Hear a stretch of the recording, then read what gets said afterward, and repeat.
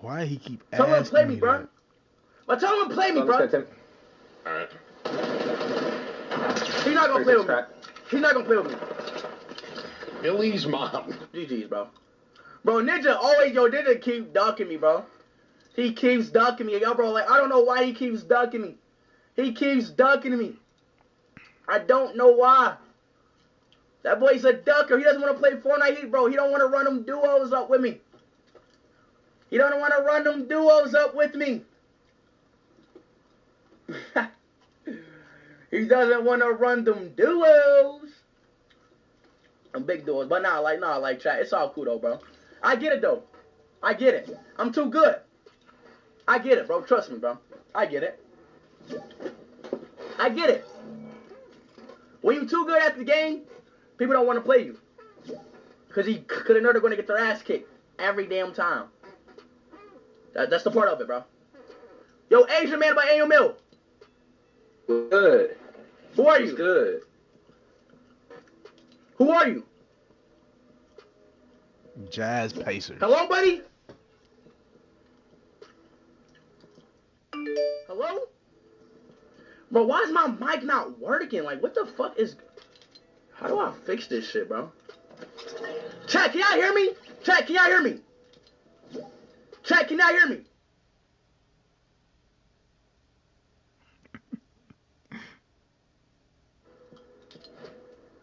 Yo, chill, yo. Chat, can y'all hear me? Chat, can y'all hear me? You gotta chill. You gotta chill. Chill. Yo, bro, like, why the fuck my mic keep doing that, bro? Yo. Spam. Spam coin if you can hear me. Spell coin if you can hear me. Spell coin. Spam coin. You tripping hard though. Spam coin if you can hear me right now. Bro, y'all can hear me, bro. Spending on business. Bro, then why in Fortnite people can't hear me then? KT Entertainment donated $4.99 through Super Chat. Speed, I've been watching you since last year, and I have really enjoyed watching you. I'm a big fan, blood. Yo, teammates! Teammates! Harley Antoinette donated £4.99 through Super You Chat. hear me, boy? Hey, Speed, it's Roman. I was the boy crying on stage the other day. Wait, no, wait! Thank you for my PS5. I love you. Yes, sir, Roman! My boy Roman in here! Daniel Calderon donated $5 Hey, through teammates! Super Chat. I couldn't find your stream on Feet Finder. What? Hey, yo, Brody! Yo, Brody! Bro, hey, I'm gonna leave him. None of y'all talk. Real shit. Chibi BTW donated Yo, £4.99 through Super Chat. Speed, it would make my day if you add me on Fortnite. You're the best streamer. My name is Chibi. Oh. Hey, Chad, do I lead this match? Do I lead this match? Leave, bro. Leave? Don't leave? You talking about don't leave. Okay, then. Let's hope then. Like, damn. What the fuck is you Jordan talking Lawrence about? came out. Right after that. NBA Today is next. Welcome to NBA Today with Malika Andrews, live from Los Angeles. Coming up on NBA Today, the two top teams in the East, they square off tonight in Philadelphia. So what are the keys for Embiid and Tatum to take sole possession of first place? We discuss. Plus, we're going to go from one coast to the other. The last two champions, they are in the Mile High City in what is sure to be a high octane offense going at it all night. So who's going to have the edge, Curry or Jokic? And you know what they say, right? History, it repeats itself. So why LeBron? He may have some extra motivation to right the Lakers ship in H-Town tonight. NBA Today starts right now. Welcome to NBA Today, and look at this.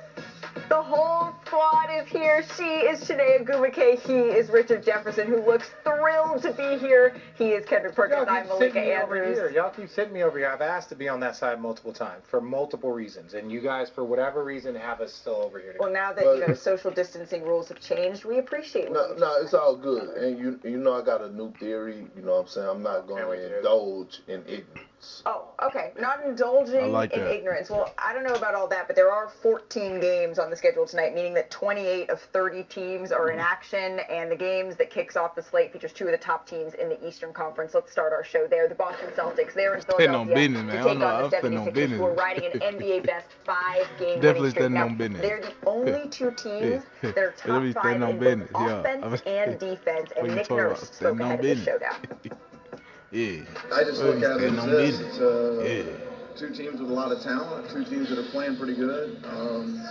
We need the challenge. I keep saying that. Like, I'm looking forward to the challenge to see what levels we go up in effort, intensity, concentration, execution, all those kind of things.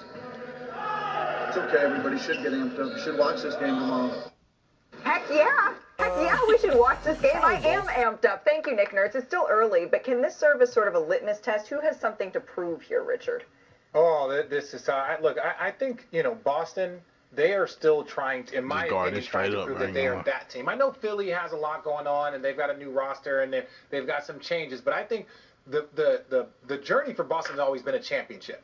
Like, for Philly, it's always about, hey, can we be in the mix? I know we say this, but they haven't been to a conference finals in 20-plus years, so I can't honestly say that they're in the mix. So Boston, for me, is about how can they tee up, how can they get better. So to me, the pressure and the message, to me, is Boston. Can they be the most dominant? He really like body You're him, absolutely bro. wrong. The message tonight is the 76ers, and damn it, they got to stand on business tonight. They got to go in there with their stand on mentality business. Oh, to God. send a message SOB. because all the talk has been Oh, about God, the SOB. Big Celtics or SOB. the Milwaukee Talking Bucks representing the Eastern Conference. And again, the 76ers right now are the third best team in the league. SOB. And it comes down to Tyrese Maxey for me. We know what Joel Embiid is going to do on a night-to-night basis. Even on his off night, is better than most guys' good night, okay? So we know that. Tyrese Maxey, we got to look at him and say, you know what? Tonight is the night that you can actually show us more, right? He's going to get a heavy dose of Drew Holiday. He's going to get some Derek White. He's going to get some Jason Tatum. He's going to get some Jaylen Brown.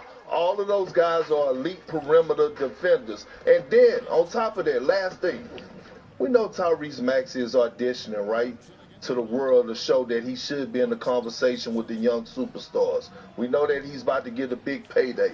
But you know who else he's auditioning for? Who? That max contract. I just said that. Joel Embiid. That max contract. Joel Embiid, because it's He's people. gonna get that. Yeah, because it's That's like people. a wink-wink. It's people like Richard that out there that has been saying, that Joel Embiid at some point he's going to get tired and one out. Well, guess what? Tyrese Maxey and his play could actually convince Joel Embiid to stay. And I'm not talking about this game. I'm talking about the consistency of elite play through the regular season and the postseason. So you two aren't on the same page.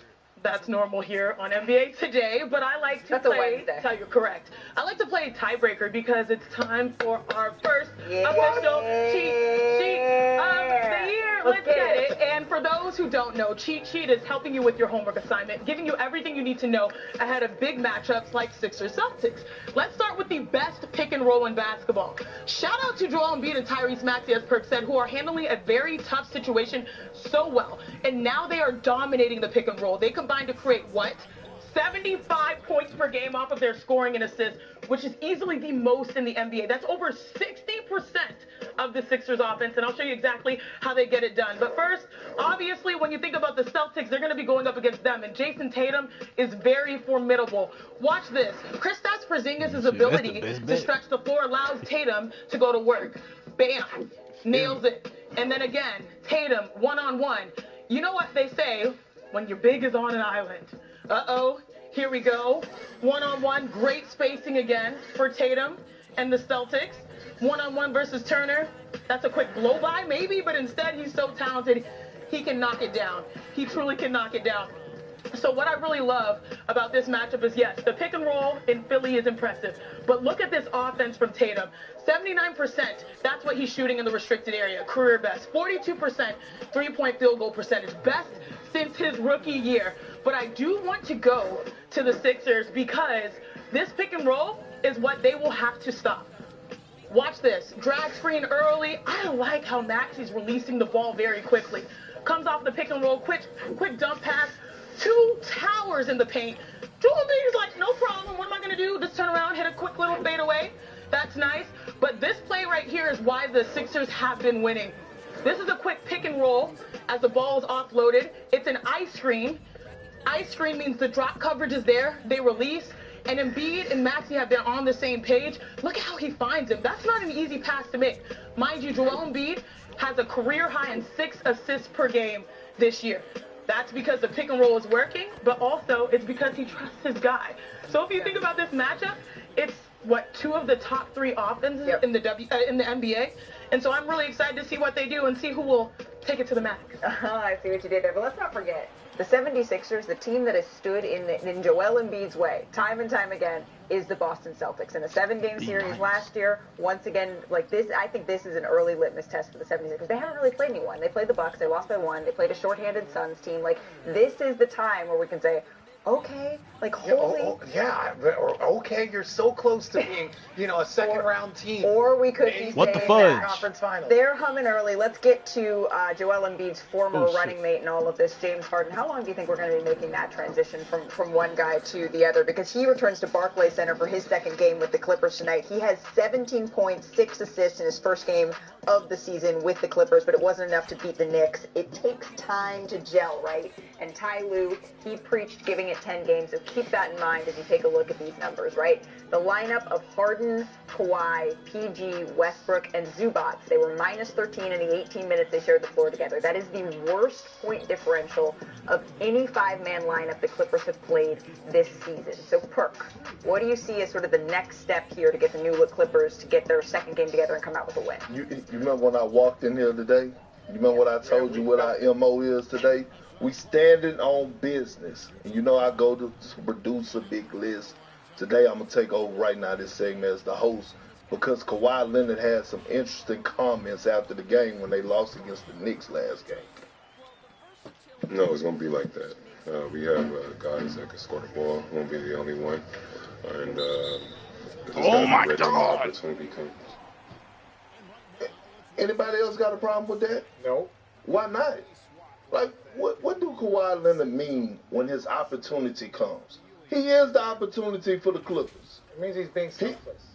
No, they need him to be selfish. Like, he's that number 1 guy. He's a 2-time Finals MVP. He is a guy when healthy that is a top 10 player in this league. So at the end of the day, he should never be speaking like that. Like, no, it's Kawhi Leonard and then it's everyone else when it comes down to the Clipper. And you have said this plenty of time, Richard, when Kawhi, this team goes as far as Kawhi Leonard takes them, and it all evolves around his health because we have seen time and time again when he rises to the occasion. And I feel like T. Lue got to nip that in the bud right now. And I'm not panicking. I'm just saying those comments shouldn't be coming out of his mouth. He is the opportunity. Well, again, there's also an opportunity to be a leader.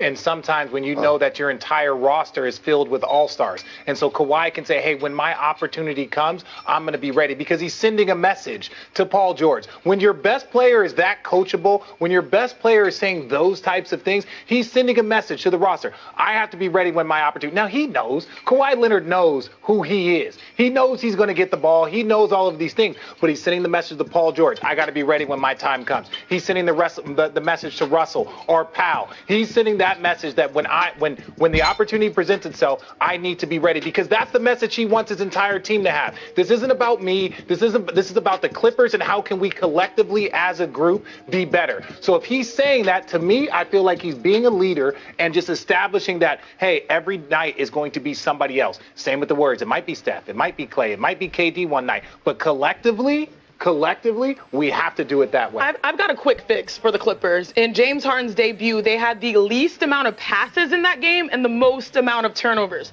Can we flip that? More passes, less turnovers, and I think that'll put them in a good position. James Harden said he saw unlimited potential, unlimited possibilities, even in the loss to the New York Knicks. They're hoping that they can flip that script, as you mentioned, Shanae, tonight as they visit James Harden's former team. Well, former. Which I was like, wait, you got All right, friends, a couple years let's now. stick in New York. Still to come on NBA Today, Victor Wembanyama, he makes his debut in Madison Square Garden tonight on ESPN. Richard, did you know another rookie made his own Mecca debut 38 years ago? His I'm not that old. Turned out all right. You're talking about MJ. Dylan Brooks and LeBron, they had some back and forth before tonight's matchup. Could Dylan be poking the bear? And is that a smart move this time around? We've seen this movie before. And Curry and Jokic, they battle tonight. So I got us thinking, who is the best offensive player in the NBA? Ooh. Let's see the big list, big fella. NBA Today rolls on. That's not even a question. It is a question. No, it ain't. I got answers. Okay. Gold Peaks. This is as easy as it gets for Collins. Once he establishes position. If you don't talk, I'ma leave. What happened to Speed?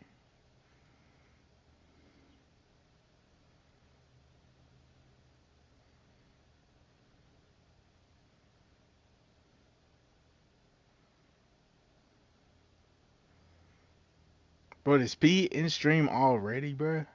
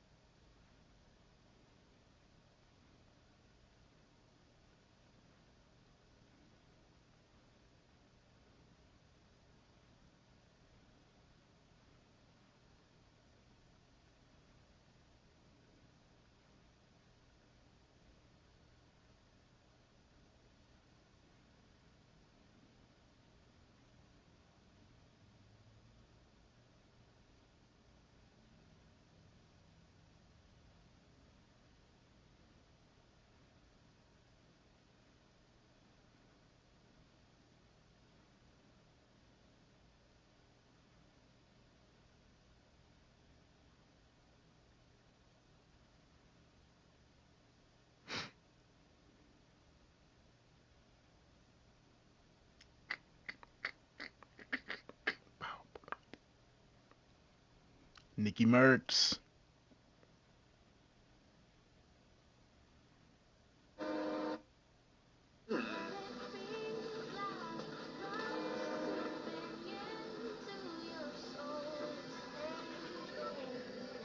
Micro impression?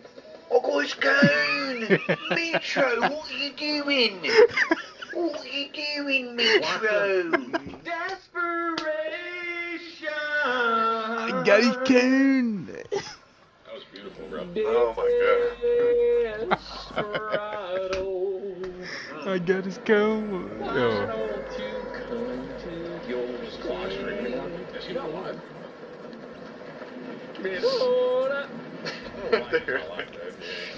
Wait for someone to fucking help me out, but Fuck it.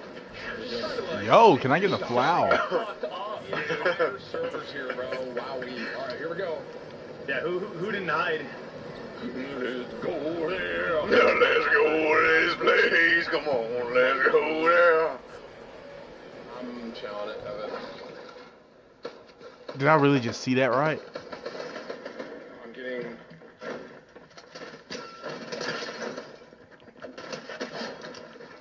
Come on, let's go there.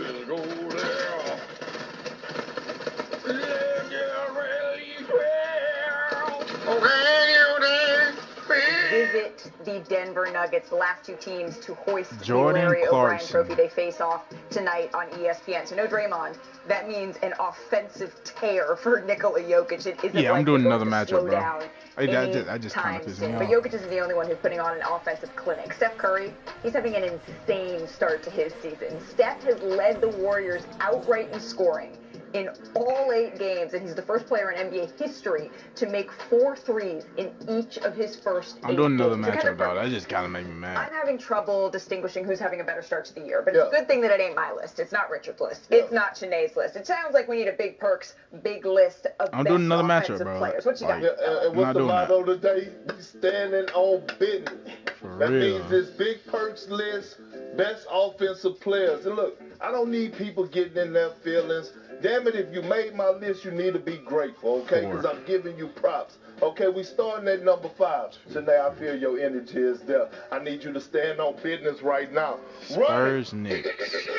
Bam! There we go. At number 5, Jason Tatum. The man just hit 10,000 points. He's averaging 30 right now. No Marcus Smart. Marcus Smart is gone. New team, no problem. He is a walking bucket. 0 flaws in his games. You want the hezzy pull-up, he got it. You want the mid-range, you want turnovers over both shoulders, the post work, JT got it all, averaging 30 right now. And in the, conversation, early MVP runners. Now we going to number 4. We still standing on business. Malika, give me your energy right now. Got an SOB, Waiting on big it. I need SOB. you to stand on business. Let me get it. Bam! There we go. Joel Embiid. No Harden, no problem. Led the league last 2 seasons in scoring. Right now, the man is averaging 32 and doing it in great fashion and dealing with all type of distractions. So what? Put me on the floor with RJ, Malika, and Shanae Big and watch SOB. me still go to work. And watch me have a 5-1 you talking about? That's what I'm seeing right now out of Joel Embiid. Like, damn, like what, like, That's why he's number 4 on my list. Coming in at number 3, we still standing on business. Shanae, I need more Best energy offensive players. Number 3, Kevin Durant. Kevin Durant. There we go. Jokic number 3. Jokic, the big fella, he's number 3. I thought he was gonna go Kevin Durant. Right now, MVP type season, Kevin Durant. type numbers, doing it in all fashions. I thought he was gonna go KD, Luka, and then Jokic. Has actually changed the game at the center position with his ability to pass, the best passive big in the game. I got Jokic at number 3, and I know who he got number a 1 trade is. ball out this world. Who he gonna put at number 2? Oh, wait a second. Richard, your face on this? Okay. Who is he gonna put at number 2? Shot Gilgeous-Alexander? Today. And at number 2, I would not disrespect the guys that have been carrying the torch Kevin Durant. for 10 years Kevin plus. Durant. Run it. Bam! Bay Area. What? The green I forgot about Steph. I'm tripping. Curry. You I'm know tripping. why? You right. Because he's averaging 30 right now. He's been doing it for a long time. Kevin Durant don't even break the top 5. Not only did he change the That's game of crazy. basketball forever, but he's an underrated finisher. One of the best finishers in the paint that we've ever seen. Kevin Durant is definitely better than outside Jason of Kyrie Tatum Irving offensively. At that size, he's unguardable. Even when he don't have the ball, he's still an offensive threat. And then coming in at number 1. Richie, you're not a part Luka of this. Doncic. Damn it, Luka I'm standing Doncic. on business even more. Bam! Kevin Durant. What? You know why KD is up here? This is a guy that can actually You surprised me, lead the Kate. league You in surprised me, scoring Perk. every That's single crazy, Perk. season. This is the best surprised me, offensive Perk. player to ever touch the basketball. Thank you, Perk. And guess what he's averaging right Where's now? Luka though? 30. What the fuck? 30-piece wing dinner, all drumsticks, hibachi style. Listen, here's the thing about KD, right? We could go down the list and we could look at all these fantastic players. And yes, I left some off and Luka and all that. But when it comes down to KD, he's one of one. And for us going and getting buckets, it's Kevin he's been Durant and carrying everybody that else. title for about a decade, a little over a decade now. Okay. So again, I'm standing on business on big. I want to Thank head you for back standing to the on desk, business, but let's man. just take one look at this list, at Kendrick Perkins' big list here. All right, take it all in. All right. That's right. And now we're going to head back to unpack this a little bit. Okay. Because, Richard, we've been talking a lot over the last Thank you for couple standing of on days. business, dog. I understand what you're saying, Big Perk. that I'm taking so Nikola, long. I'm gonna be here for that like Nikola 3 hours, Jokic, 4 hours, you're taking bro. the guy who's the Tripping. best shooter in NBA history. Changed the game. One of the best offensive players in NBA history, and Kevin Durant Yeah. doing incredible things, post to kill, all of that stuff.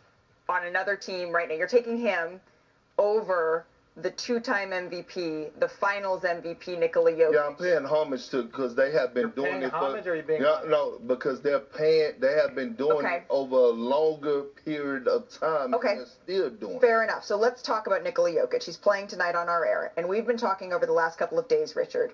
There are not that many guys at all who are offensively flawless. Is Nikola Jokic one of them in your mind? Yes, and honestly, in the modern era, we've been thinking about how many players you can actually put. And it doesn't diminish what certain players can do. Like Kevin Durant is not a triple-double monster. It doesn't mean he's not one of the greatest players of all time. It just means that that's not his initial weapon. LeBron James, the most versatile player we've ever seen. But when you look at Jokic, I beg someone to find something that he is not, you know, an A- at across the board. Passing, we know he's that. Ball handling, especially for a center. We've seen the big guy lead the break. We've seen him do dribble handoffs. If you look at three-point shooting, he shot 40+%. If you look at on the offensive glass, he creates extra shots. There is not a post-up. He can beat you just on post-ups. He can beat you just with his passing, his three-point shot. We know his float game, left, right hand. We know his turnarounds on the block. So if you can show me one statistic that he is not an A- in, and how many players in NBA history can say that, and it's not just statistics. You could be a 38% three-point shooter, and like Joel Embiid. That's a huge. If he's 38% from three, that's A plus for a big man because of his other abilities. So just to me, there is no flaw in Jokic's game, and I can't say that about any other player on that list that he just showed. Because I floated Steph Curry, and you said he doesn't have a post-up game. Doesn't have, and that's not. That's three. But Kyrie is another player. Kyrie is another player that I would add on that list that doesn't have an offensive flaw. Do you know it's actually a stat out there when it comes down to 2-point field goal percentage, like in the paint, like Steph Curry is an all-time great, like up there with Elijah One and Shaq. So that's what I'm saying. And again, I'm not sitting up here debating. Really good like if it was your list, I wouldn't be mad. Hold on, no. Listen, just calm down. I wouldn't be mad if you had Jokic at number one. I wouldn't be mad at that. Okay. But what I'm saying is when you look at Jokic and you look at KD and you look at Steph, none of those guys have flaws offensively. Mm-hmm. What I would say is this: offensively, the way they can score, and this is the last thing I'll say. Scoring, I think there's tiers. I would say it's KD, Steph, and then Jokic. When you get into passing, those guys aren't even on the board. Like Jokic can beat you with his passing. And I think Jokic benefits from this idea that he grew up in positionless basketball. And with this positionless basketball, if you need him to knock down the three, I mean, we've all seen that. That thing is unblockable with how he shoots. I mean, when you handle the ball for that long, bro, you're going to be a great passer anyway. To facilitate an offense, which is essentially adding icing to the cake of what this argument is. Jokic is on another level. I don't know. And I think that's where he separates himself. Well, it's not an argument. Do we realize that Steph Curry actually could just step on the floor without taking the shot? And it's great offense for the Golden State Warriors because that's how much attention he demands. So we could go back and forth about which each player bring to the table and what's unique about each player. And that's why I said we could go down the line, but offensively, I see zero flaws in either one of those guys' games offensively. The question, we posed is who's a better offensive player, Steph or Jokic? And it feels like almost an unfair framing of that. But are they the two best offensive players? Well, I would say this. We talked about James Harden talking about I am a system. Both of those players are a system. Yeah. To learn how to play with Steph, you have to understand movement and positionless basketball. To play with Jokic, you have to be able to move without the ball, catch and shoot, and understand all of the things they were doing. They are two separate systems that are elite. I saw one flaw in what you said, Kendrick Perkins. I know that was your list and that's your opinion, but you said like 30 all drumsticks. You eat only drumsticks? No, we do wings. No, I have a preference every day. Well, Wednesday may be drumsticks. Tomorrow Wednesday night might be flat. I don't know if for tonight, Jokic is flats or drumsticks. I'm kind of a drumsticks girl, but in the last two games against Golden State, Jokic has recorded a drumsticks. Malik eats her drumsticks with a fork and knife. Correct. What the hell? Me and Greeny, and I'm not even mad about it. That's strange. I don't. Coming up on NBA today, I don't know whether or not Dylan Brooks eats his wings with a fork or knife, but his plans tonight for LeBron James are something that you need to hear. I feel like we've seen this story before, and it didn't turn out great for Dylan Brooks. Don't poke the bear. You're going to get mauled again. And the All-Star game could look very different this season. Woj is here in studio to talk about the possibility of the U.S. playing the world next season. Plus, Victor Wembanyama, he makes his Madison Square Garden debut in a matter of hours. What can we expect for the rookie phenom? Don't go anywhere. You're watching NBA Today. What's bigger, Victor or the Big Apple? Gold Peak's high-quality tea leaves, picked for peak taste, and brewed for balance. Man, you gonna shut the fuck up, boy. Before I slap off in your ass, boy. Fuck wrong with you? Taking anabolic steroids. Not in front of everyone, bro. Fuck. You would literally, dude, think of how much acne you would get. Struggling with that my whole life, dude. Just gonna air out in front of everyone. But you look good, though, dude. Like, it's not a problem. No, don't try and talk to me now, bro. Wait, whoa, stop. Come on, come on, dude. Are you serious? All I'm saying is, like, steroids make people with acne, like... Pimple. No, stop. Can we land here, please? I don't want to land there anymore. No. Fuck you up, man. Seriously. I'm going tilted. Well, we'll see you. Hey, see you there, man. Me and Doc are going to take care of this. There we go. If Nicholas went, I would have. I have Dictism. 69 is also in here, again. I mean, the thing is like, if you got bigger, your hands would still remain the same size. So it just gets more and more awkward the bigger you get. Because you already have all those girl hands. What is not? How are my hands girl hands? Tim's hands are the perfect size, if you know what I mean. Well, you got a big forehead vein. I do. Honestly, dude, sometimes I can't even tell where your neck and where your head begins, Nick. I'll tell you right. It just can't. Like, the bigger you get, bro, I'm like, dude, there's just no way. I don't think so. Like, I think you're kind of great. Hello, everybody. Yeah, he gets a fucking shot of you. Wait, is this guy landing on me? You know who I am?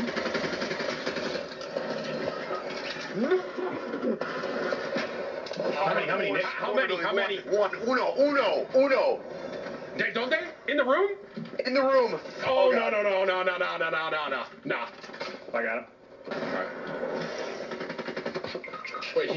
Wait, who's this guy, bro? It's Batman. It's fucking Batman, man. He's big SOB. Big fucking SOB. Yes. What are they talking about? Big SOB. Never the little one. Of course. Never the little one. Standing straight business. I died to Batman, man. Straight business. Here? Straight business. Every time. Right, I'm just getting auto.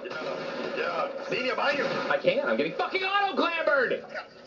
Doc, I have a guy discoed in front of you. Doc, bro, nice job, Doc. Woohoo! That's right, Timmy. First one dead again. This guy's pushing. I think he's no. Oh, Doc, 2 seconds, bro. Oh, this is good. Yeah. No, let's watch Doc. There's another guy, Doc. Yeah, good call. $500 if you get out. Bathroom, Doc. Hold up. Baby.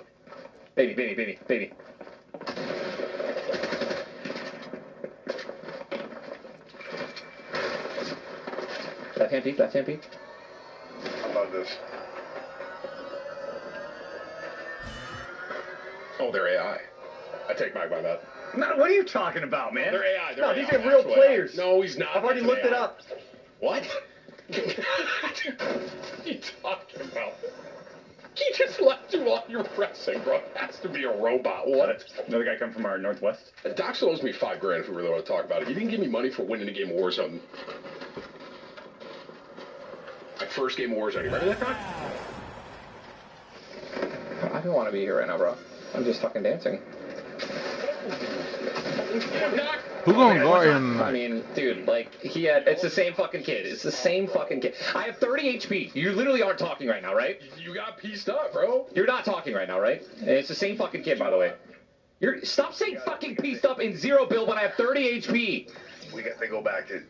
No. We can't. No, please don't make me do that. I'm going back. No, not agree. I'm going back to. You know what I mean? People out there that say maybe you shouldn't do that with one of the better players in the game. I guess what were you thinking? I don't want to hear that, bro. He didn't poke the bad off. He poured honey on it. That's what Dylan Brooks did. He poured honey on himself. Our distinguished analyst, Allie LaForce on the sidelines. Allie, take it away. Thanks, guys. Julius Randle became an all-star in New York, but it was back in New Orleans that he found his stroke. Taking flight. Oh, sitting with his chest. I've been doing this too long. I'm making up statements. He's been issued a flagrant foul penalty too and has been ejected from the game. See you later. Fans making me a villain, the media making me a villain. That just creates a whole different persona on me. So now you think I intended to hit LeBron James in the nuts. I'm playing basketball, I'm a basketball player. So it's safe to say that Brooks' comments, they backfired a little bit. LeBron dominated the matchup. The Lakers, they rattled off 4 straight wins. Brooks may have changed uniforms since their last matchup, but here, his mindset, it certainly remains the same. Ready to lock him up. Shooting the ball well, he's been playing well, so I'm just there to make him tired, make him get into that, fourth quarter early.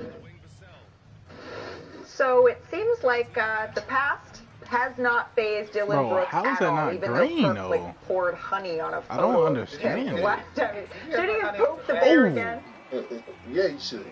What else he supposed to do? I'm saying, bro, like, answer the good job, keep up the good work. Like, what else he supposed to say? Look, Dylan Brooks is being the vocal leader, and he's balling, right? They gave him a bag, and he's showing up for H-Town right now. I bet you Memphis wish they had him back. They took him for granted. I bet you Memphis wish they had him back. So at the end of the day, now, whether or not Bron go out there and give him that work, we got to see when the time comes. But at the end of the day, hey, Dylan Brooks, I applaud him for that. Thank you, Dylan Brooks, for allowing us on NBA Today to talk about the Houston Rockets in a meaningful way. Hey, they're on a winning streak. And this is what makes him him. This is what allows that dog to come out. He's got that dog in him, and I know it's for better or for worse, but the reality is for this Rockets team, it's for better. I mean, this is a team that is 500, that is figuring some things out, taking the next steps. And what has this done for him personally? He's averaging 16 points per game. Y'all, he's shooting 56% from 3. This is part of his process to get going. Yes, it will go viral when you talk about anybody, especially LeBron James that way. Right. But this is his MO, and I enjoy it when, can I say we're winning? So. Yeah, you can say we're winning. Okay, really say. He's got that dog. Dylan Brooks got that dog in him, right? You got that dog. You know what Jerry West said? Jerry West said he was a wolf, and wolves eat dogs. That's what LeBron James does. When he sees him, he does, he's seen everything. So it's fun. It's comical to him. If anything, it gives LeBron a reason to wake up and actually go do something on a Wednesday playing against the Rockets. Correct. So it's like, oh, I have a reason, just like we saw MJ in The Last Dance. Like, I'm going to make up something. Dylan's giving him something. So I respect it from Dylan, and I also respect the way that Bron handles it. Well, you mentioned the way that LeBron handled it. Let's listen to LeBron James on this whole debacle. He's one of those guys who love to compete, along with a lot of other guys in our league. But I don't really dwell in the past too much. I think you know me over the years. I kind of leave that in the past and find a way that how can we get our first road win? That's what my mindset is for sure. See, so that's LeBron James taking the high road. But in my mind, from covering LeBron over the last couple of years, when he stays that, when he's even-keeled, when he... Scary. Yeah, you gotta be, it's a little bit... Bron is going to give him that work tonight. He's going to put on the show in the H-Town. But again, you know what I'm going to be watching for? To see how Dylan Brooks' teammates respond. Like, how they're going to come out. Well, and it's not just Dylan Brooks' teammates, right? I know that it's not LeBron James necessarily that you're watching in this one, Rich. Now, Perk is not a numbers guy. I am kind of a numbers guy. I'm not a numbers guy like Miss Stanford, Cheney, or Miss Portland State. Nah, I don't need you to come up here because I think you're going to interrupt my flow and my swag, all right? So, this is something that we have to talk about. Anthony Davis is one of the best players in the world, right? 100%. But we're talking about Anthony Davis minutes. We're talking about LeBron's minutes. Now, let me say this. With LeBron and Anthony Davis on the floor, they are plus 34 in 177 minutes. Look, your two best players on the floor, you're dominating game. That is beautiful. That's what the Lakers want. That's why the Lakers are off to an okay start, given the fact that everybody is banged up. But let's talk about last year without LeBron. Last year, Anthony Davis, 7-4 in games Davis played during this stretch. This was when LeBron got hurt. Everyone thought the Lakers season was over. Anthony Davis stepped up and was one of the best players, if not the best player in the league. 27 points a game, 12 rebounds. He was plus 59 in that 11 games that they played without LeBron James. And that 7-4 stretch, that was a Lakers season. If they don't do this, they don't go to the conference finals. So that was all Anthony Davis. Nobody else. That was Anthony Davis and leading the squad. Now let's look at this year. Perk. In 81 minutes without LeBron, he is minus 78 as the leader, as the dog, as that dude on the team. Perk's dealing with a little sleep apnea. Just don't ignore him. Minus 78 in 81 minutes. I'm not here to talk trash about Anthony Davis. What I am saying is this. Darvin Ham has to figure out a team that they can put around Anthony Davis that can get him back to those numbers from last year versus the numbers from this year. Now, I know there's have a ton of injury. They got no Rui. They got no Vanderbilt. You have guys that are banged up. So for me, it's about how can Darvin Ham come up with the squad that they can put around Anthony Davis in these non-LeBron minutes. Because for a player that talented in a short amount of time to be minus 74, that is unheard of. He's too good, so you got to put the right mix and match around them to accentuate that. Look, to the people who do the analytics and the numbers, kudos to them.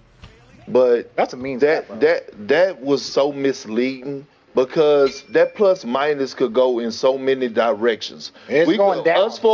Us four and Zach could be on the floor, and Malika could have 10 points and 10 rebounds. As I do. And we could be losing the damn game. Richard could not be doing his part. I could not be doing this part. Because Shanae could have 20, and we could be a negative 11, and it's going to affect y'all plus minus. But so at the end of the day, like what Richard said at the end about putting a team around him, doesn't this kind of come back to Austin Reeves? Like, Austin Reeves was the third best guy when it mattered for the Lakers. Who's setting up AD now? That's my point. That's why I was saying that, hey, when James Harden was available, you need someone to be setting the table. You need a PG in there. But the only reason that you hold him, not the only reason, because he is that dude. Yes. Because he's proven to be that dude in the past. So because he's making over $40 million a year. Like, that's why the expectation is there for him. It's not just Austin Reeves, though. When the Lakers won a championship in 2020, didn't they have really big bang centers so that AD could play the 4-2 and then sometimes slide to the 5?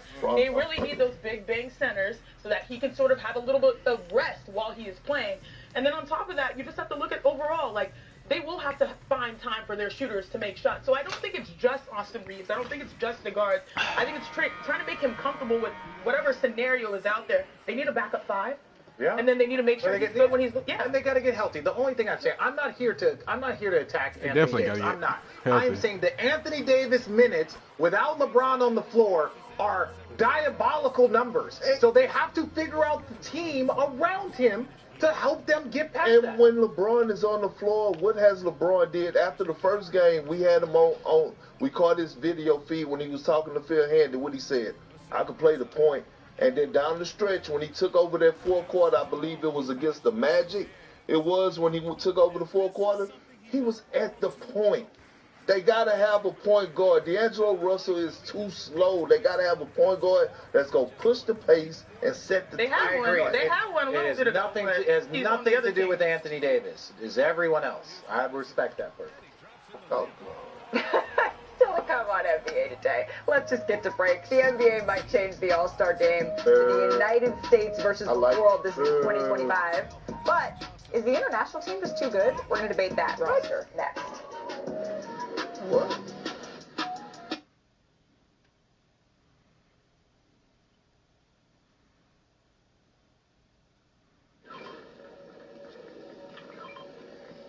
Let's go down.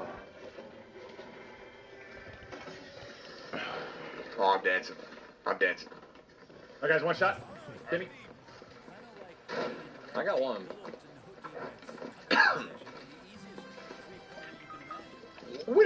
Hey, every time. Holy shit. Every time, guys. FTTT. That's actually, you stream something, by the way. I'm totally cool with this, though, because I got to eat. Every time, bro. I'm not, but we're not, you know? Yeah. Yeah, but I am, and that's all that fucking matters. I'm gonna literally Let's do that here go too. there. I mean, what are you doing? I said they were all street side, but you just walk out there, meander out there?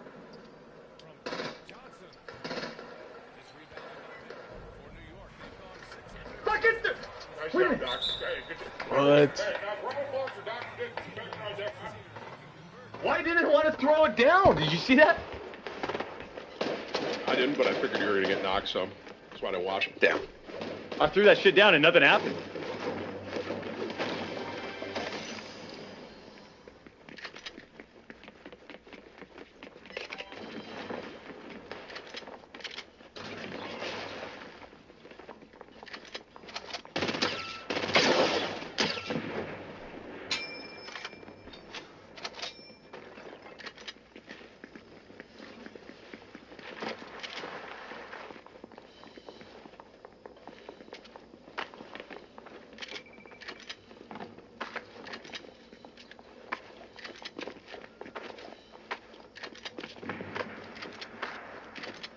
Dude, what the fuck?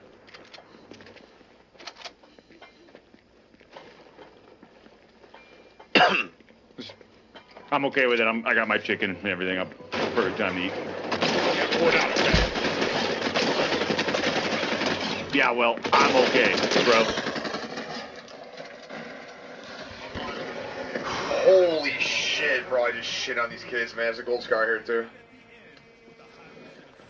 Like, Mitch, I just shit on 3 kids in a row, but the GL fucking got me. Trying to get my car in a good place.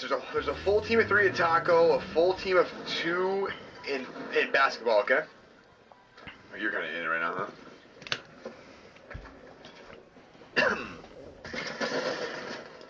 Go, baby. Nice. Aye. Like, what the fuck is happening? That's the guy who killed me. Fuck, man, we're getting bodied now, kind of. It's all right though. The OGs are fucking eating food, right? They're gonna get calorically right. So much on the line this season. Everyone's got everything to prove. Players looking to write their stories and start new chapters. Superstars looking to solidify their legacy. And fans from all over ready to make some noise.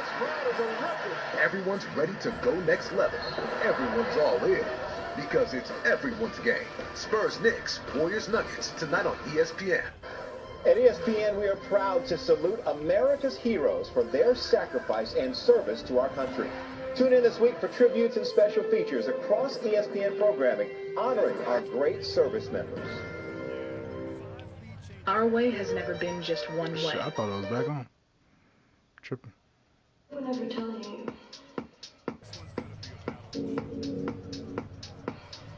Just let it marinate. You have to let it marinate. I want you to really feel it. Come on.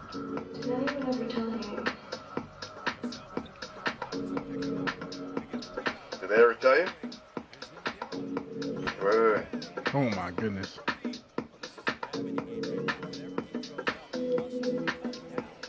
This way. Did they ever tell you?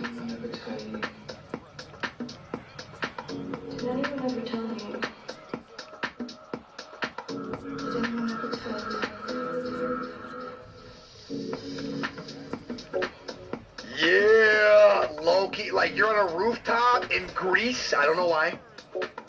You got your little drinky. See a girl across the way. She's got her little drinky. You meet eyes. This is playing.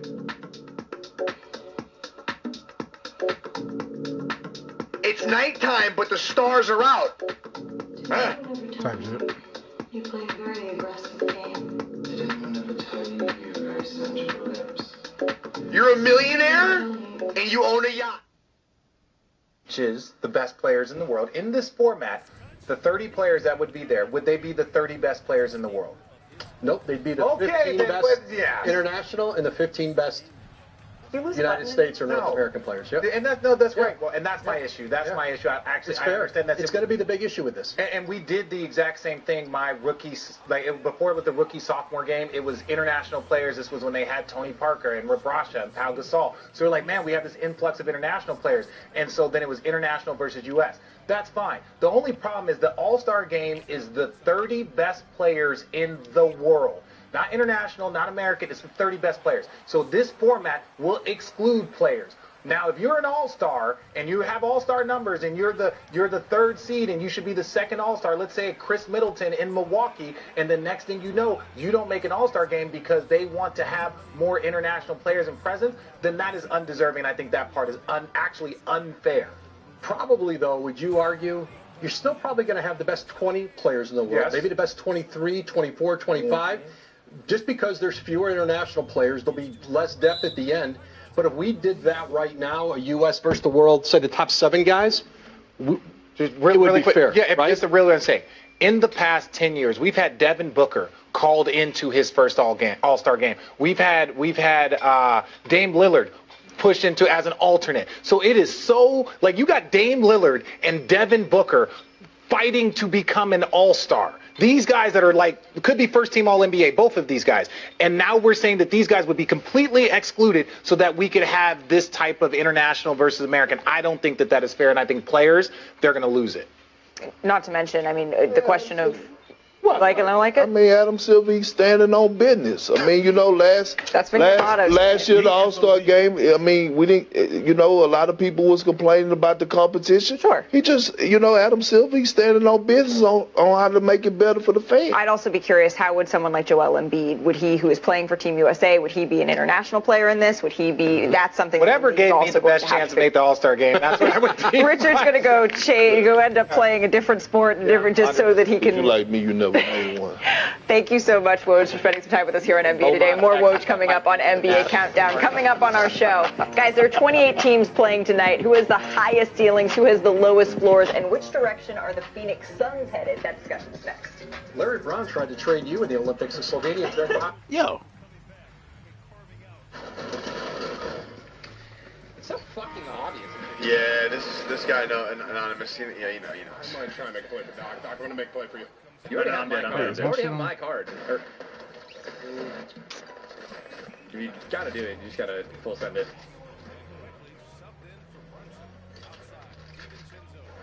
How many were down there? Just one. Purple, black, skeleton skin. That's a steal, by the way.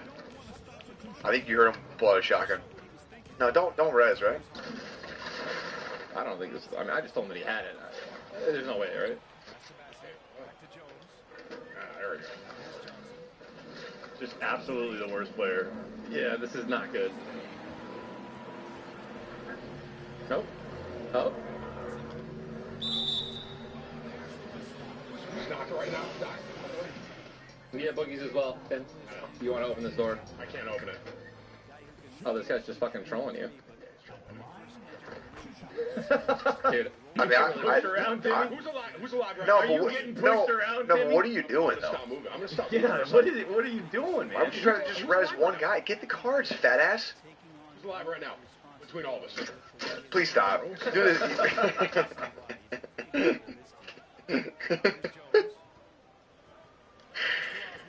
Oh, God. Get me out, man. Good try, Tim. Yeah, nice try. That's a nice try. Good try, man. I was gonna dance. Yo, this guy's gonna dance by me. Look at me. I'm good, bro. Let me cook. Bitch, I am one. He's literally sitting on your card with dance bombs. So. Books, you told me. I'm just gonna go kill him. Yep, stinks. If you know exactly where he's hiding, we'll throw a stink grenade. Like, damn. The fuck you talking about? I ain't trying to just motherfucking. So you're gonna go in the exact same spot so we can put you again, right? This is painful. It's one of the worst things I've ever seen. It's hard because you watch your gameplay all the time, so. Go under. Just go. Don't fucking hesitate. You got this. Timmy the I'm actually gonna stop playing if you don't shut the fuck up. Like, I'm dead serious. You don't even know what the fuck is card. How brain dead are you? I'm not gonna sit here and think. Oh, Come on, don't.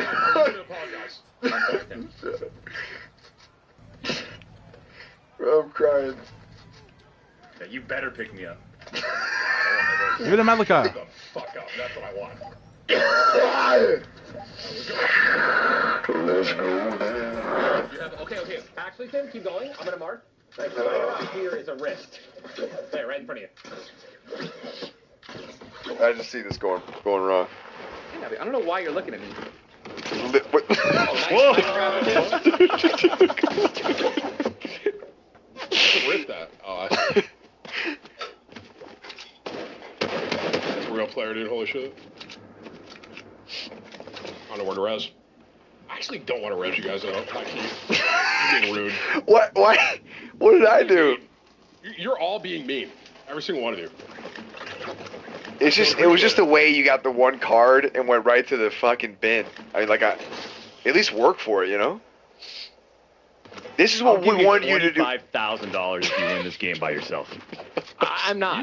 You already owe me money, bro. I am not. You haven't paid this entire time. Tyler says I'm not. I don't know what the fuck that means, but yeah, right. Doc owes me, I think it's $5,000 or something, because he said I couldn't win a solo Warzone first game of the day. You going up? Yeah, come on, we're late for the show. Come on. Where the hell is everybody? Girl, we gotta go. Come on, Perk. I'm not running. I'm speed walking. Where the hell have you guys been? Seriously. I'm glad we all made it. The elevator worked, and that means it's time for some elevated picks. What we're going to do here all the time. We're going to spotlight a couple of teams, and we want a little elevator pitch on why this team is going up to their ceiling or potentially down to their floor. All right, everybody got it? We got places to be, we got pitches to hear, so this is going to be fast. Get it, Richard? Got it, Richard? You're first up. Ding, ding, ding. Let's see who you got.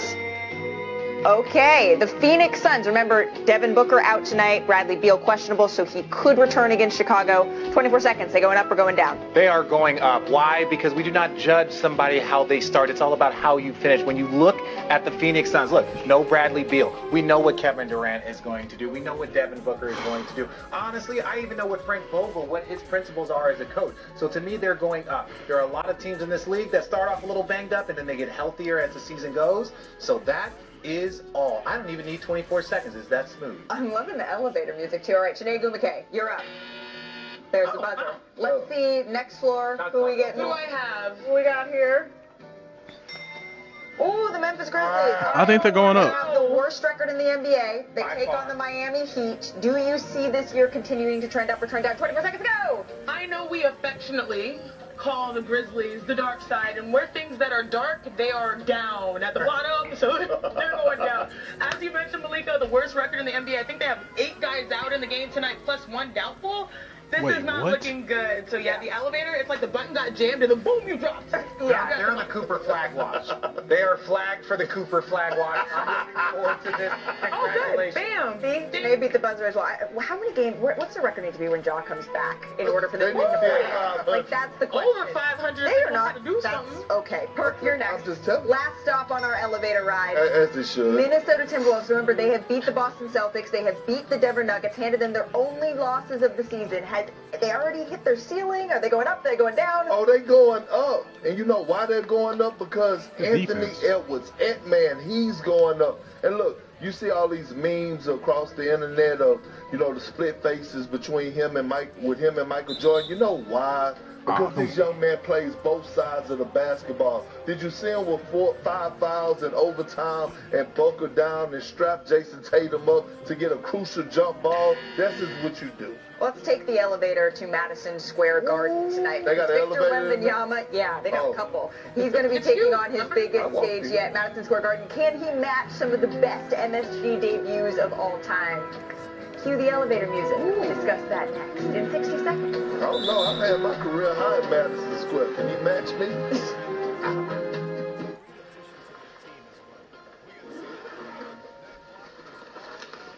How'd it happen? She showed up dead on arrival. This never gets easy. It does when you call CarShield before your car breaks down. Look at these prices. The camshaft, transmission, engine. Don't people know? A plan through CarShield could protect up to 5,000 parts and systems. You hate to see it. An out-of-warranty car is going to break down eventually. Right, which is why they need a plan through CarShield. Those expensive repair bills get paid and at the mechanic of their choice. They're notifying the family. Poor guy. He doesn't even know what's coming. Another victim of senselessly expensive repair bills. Can't save them all. But we can keep trying. Didn't have to end this way. If he'd have just called CarShield before his car broke down. Exactly. Protect yourself from the unprecedented rise in cost for parts and repairs. Call now to save money with your price lock guarantee. Call CarShield now. Call 800-514-4796. How do you not get that, Trey? NBA Today is brought to you by the CMA Awards. Live tonight, 8/7 Central on ABC.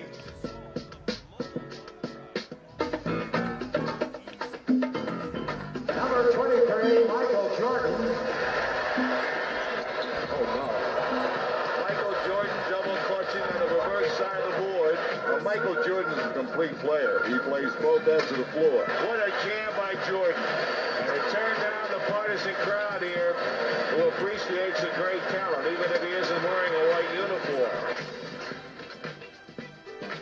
That's right. On this date, 39 years ago, Michael Jordan, he made his MSG debut, and it was one for the ages. Because look at this, 33 points, 8 rebounds, 5 assists, 3 steals, 2 blocks. I mean, that's just all-time stuff, right, from MJ. But another generational talent making his debut tonight. Of course, that's Victor Wembanyama at the Garden. So here's Victor, right, taking in the scene, walking into Madison Square Garden. Gosh, you have to imagine how he's feeling. You need to hear his thoughts about playing at the Mecca for the very first time.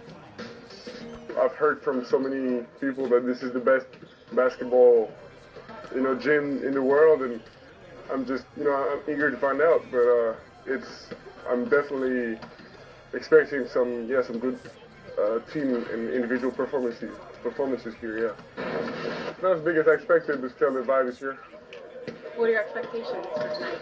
The crowd and just playing in this environment? A tough game, physical and, passionate fans.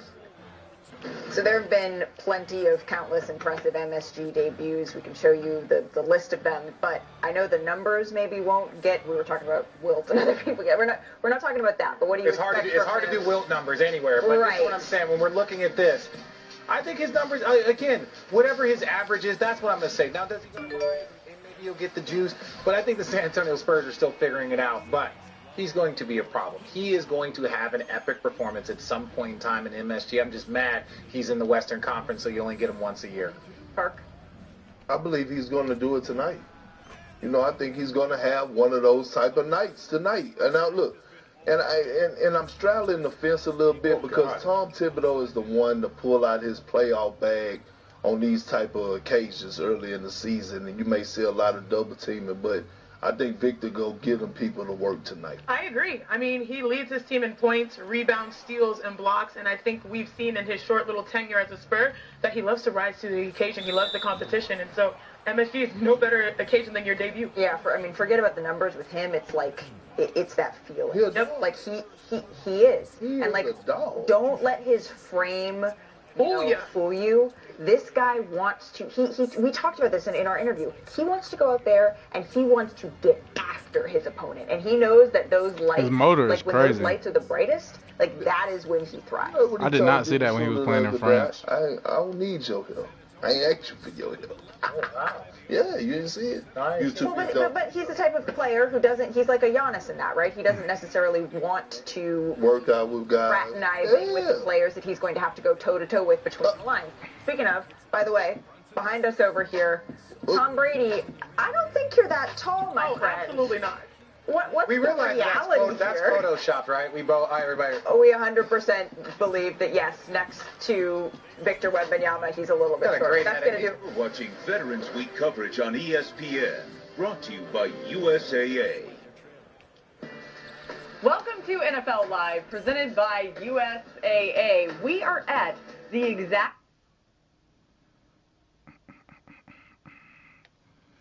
I'm going to watch this JJ Redick.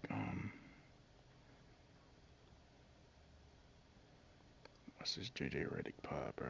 Adam Silver. Well, listen. Geico makes car insurance as easy as loving Parmesan. Say when. Say when. Say when. When. With 24/7 emergency roadside service, it's easy to Geico. Damn, what second game I'm gonna watch tonight, bro? Kayak compares both rental car and car sharing sites to help you save money. Download the Kayak app now.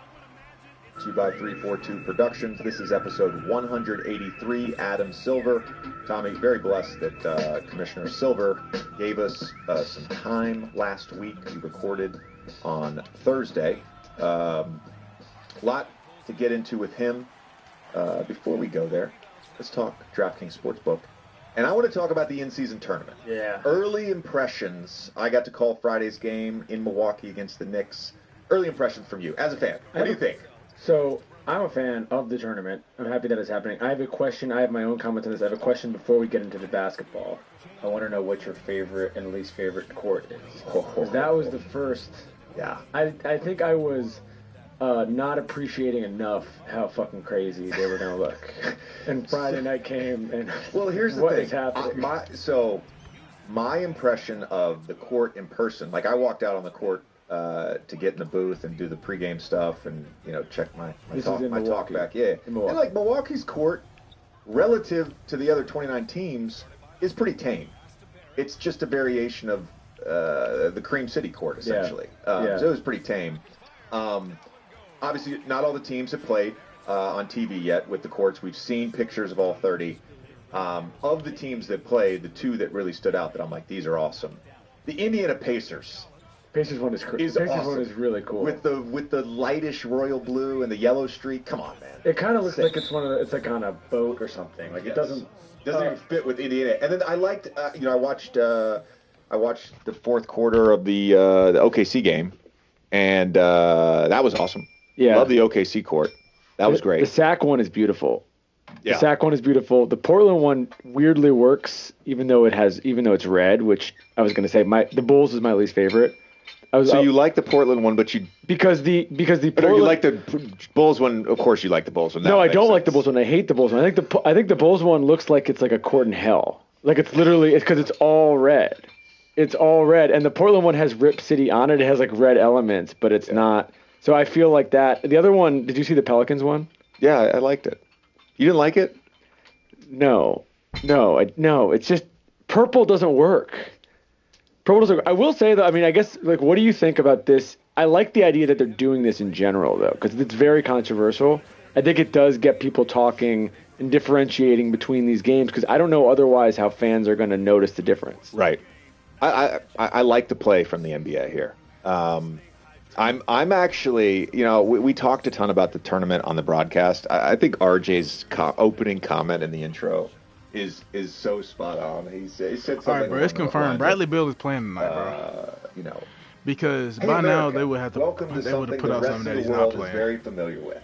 They always do this so the other team can game plan. A number of sports across the world, this is normal throughout a calendar year. Who do we play? Good on the NBA for trying it. My other point, which is a point I've made frequently over the last 7 to 10 days, these pool play games, the group play games, they count. They're regular season games. They count twice, essentially. You add the court, you add the home team rocking the city jerseys. I love the feeling as a player of, like, this is an event. Like, even to the point where I did the global games in China 3 times. Going over there and, like, playing in front of those fans, the events around, just being there, like, you get up for that stuff. If I did a preseason game at home versus going and playing in China, in Shanghai or Shenzhen or wherever, like, there's a big difference. There's energy. And I feel like this is going to be a great thing, particularly if we're thinking about this sort of strategically, particularly in the middle of the NFL season. Yeah. It's something to talk about. Like, most people don't pay attention to the NBA until the NFL season is over. That's a fact. Like, let's wait till December 10th, December 11th, when we get into the finals and see where the buzz is, because I think it's going to be pretty high. Well, that's the other point, is like the Vegas part. Like, if you're a player, if you're a team, if you're a fan of one of those teams, you get the opportunity to have like a true full-on event outside of just a home game with a different court and a different uniform. You get to go to Vegas. You know, we've all seen some of those summer league crowds. Vegas is a great basketball city. Yeah. You know, they host the biggest AAU tournament outside of maybe the Peach Jam in the country, and they get lots of attention around these things. This is actual regular season NBA action. Of course, the championship game won't count, but I'm a fan of this whole thing to start. Did you see what Tyrese said about the automatic bid? Yes. I don't want to spoil it. We did discuss this with Adam. We'll let Adam put it in his words. Fast forward if you want to. But we talked to him around just the incentives around the in-season tournament. The other court I like, which we haven't seen yet, San Antonio Spurs. A fan of that court. Very curious to see what it looks like on camera. One comment left on the court and the jerseys. I get some frustration because I saw a lot of discourse around this on social media. I get the frustration with changing jerseys every year. And I don't know if like the league does this, but like to me, you know, the home and away jerseys, you vary it. You do a city edition jersey, like great. There needs to be an icon jersey. Like, what is the best Indiana Pacers jersey of all time? All right, let the Pacers fans vote on it. Yeah. Let them vote on it. What is the best Phoenix Suns jersey of all time? What is the best Blazers jersey of all time? Whatever it may be, that's the icon jersey. And that stays year to year. Yeah. That's fine. I would love that. Keep a little continuity. Yeah, a little continuity. Continuity. What do you think of these, of the DraftKings? I have a couple of thoughts on this, on these in-season tournament odds. So, lots of ways to get into the action here, using the tagline. Yeah. I think what's interesting, you can bet on the group play winner, and you know a couple things that pop right away. East Group A, Pacers right now with the best odds at plus 210. Philly, who's playing unbelievable basketball, will play their first in-season tournament group play game on Tuesday night. By the time this comes out, they'll have already played it, but they're in second in that group at plus 215. And then the other one is the Group B winner, which the Nuggets are playing unbelievable basketball right now, relative to some of the other groups, i.e. East Group B with Milwaukee at a minus 135 and Golden State at a minus 105. You can actually bet on the Nuggets and make some money here. They're at plus 105. Seems crazy. Group C, the West Group C is freaking stacked. The West Group C, yeah. Warriors, Wolves, Thunder, Kings, Spurs. That's fun. That's looking.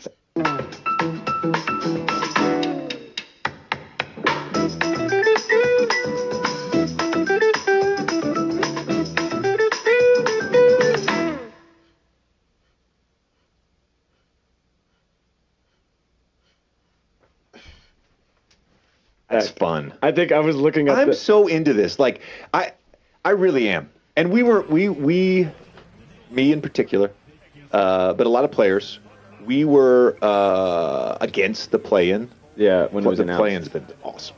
The play-in's been awesome. Yeah. And my only thing, I have no prediction on this, is we always, you have an idea and you see how it plays out. You don't know the everything in the NBA. We talked about this with Zach Lowe. Everything in the NBA has an unintended consequence. I'm curious to see if there is an unintended consequence. Thanks. I'm here with Spurs head coach Greg Popovich. Concerning some of these jerseys. Well, here's a question, and I wanted to talk about sleepers overall, not in the specific groups.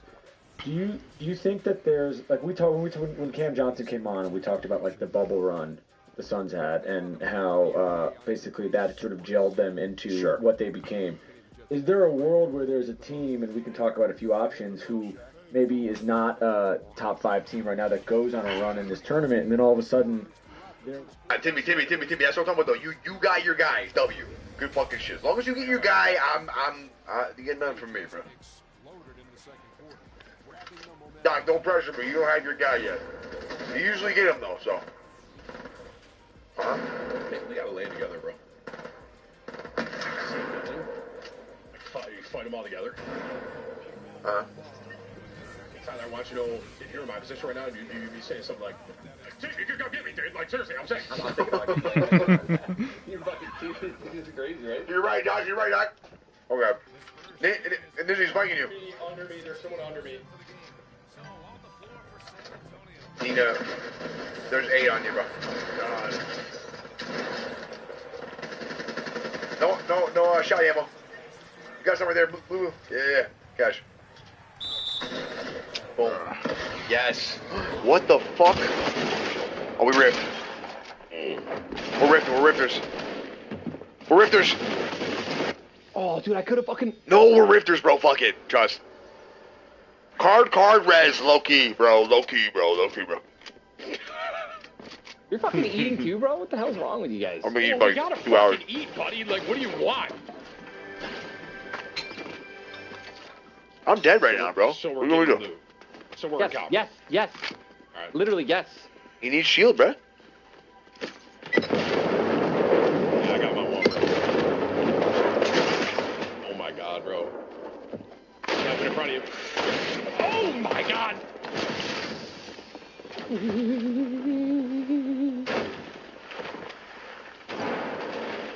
Gotta kill the toilet. Old Ninja would clutch this, I'm just saying, bro. Like 100 people. Dance bombs, you're right. Those have to be, yeah. Whoa, look like me in the tilted fight. Come on, baby. I just spit my coffee everywhere.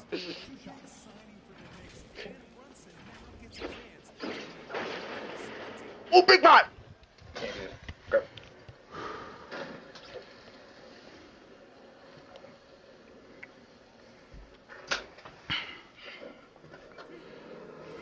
Doc will come back for you.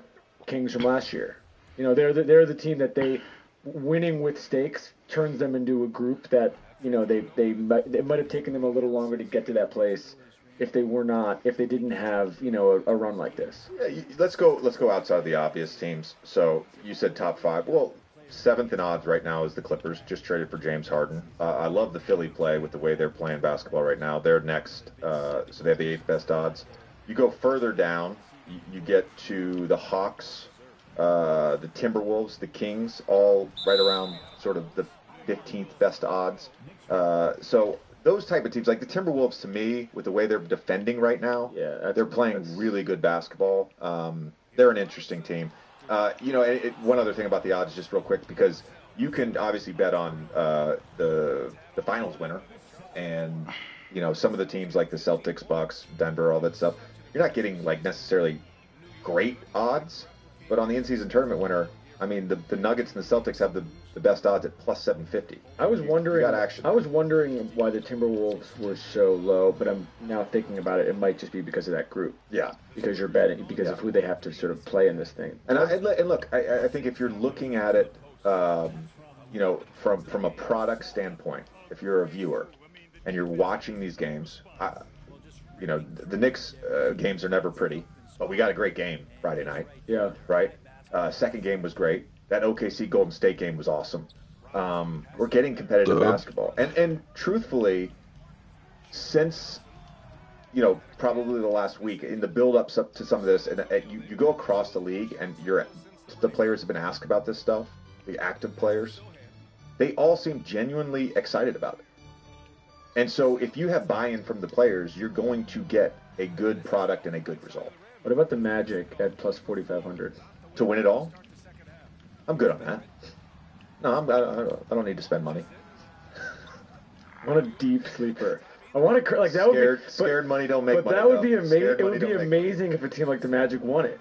The Magic have had a great start to the season, and I'm not saying the Magic are gonna win it. I don't think they're gonna win their group, but I'm saying like that to me is best case scenario is the Magic or the Timberwolves winning.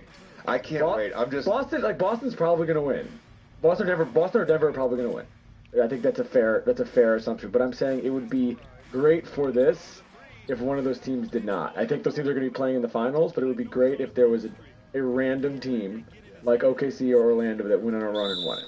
I think what's cool about the way they did it at the beginning of the season, if you think about this, so you have the teams I'm almost about who 20. potentially like just made trades, right? The Bucks, for instance, obviously Celtics made a trade right before the season as well, Clippers, all that stuff. But by and large, you know, you have like the build up from September preseason, training camp, the NBA preseason, early season teams trying to figure out their rhythm, and like there's this like marker, the in season tournament winner. That's a marker, right? That's a thing.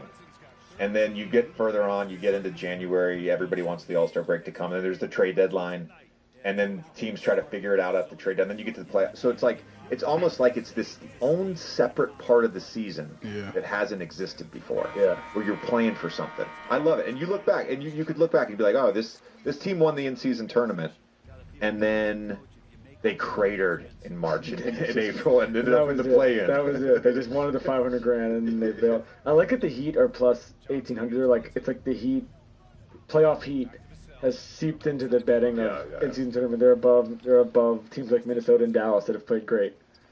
Before we get to Adam, real quick, because I'm at Knox and Kai's flag football game on Saturday. Kai played first. Two picks, and a touchdown, 6 catches, balled out. And then Kai, by the way, had 15 points. I coached him yesterday morning. He had 15 points, 15 of his 17 points. Hit the game winner with a minute to go. God, he's an athlete. Anyways, I'm at these flag football games, and all the dads are like, I just don't understand the in-season tournament. And I'm like, well, a quick Google search can explain it in about 30 seconds. Do you not understand it, or do you not want to understand it? Because it's very simple. It's very simple. We took the records from last year. We divided the conferences into 3 groups. Obviously, there's 15 teams in each conference, so 3 groups of 5. Everybody plays everybody else, so there's 4 group play games over the next 4 weeks. The winners of each group, that's 6, go to the quarterfinals. The teams with the next 2 best records, 1 in each conference, goes to the quarterfinals. Then you play those seedings, right? The 4 teams that win, they go to the finals in Vegas, all right? Semifinals, finals. Finals doesn't count towards the regular season. Everything else counts towards the regular season. It's that simple. Did you say it this calmly to the dads, or did you raise your voice? No, I told all the dads I'm trying to watch my kid play. Can you please just hit a quick Google search? Leave me alone. In-season tournament explainer. It's very quick. I did that in 30 seconds. All right. If you have any other questions, please leave them in the comments. All right. This has been our DraftKings Sportsbook segment. Basketball is more fun when you're in on the action. Download the DraftKings Sportsbook app now and use code JJ. New customers can get $200 in bonus bets instantly for betting just $5. Only on DraftKings Sportsbook with code JJ. I'm not going to come back, bro. Is yours. Gambling problem? Call 1-800-GAMBLER or visit www.1-800-GAMBLER.net. In New York, call 877-8-HOPE-NY or text HOPE-NY 467-369. In Connecticut, help is available for problem gambling. Not ready for that shot, boy. 789-7777 or visit ccpg.org. Please play responsibly. On behalf of Boot Hill Casino and Resort, Kansas, Adam Silver, very busy.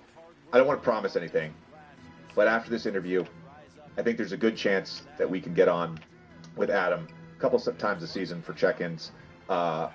We covered a lot. How do I always There's a lot we didn't cover. We had a time stipulation that we actually went over. Adam gave us about 45 minutes. He was only supposed to give us about 30 minutes. So very excited to give you guys this interview. And without further ado, our conversation with NBA Commissioner Adam Silver. Adam, thanks for doing this. We are here at the NBA offices in Midtown. We apologize to the viewer and the listener. If there is any sirens or construction noise, this is Midtown Manhattan. There is noise. But really appreciate you doing this, man. Absolutely. Thanks for coming here. Yeah. You know, I know we have a limited amount of time here, so I want to dive into it. But I actually wanted to ask you about time first, because I think a lot of people, including me, are curious about how you relegate your time. You have a lot of responsibilities, I assume. There's a lot of people you have to talk to, between players, the union, owners, agents, brand partners, watching basketball, attending games. How do you go about prioritizing your time? It's a great question, and it's something I think about all the time, and here come the sirens. You know, I used to joke, like, I've lived in New York City most of my life, and in the old days when people used to have regular answering machines at their apartments, that there was always a siren behind everybody's answering machine, so here it goes. So, you know, damn, she almost broke her foot. Oh, hell no! In terms of my time,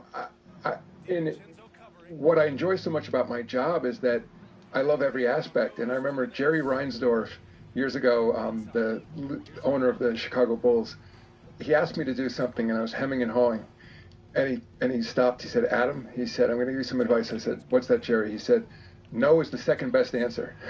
and it's part of it in time management. One of the tricks is, frankly, learning what to say no to and saying no early, because it actually helps the person who's asking you as well. And I also got married late. I have young children, so trying to balance that among all the other things you talked about.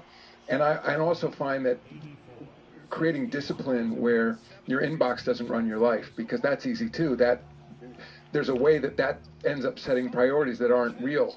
It's just because it was the last email that comes in, and yet I've always wanted to be that guy that gets back fairly quickly to people on email, and I'm learning that I can't necessarily do that either. So the truth is, I got great colleagues. I do try to do some planning. Incidentally, Marty Dempsey, the former Joint Chief of Staff, who's now become an advisor to the league. I remember when I first met with him at the Pentagon, when he was very close to Coach K and was still in his position.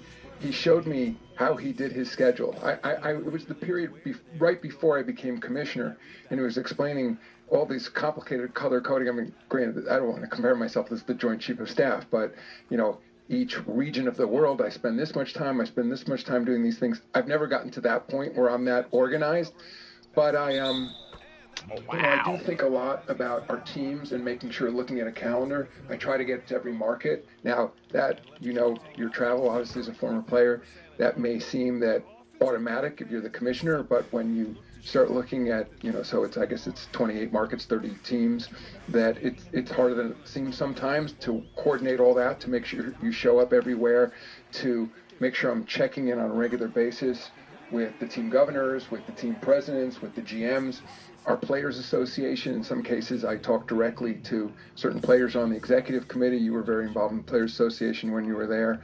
So this is a long-winded way of saying I try to do it in a structured way, but despite whatever discipline I try to put in place, I end up occasionally getting pulled into things. And I just say, lastly, I think that's the other thing I have to be careful of. Let's say we're going through a collective bargaining cycle, and we just did, that what the fuck, bro? I can't stop everything else and spend all my time on that, because obviously the business has to move forward. Right now, the biggest issue the league is confronting is the expiration of our media deals. So that should and is my highest priority, but things have a way of just happening on our calendar.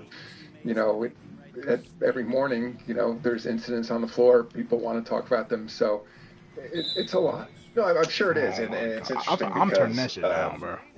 I think there's the 9-to-5 job, and as a professional athlete, you don't have a 9-to-5 job. Your schedule, especially in season, is very random, and I tried to implement as much structure as possible. And I assume in your position, there's a lot of randomness to your schedule and whatnot.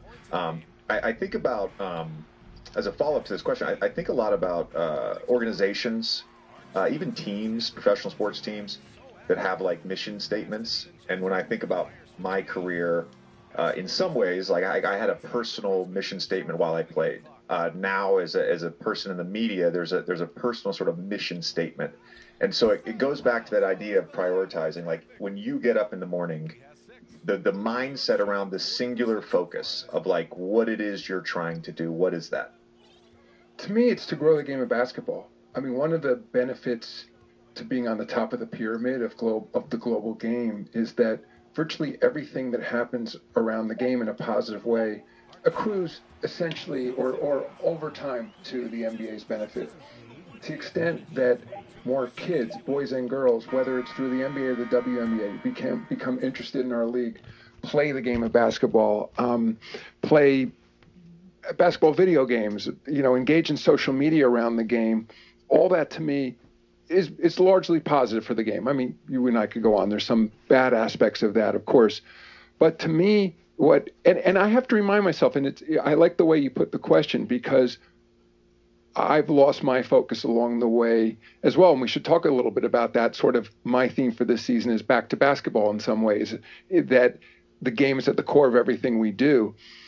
And to me, having that discipline to be thinking every morning that as I look out at my day, what am I doing that's focused on the game itself, improving interest in the game, improving the quality of play. There's all these wonderful things that have happened around the business and outside the business, but it's including the massive interest in social media with our players and everything about basketball. But I often have to remind myself that all stems from the quality of play on the floor, the quality of the competition. Yeah, you bring up social media, and I was going to ask you about this later, but I'll do it now because, the NBA Twitter is such an interesting place. I don't know how much time you spend online. How often does a meme, a conversation, whether it's positive or negative, but when things happen on NBA Twitter that go viral, how often does that come across your desk? Very often, because we have great communications department here, and we live in the world. And even to the extent it's a meme or it's a theme on social media, I find that we need to enter the conversation. In some cases, if it's factually wrong, to do our best we can to correct the record. In some cases, to try as best we can to guide the conversation, and in other instances to react to the conversation. And to your point, I mean, NBA Twitter is real. I mean, it's an that shit is definitely not real. Audience of people. In fact, Twitter or X told us recently, I mean, sports is the #1 category of content on that service. I think people might think it's politics or fashion or something else, but it's actually sports, and it really, not just the NBA, of course, but drives that platform, as is the case for Instagram and a lot of the other social media platforms. But it's part of, I think, my job to see if we can harness it to our advantage, because there's also enormous amount of negativity out there. I think that, and I also see as my job both to provide some, I would say, guardrails for players, entering social media, but also to be protective to the extent we can as well, because it's, as you know, I mean, our players are in many cases sort of young folks who are sensitive, and as you of course well know, for any fan who thinks that's not the case, they're just off, that, and I'm always sort of, as an outsider to most locker rooms, amazed when I hear that guys are actually looking at their phones at halftime. I'm like, because I don't even, like, there are things that I do that I find that it's incredibly distracting, even during the draft. If I'm on social media and somebody's making fun of me or laughing about, like, the way I pronounce the name, I'm like, I find that incredibly distracting. I'm like, don't show it to me. I'll read it later. But I pay attention to it. I think it's my job to pay attention to it. NBA fans, the wait is over. Basketball is back, and DraftKings Sportsbook, an official sports betting partner of the NBA, is celebrating with an unbeatable offer. New customers can score $200 in bonus bets for throwing down $5 on the NBA. Win or lose, it doesn't matter. You'll start the season with an instant dub, and with sportsbook.draftkings.com/basketball terms for eligibility and restrictions, terms, and responsible gaming resources.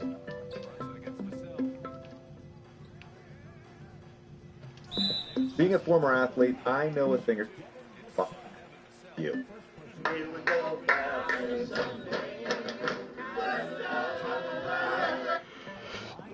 Ooh, bless me. Well, one of the reasons I bring this up, and in some ways, I do think X or NBA Twitter, whatever, in some ways, and I don't know the actual statistics, you may know this about the participants around NBA discourse. How many people watch games, how many people are streaming games, how many people are listening to podcasts, how many people are participating on NBA Twitter. I don't know this, but in some ways, NBA Twitter is a good customer service survey. You're getting feedback, and ultimately, I think I would assume you're then making decisions or trying to make decisions around that feedback.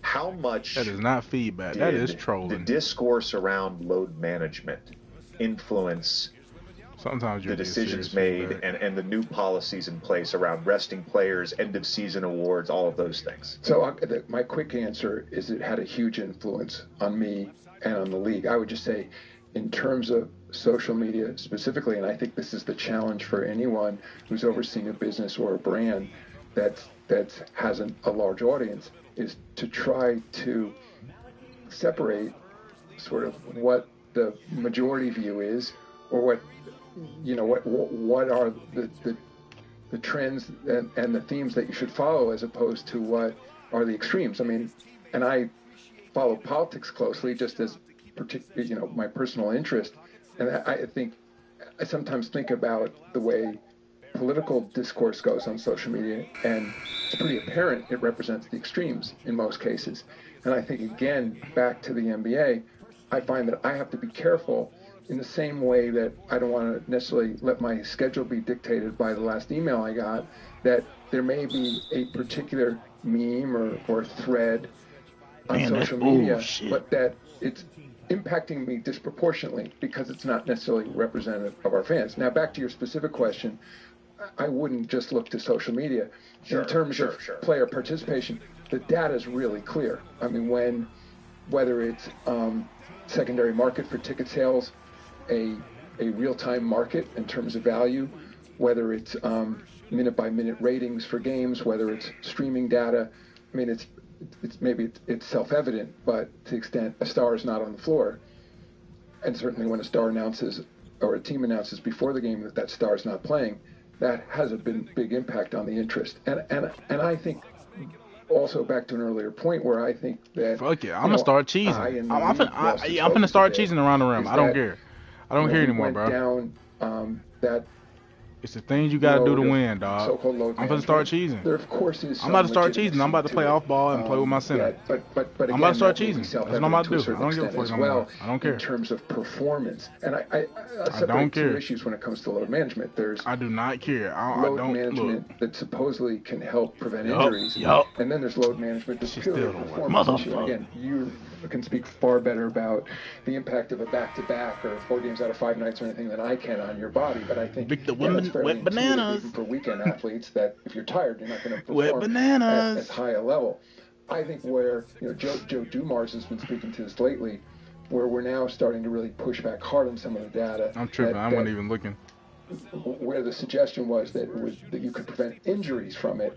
I think that the data is very inconclusive there. Get this shit out of here. And I've read some of the commentary again back to social media. Bananas. Like, they've discovered a religion. They're going into new media negotiations or whatever else. Frankly, we still have 2 years left on our existing deals, and we're paying attention every day. I think that this is an area where I keep forgetting that it's so quick, bro. Years of data, and the trend lines were going in the wrong direction.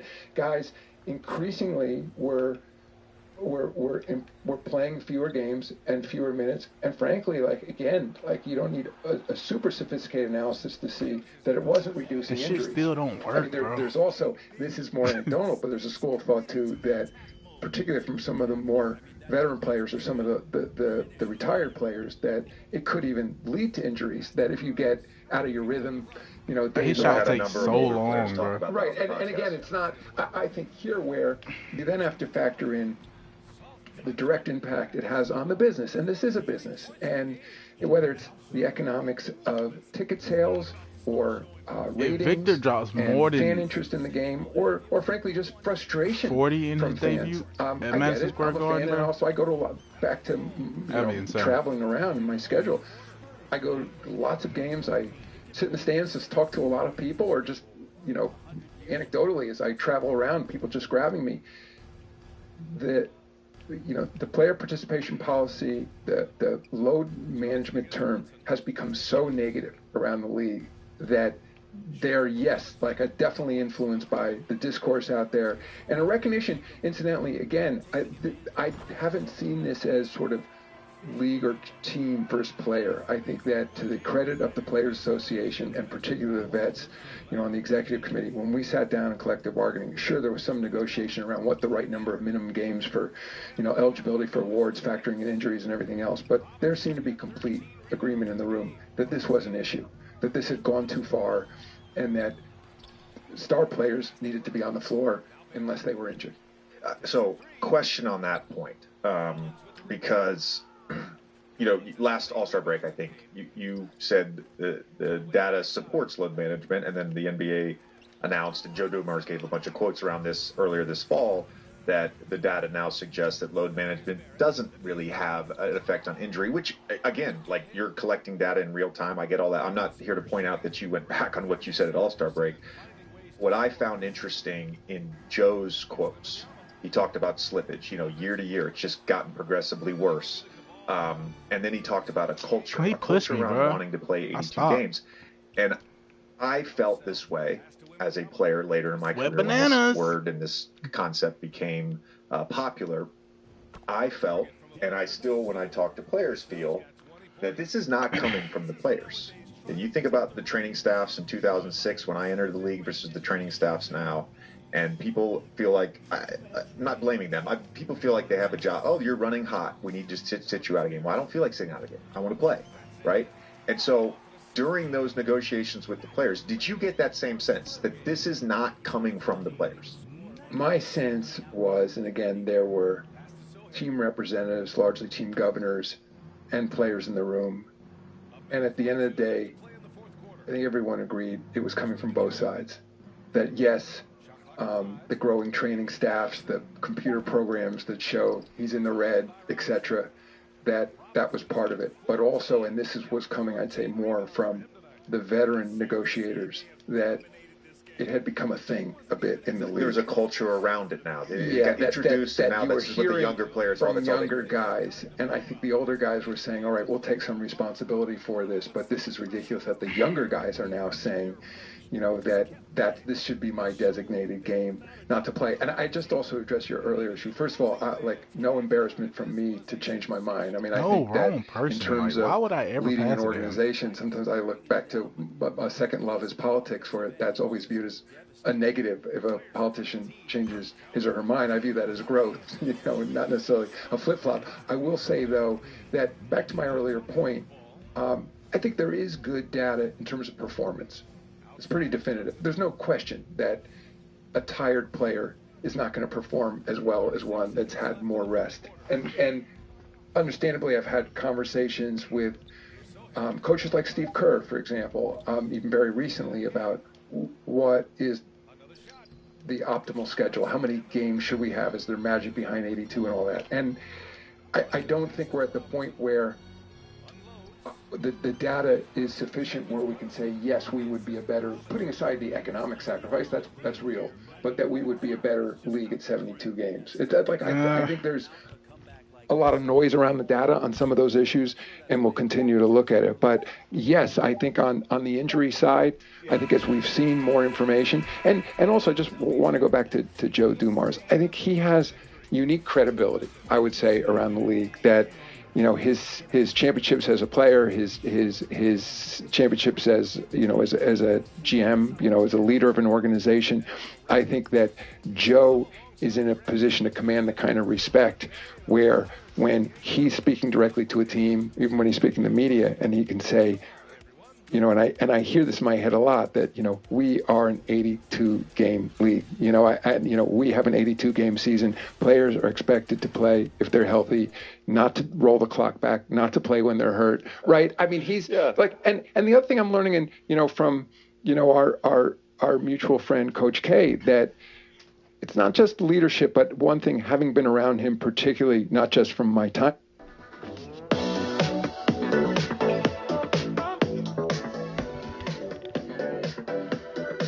At Duke, where I hardly knew the guy, but when from his coaching of the national team, is that the messaging and the consistency of the messaging is really important. And I think that's also where the league fell down a bit. Because what I've heard directly from some of the players, and even from our coaches, I'd say more in our teams, is that we in the league office, and this is what Joe has been doing and I've been trying to do as well, have to do a better job setting expectations. Because if you're not talking about it enough, and this goes back to my earlier issue about sort of back to basketball, my background at the league, before I was the deputy commissioner of the league, I ran an entity here called NBA Entertainment. It's just what it sounds. I mean, I was not focused on the game itself. I was focused on the business around the game. And I think it's easy to get caught up in all the excitement. And it's part of our DNA, not just NBA Twitter, but when you think about the culture of this league, all the things you talk about in your podcast, the fashion, the food, the cities, you know, it's part of what creates enormous interest in this league. But it's easy to forget that all of that interest only follows the game. And so I'm so glad you asked me these questions. And I think that we, the league, then have to do a better job in saying, this is what our expectation is. I recognize players and teams won't always meet that expectation, But it goes to that North Star, even as you were saying in your own life, like, what do you think about when you wake up in the morning? And again, I'm learning on the job as I go. I've been with the league for a long time, but I love being part of this league. I'm really trying to waste time right now, and I'm doing a great obligation, job of doing that. Again, to continue growing the game and to learn from, what's happening in society at large, but also from mistakes I feel I've made along the way. Yeah, but let me just clarify. Like, when I read Joe's comments, I loved them. Yeah. I loved them. I mean, the idea of a culture around an 82-game season, that's what the league is. I think back to my own career, it's like I never started a season and be like, man, I really hope I get those 68 games in. No, it was like, I want to play in every game. Right. That's like, to your point, and I think this is really important. And I think sometimes, even working in the media, I maybe lose sight of this on occasion. What? I think some media members lose sight of this a lot. I think some fans lose sight of this a lot. Like, everything follows the game. The game, to your point about the North Star, the game is the North Star. That's what players ultimately love. Now, we certainly love some of the other stuff that comes with it, the economic benefits, the celebrity, whatever you want to call it. Like, there's other things that follow it, but it all starts with the game, right? And speaking of games, it's like it's the economy, stupid, or whatever Clinton, or James Carville famously said, right? And it's like back to first principles. Yeah, exactly. Speaking of games, I am headed to Milwaukee later today to call an in-season tournament group play game, Knicks versus Bucks. Very excited about the game. Also, my first look at Dame and Giannis together. As we go into these next 4 to 6 weeks of in-season tournament play, do you have in your mind what a successful inaugural first in-season tournament would look like? Yes, I mean, and part of it is very specific in terms of a hope for a rating, a hope for fan interest, the way we can measure it on social media and other indicators. But more importantly, I think a buy-in from the league. I think to the extent that players get up for those games, that the recognition that sure, I heard you say the other day, they count double, right? It's still a regular season game that you should want to win, but it's a tournament, and it's an opportunity to win something. It's not the Larry O'Brien Trophy, and I doubt it'll take anything away from that, because that's the apex. There's no question about it. But that here's an opportunity to win something that's very significant to the players, this NBA Cup, something that's new, something that signifies accomplishment on the floor, and the beginning of a new tradition in the league. And I'm particularly excited about it. I know, back from your playing days, you were part of some of the early conversations when we were still, I think we used to call it mid-season tournament. Yeah, mid-season tournament. I was part of the conversations for the play-in. Right, and I think all these things, the play-in in many ways is working better than we expected it would, and just in terms of generating interest over the whole last month of the season. And I think for this in-season tournament, I mean, I love the marketing around it. I love the excitement we're starting to see. Anecdotally, I've traveled a fair amount already in just the first couple weeks of the season, and talking to teams and players, they seem to be getting up for it. I think some teams that are particularly competitive, saying, oh, it's almost a reminder, man, I can't even wait till like the playoffs. You hear that a little bit. I'm like, hey, don't forget about this in-season tournament. Guys are like, oh yeah. No, and I think a little bit. It's I don't know if you've seen this already, but the international players, which are roughly a quarter of our league, have more familiarity with these sort of cup tournaments, because we stole the idea from international soccer, and so they were quick to get it, and also just understand the tradition that it's meaningful to win the FA Cup or something like that, in the English Premier League. So I think they sort of have helped to, like, why are these badges the not here to their bro? Teammates and around the league. So have fun calling that game. I mean, I think it's gonna be fun, and part of it, people have seen already, a lot of it through social media, a different look, the floors will be different colors, much more colorful. Hopefully it's, obviously it's a television, very visual medium that for people to, as they're flipping the channels, say something's going on differently here. It'll be the City Edition uniforms premiered for the first time in these games. So anyway, I'm really encouraged by I had to do so an far. NBA media Zoom yesterday He be doing them dumbass. just to talk about the in-season tournament and a couple things that I said. Outside scoring, you got no badges for that, buddy. It's an event. The group play, they're all events. They got the special court, the special jerseys. Vegas is going to be an event, and as a player, I would think about events as exciting, right? I would get up even more than just a normal regular season game. The other thing I said is there's enough uber competitive guys in the league. I said Chris Paul doesn't need a reason to wake up in the morning and be competitive. He just wakes up that way, and there's enough guys in the league that have enough pride that you probably, I would say, didn't even need to attach an economic incentive to this. How many options were on the table in terms of the incentive? Like, I saw some stuff on Twitter the other day about the winner should get at least a play-in spot, or should be guaranteed maybe a top 4 seed, home court, whatever it may be. Those discussions around incentives, and obviously the union was involved in this. Where did you sort of land on this particular incentive? Where we landed, I mean, you could call them 2 categories of incentives. They're what you just touched on, which was, should success in the in-season tournament have an impact on playoff standings, making the playoffs or, literally where you're seated. And ultimately, the decision was, no, this should stand alone, especially in the beginning, that whatever incentives exist. Again, some of the original plans, these were additional games. So once we went to using regular season games for these in-season tournament games, I think you have an incentive, of course, to care about your regular season record. But the view was, let's keep the NBA playoffs independent, other than how these games count in your rankings for the playoffs, but create economic incentives. And I think those economic incentives, for players, they're significant. And beyond that, I think even the notion of this neutral site, I'm not sure we're allowed to use Final Four. I think somebody else owns that, but I'll call it, we call it the so-called Final Four in the office. But having a Final Four in Las Vegas, I think even for players, to your point, that's exciting. I think, you can speak this far better than I can, but, one of the things I learned when I came to the league was that players don't look at things so much differently than fans. I think it surprises people sometimes, that it's a lot of the same storylines in the locker room that are on ESPN. And when I've been talking to players around the league about this, they're like, Final Four in Vegas, that sounds like fun. I'd rather be part of it than not part of it. There's financial incentives as well. You can win a cup, the NBA Cup. It's the first ever.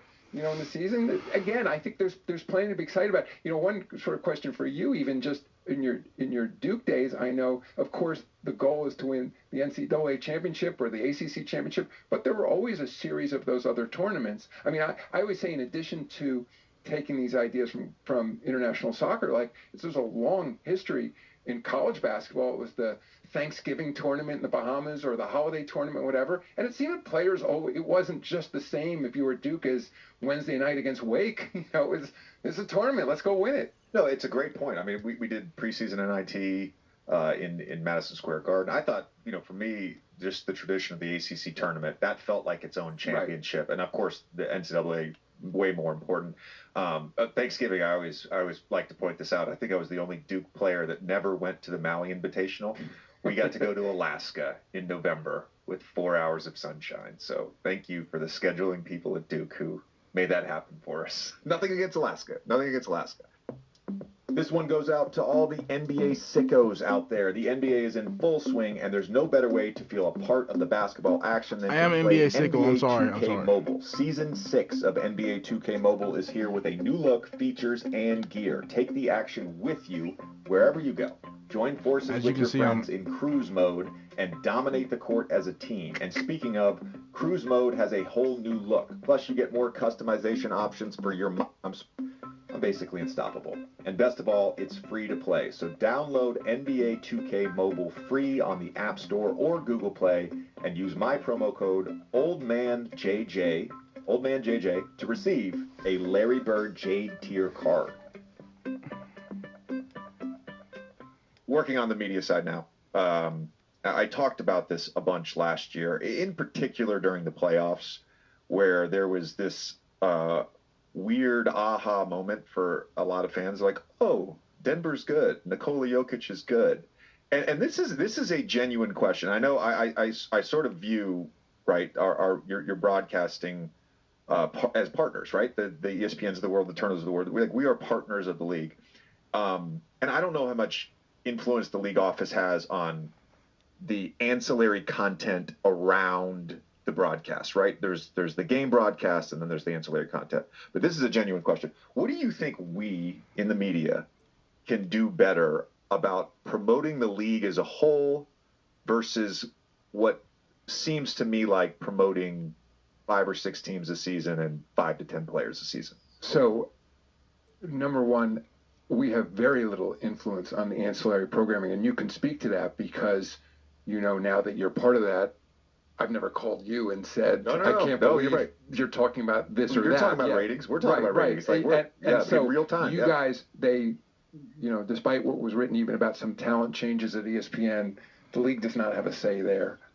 Where we do have a say is in the schedule itself. So there is a back and forth between the networks and the league office on scheduling, on determining which teams to max out on. There's, you know, for the listeners, the networks are limited by the number of times they can put each game. We put each team on. Of course, we're just talking about the regular season now. And often the push from the league is let's feature more teams. Because in part, I see my goal as helping the league, I call it for shorthand, to become more NFL-like. And by that I mean, and this is changing in a very positive way. Of course, we've had 5 different teams win our finals in the last 5 years.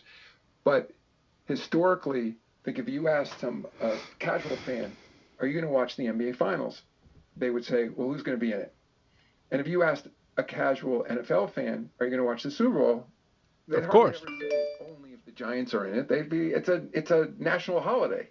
And I think a part of, you know, my job is to take people who are fans of the game back to where we started, and by definition, create interest in whoever the teams are that are most successful, because those are the teams that they, in addition to whoever their hometown fan is or whoever their personal interest is, players and teams should think, I'm a fan of the game. This is the best basketball being played by definition because this team has gone to the conference finals or the finals. So I think where we can all do a better job, and again, I'm not just pointing to the media here, is talking more about the game. And I also, my frustration a bit, I think sometimes that the color commentary in our games gets reduced to this team wanted it more, or, you know, this team tried harder, you know, as opposed to, like, there's really complex defenses. Like, what's the offense? Like, why is this team losing the way they are? Like, why is this team successful? Explain what the pick and roll is. Explain, you know, it's funny, as our friend Chris Paul is always saying, you know, what does ice mean? What does blue mean? Like, explain what's happening on the court, because I think there is this sense that, unlike in football, where the coaches are viewed as these field generals going out there with the complex schemes, then in basketball, there's a sense that it's just about athleticism, you know, or, you know, somehow, you know, the coach's job is just to get the guys to play hard, you know, as opposed to these, and again, you can speak so much better to this than I can, but these incredibly sophisticated defenses, offenses. I think, just use another network example, I think Kenny Smith, when he goes to that board, is a great example of helping explain the game visually, graphically to people to understand what's happening on the floor. So, again, not necessarily knock on the media and of our partners, because it has to start with the league office, but let's talk more about basketball. And then the other stuff I'm fine with, like have fun with the guys and, you know, the fashion shows, the guys are walking into the arena, all that. I'm not against it, but the game. Yeah, the debates around the GOAT, and yeah, I know exactly what you're talking. I was very, very happy. I coached my son last night, and I was very happy when I got home, and Oklahoma City was hosting the New Orleans Pelicans last night, and I was like, this is great. these are two teams that I want to watch. There's a lot of exciting stuff happening there. C.J. McCollum had a great game. Yeah, great game. Big shot down the stretch. And to your point, it's difficult, I think, on a broadcast, unlike football, where there's sometimes That's Hall of Fame. 25 seconds between Come on, plays. bro. It's difficult on a Devin broadcast. Booker we're talking about You got to wait here. for a stoppage. You got to wait for a dead ball to really get into the weeds on some of the complexities of offensive and defensive coverages. But I would say to any fan, it is incredibly complex, and there is a lot of sophistication. This is not a league at all where you just roll the ball out and go play. This is not pickup basketball. And I think the complaint that bothers me sometimes is, especially in this three-point era, it's like, oh, they're just going down and jacking up threes. It's not really what it is. It's not really what it is. And there's a simple way to break it down. We're not going to do it on this show. One very complex situation, and I lived it. I was a part of it. And it was roughly 3 months, I think, after you became commissioner, was the Donald Sterling tapes that leaked prior to Game 4 of our first round series against the Golden State Warriors. And look, I was involved with a lot of discussions with my teammates. I was not involved with discussions with other players around the league, and I was not involved with discussions with the league about what had to be done. And it seemed like at the time there was like a pretty harsh zero tolerance to what was said on those tapes. And I'm curious, in your opinion, like how close were we to an actual walkout or boycott, not just of our team? Because I've heard, since that series, of course, that perhaps the entire league was just going to walk out and boycott these games. The direct answer is I'm not sure. Just as a reminder to people of how quickly that all unfolded, that I heard that tape for the first time on a Saturday morning. I think it had been posted by TMZ literally in the middle of the night. And I've been... What? Damn, what? I just missed the whole thing. He just If it's Hillshire Farms. Oh, hell yeah. I'm recording. Want to give us a clap? Better clap. A better clap? My favorite part of the podcast is the clap. That's a good clap. Welcome to the It just started over the whole thing.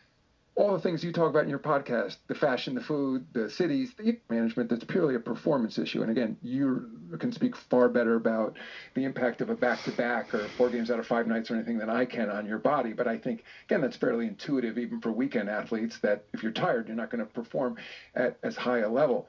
I think where, Joe Dumars has been speaking to this lately, where we're now starting to really push back hard on some of the data that where the suggestion was that you could prevent injuries from it. I think that the data is very inconclusive there. And, I've read some of the commentary, again, back to social media, like, they've discovered a religion, they're going into new media negotiations or whatever else. Frankly, we still have 2 years left on our existing deals, and we're paying attention every day. I think that this is an area where you needed multiple years of data, and the trend lines were going in the wrong direction. Guys, increasingly, we're playing fewer games and fewer minutes, and frankly, you don't need a super sophisticated analysis to see that it wasn't reducing injuries.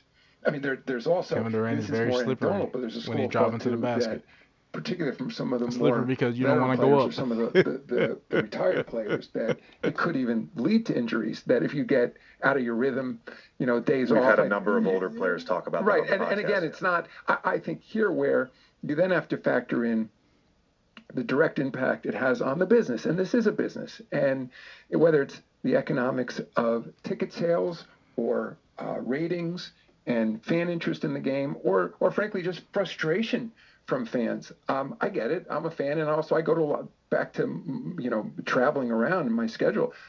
I go to lots of games. I sit in the stands, just talk to a lot of people, or just anecdotally as I travel around, people just grabbing me.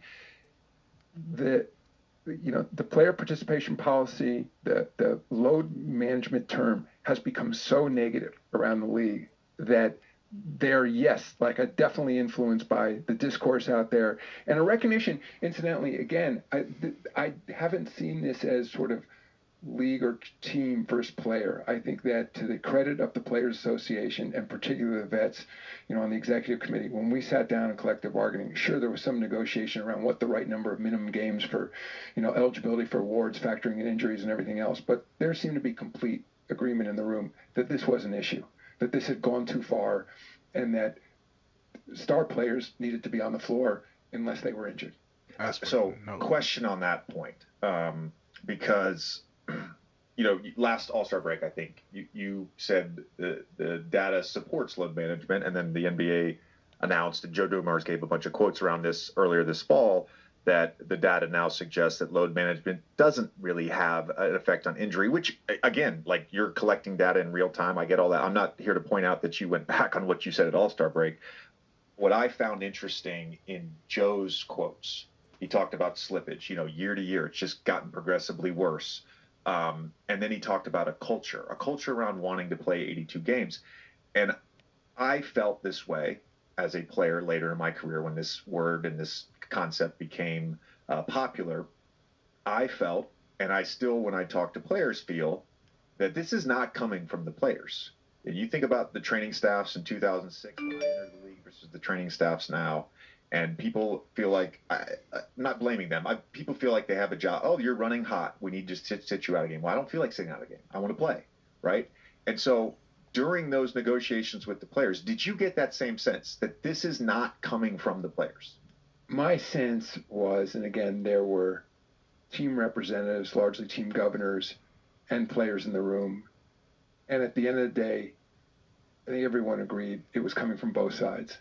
That yes, the growing training staffs, the computer programs that show he's in the red, etc., that was part of it. But also, and this was coming, I'd say, more from the veteran negotiators, that it had become a thing a bit in the league. There's a culture around it now. It got introduced, and now this is what the younger players are. From younger guys, and I think the older guys were saying, all right, we'll take some responsibility for this, but this is ridiculous that the younger guys are now saying, that this should be my designated game, not to play. And I just also address your earlier issue. First of all, no embarrassment from me to change my mind. I mean, I think that in terms of leading an organization, sometimes I look back to a second love is politics, where that's always viewed as a negative if a politician changes his or her mind. I view that as growth, not necessarily a flip-flop. I will say, though, that back to my earlier point, I think there is good data in terms of performance.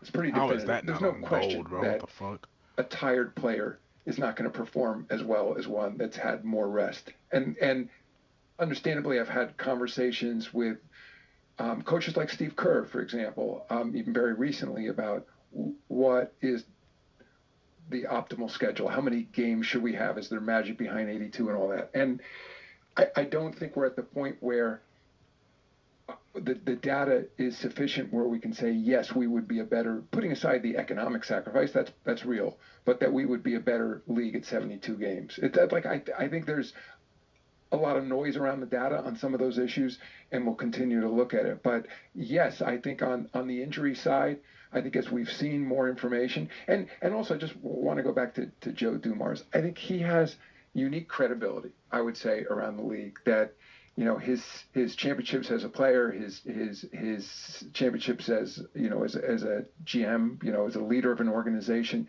I think that Joe is in a position to command the kind of respect where when he's speaking directly to a team, even when he's speaking to media, and he can say, and I hear this in my head a lot, that we are an 82-game league. We have an 82-game season. Players are expected to play if they're healthy, not to roll the clock back, not to play when they're hurt, right? I mean, he's and the other thing I'm learning, from our mutual friend Coach K, that it's not just leadership, but one thing, having been around him, particularly not just from my time at Duke, where I hardly knew the guy, but when from his coaching of the national team, is that the messaging and the consistency of the messaging is really important. And I think that's also where the league fell down a bit, because what I've heard directly from some of the players, and even from our coaches, I'd say more in our teams, is that we in the league office, and this is what Joe has been doing and I've been trying to do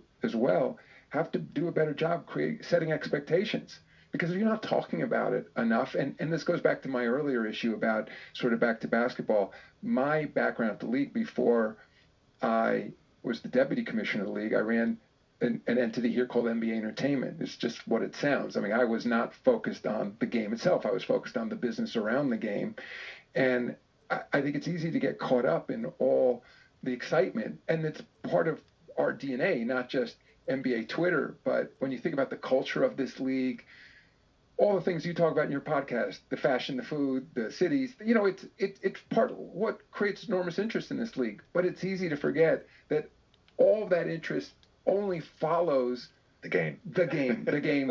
And so I'm so glad you're asking me these questions. And I think that we, the league, then have to do a better job in saying, this is what our expectation is. I recognize players and teams won't always meet that expectation, but it goes to that North Star, even as you were saying in your own life, like, what do you think about when you wake up in the morning? And again, I'm learning on the job as I go. I've been with the league for a long time, but I love being part of this league and feel this enormous obligation, again, to continue growing the game and to learn from, you know, what's happening in society at large, but also from mistakes I feel I've made along the way. Yeah, but let me just clarify. Like, when I read Joe's comments, I loved them. Yeah. I loved them. I mean, the idea of a culture around an 82-game season, that's what the league is. I think back to my own career. It's like, I never started a season and be like, man, I really hope I get those 68 games in. No, it was like, I want to play in every game. Right. That's like, to your point, and I think this is really important. And I think sometimes, even working in the media, I maybe lose sight of this on occasion. I think some media members lose sight of this a lot. I think some fans lose sight of this a lot. Like, everything follows the game. The game, to your point about the North Star, the game is the North Star. That's what players ultimately love. Now, we certainly love some of the other stuff that comes with it, the economic benefits, you know, the celebrity, whatever you want to call it. Like, there's other things that follow it, but it all starts with the game, right? And speaking of games, it's like, it's the economy stupid, or whatever Clinton, or James Carville famously said, right? And it's like back to first principles. Yeah, exactly. Speaking of games, I am headed to Milwaukee later today to call an in-season tournament group play game, Knicks versus Bucks. Very excited about the game. Also, my first look at Dame and Giannis together. As we go into these next 4 to 6 weeks of in-season tournament play, do you have in your mind what a successful inaugural first in-season tournament would look like? Yes, I mean, and part of it is very specific in terms of a hope for a rating, a hope for fan interest, the way we can measure it on social media and other indicators. But more importantly, I think a buy-in from the league. I think to the extent that players get up for those games, that the recognition that, sure, I think I heard you say the other day, they count double, right? It's still a regular season game they should want to win, but it's a tournament, and it's an opportunity to win something. It's not the Larry O'Brien Trophy, and I doubt it'll take anything away from that, because that's the apex. There's no question about it. But that here's an opportunity to win something that's very significant to the players, this NBA Cup, something that's new, something that signifies accomplishment on the floor, and the beginning of a new tradition in the league. And I'm particularly excited about it. I know, back from your playing days, you were part of some of the early conversations when we were still, I think we used to call it mid-season tournament. Yeah, mid-season tournament. I was part of the conversations for the play-in. Right, and I think all these things, the play-in, in many ways, is working better than we expected it would, and just in terms of generating interest over the whole last month of the season. And I think for this in-season tournament, I mean, I love the marketing around it. I love the excitement we're starting to see. Anecdotally, I've traveled a fair amount already in just the first couple weeks of the season, and talking to teams and players, they seem to be getting up for it. I think some teams that are particularly competitive, saying, oh, it's almost a reminder, man, I can't even wait till like the playoffs. You hear that a little bit. I'm like, hey, don't forget about this in-season tournament. Guys are like, oh yeah. No, and I think a little bit. It's I don't know if you've seen this already, but the international players, which are roughly a quarter of our league, have more familiarity with these sort of cup tournaments because we stole the idea from international soccer, and so they were quick to get it, and also just understand the tradition that it's meaningful to win the FA Cup or something like that, in the English Premier League. So I think they sort of have helped to spread the word to their teammates and around the league. So have fun calling that game. I mean, I think it's going to be fun, and part of it people have seen already, a lot of it through social media, a different look. The floors will be different colors, much more colorful. Hopefully it's, obviously it's a television, very visual medium that for people to, as they're flipping the channels, say something's going on differently here. It'll be the City Edition uniforms premiered for the first time in these games. So anyway, I'm really encouraged by I had to do an NBA media Zoom yesterday for ESPN, just to talk about the in-season tournament, and a couple of things that I said. Number one, it's an event. The group play, they're all events. They got the special court, the special jerseys. Vegas is going to be an event, and as a player, I would think about events as exciting, right? I would get up even more than just a normal regular season game. The other thing I said is there's enough uber competitive guys in the league. I said Chris Paul doesn't need a reason to wake up in the morning and be competitive. He just wakes up that way. And there's enough guys in the league that have enough pride that you probably, I would say, didn't even need to attach an economic incentive to this. How many options were on the table in terms of the incentive? Like, I saw some stuff on Twitter the other day about the winner should get at least a play-in spot, or should be guaranteed maybe a top 4 seed, home court, whatever it may be. Those discussions around incentives, and obviously the union was involved in this. Where did you sort of land on this particular incentive? Where we landed, I mean, you could call them 2 categories of incentives. They're what you just touched on, which was, should success in the in-season tournament have an impact on playoff standings? Making the playoffs, or literally where you're seated. And ultimately the decision was, no, this should stand alone, especially in the beginning, that whatever incentives exist. Again, some of the original plans, these were additional games. So once we went to using regular season games for these in-season tournament games, I think you have an incentive, of course, to care about your regular season record. But the view was, let's keep the NBA playoffs independent, other than how these games count in your rankings for the playoffs, but create economic incentives. And I think those economic incentives, I think, for players, they're significant. And beyond that, I think even the notion of this neutral site, I'm not sure we're allowed to use Final Four. I think somebody else owns that, but I'll call it, we call it the so-called Final Four in the office. But having a Final Four in Las Vegas, I think even for players, to your point, like, that's exciting. Like, I think, you can speak this far better than I can, but, one of the things I learned when I came to the league was that players don't look at things so much differently than fans. I think it surprises people sometimes, that it's a lot of the same storylines in the locker room that are on ESPN. And when I've been talking to players around the league about this, they're like, Final Four in Vegas, that sounds like fun. I'd rather be part of it than not part of it. There's financial incentives as well. You can win a cup, the NBA Cup. It's the first ever, in the season. Again, I think there's plenty to be excited about. One sort of question for you, even just in your Duke days, I know, of course, the goal is to win the NCAA championship or the ACC championship, but there were always a series of those other tournaments. I mean, I always say, in addition to taking these ideas from international soccer, like, there's a long history. In college basketball, it was the Thanksgiving tournament in the Bahamas, or the holiday tournament, whatever. And it seemed that players, it wasn't just the same if you were Duke as Wednesday night against Wake. It's a tournament. Let's go win it. No, it's a great point. I mean, we did preseason NIT in Madison Square Garden. I thought, for me, just the tradition of the ACC tournament, that felt like its own championship. I've never seen Josh Okogie make a mid or shoot a mid-range shot. Thanksgiving, I always like to point this out. I think I was the only Duke player that never went to the Maui Invitational. We got to go to Alaska in November with 4 hours of sunshine. So thank you for the scheduling people at Duke who made that happen for us. Nothing against Alaska. Nothing against Alaska.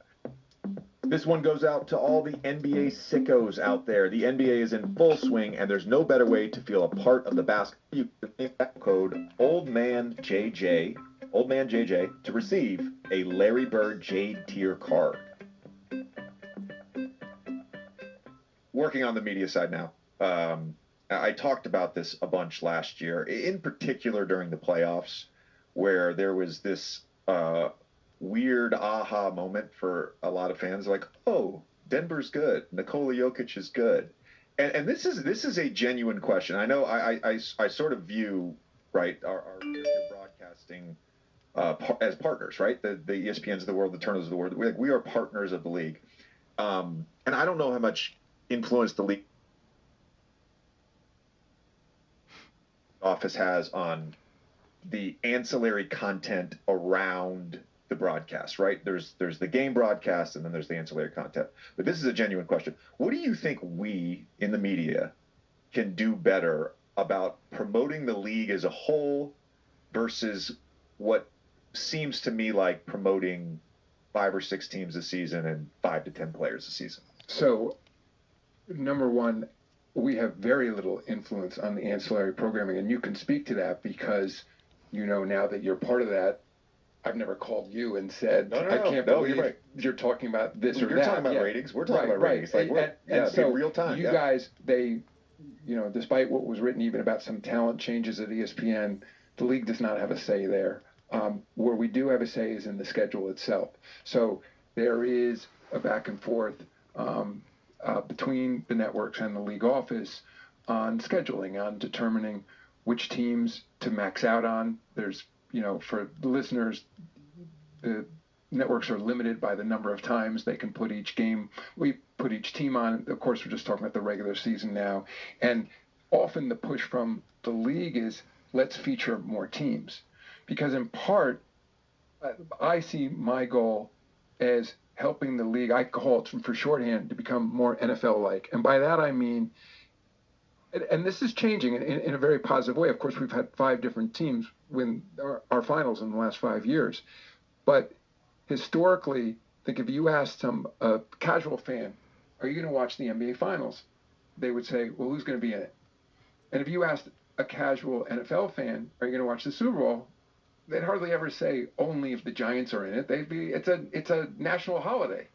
And I think a part of, my job is to take people who are fans of the game back to where we started, and by definition, create interest in whoever the teams are that are most successful, because those are the teams that they, in addition to whoever their hometown fan is or whoever their personal interest is, players and teams, should think, I'm a fan of the game. This is the best basketball being played by definition because this team has gone to the conference finals or the finals. So I think where we can all do a better job, and again, I'm not just pointing to the media here, is talking more about the game. And I also, my frustration a bit, I think sometimes that the color commentary in our games gets reduced to this team wanted it more, or this team tried harder, as opposed to like there's really complex defenses. Like, what's the offense? Like, why is this team losing the way they are? Like, why is this team successful? Explain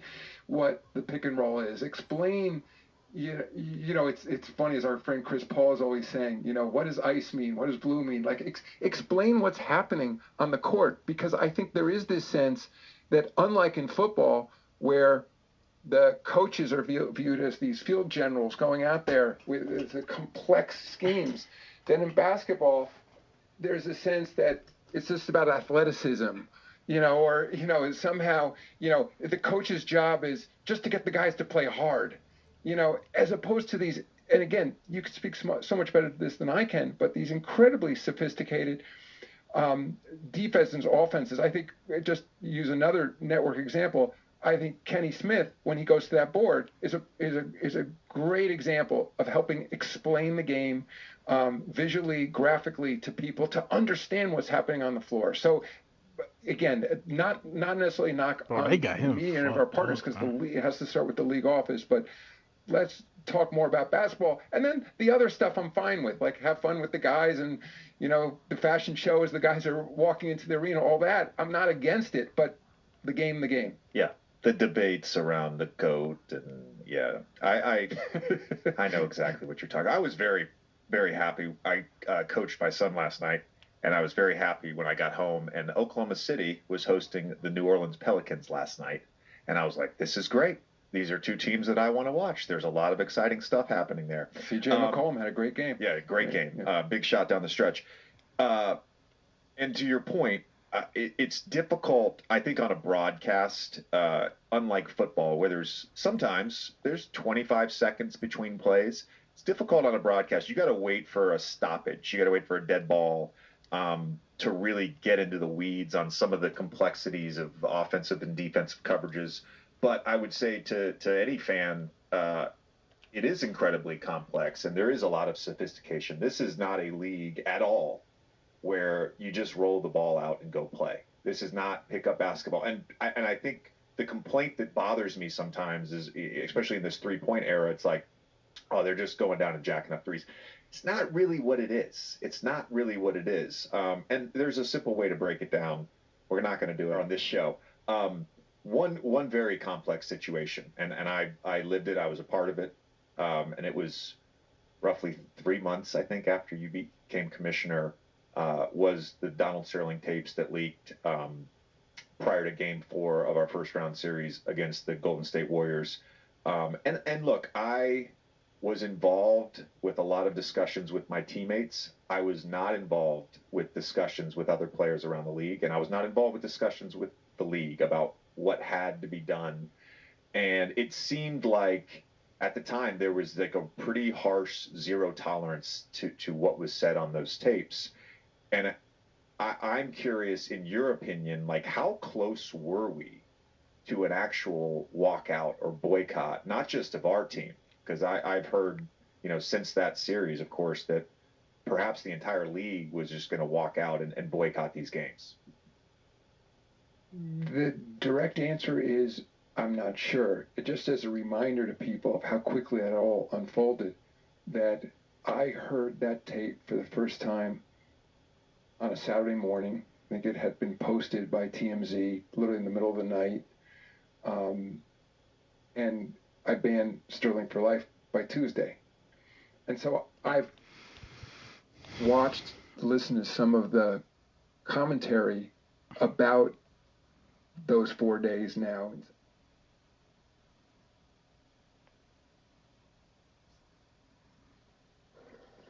I actually got to listen to that, bro. I'm not listening to it. Wait, you guys actually teed off? See? It was my first day on too, Timmy, and guess what? It was pretty close. It was close. You're gonna make me sit here and watch Devin Booker, you couldn't believe it. Ooh, he all on me. Ooh, I can't have him lonely. Why are we playing this fucking game? Yeah, I think Why are we playing this one? Get us out. Yeah. I'm sorry for wasting everyone's time there. It was pretty No, embarrassing. you're good. This is a terrible attempt, guys. This is a terrible attempt. I'm sorry. Sorry, it was a really you bad can't win attempt. them all. I'm not going to kick you while you're down. Just take note of what I'm doing, right? It definitely changed that fit up. That last one was fucking. They saw your skin, T, and they said, "Nah, man." It was over, bro. I got all four of them clambered up the height at the same time. Can you believe that? Yeah.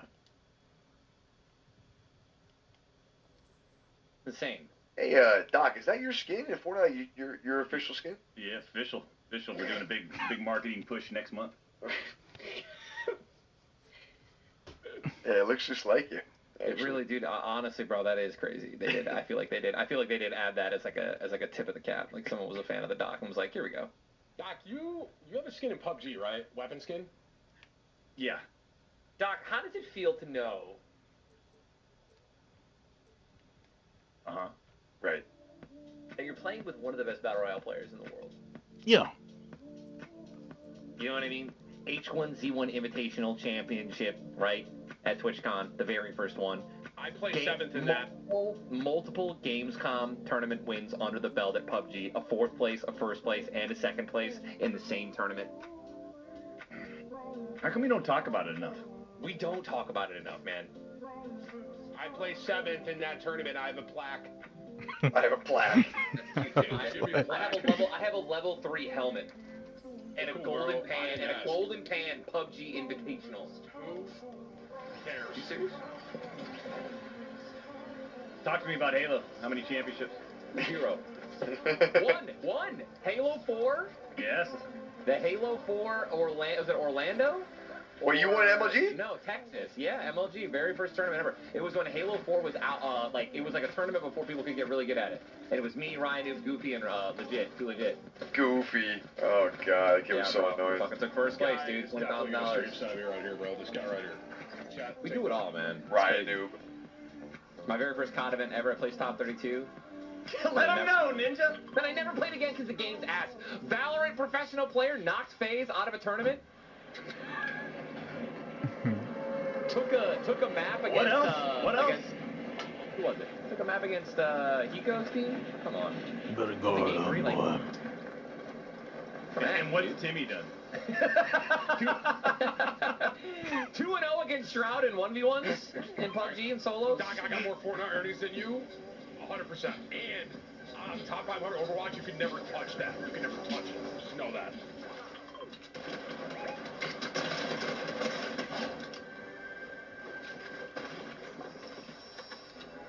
Shit, if you talk about it, I ain't know shit about it, boy. Like, damn, fuck you talking about? Like, damn, like what? Like, how? Fuck you talking about? Like, that's a push, right? A guy on my building or in? Nicholas, they're definitely in. I'm trying to find a gun, bro. Bro. Fuck. Bitch. Dude was in our last game, bro. Guy in my building? Tater Tot 28. I 100% remember that. Hitting a full pot, Nicholas and all. You're good. I'm chilling.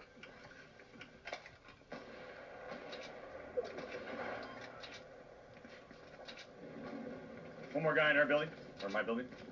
Anyone else here, Nick? Oh, yeah. Got Low one on shot. You? Oh, crossing on you right now. That guy's gonna get a box. If I die, I die. Hold it off. Yeah, there's 2 of them. Careful.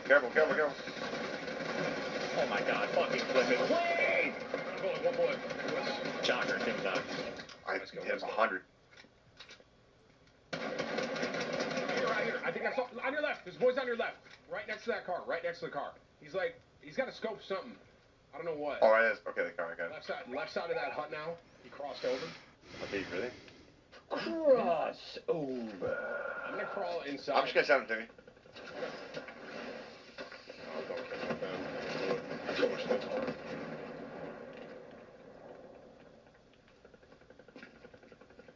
Oh, where is he? I'm mad safe. I don't know. He might have thrown those, ran away. Possible.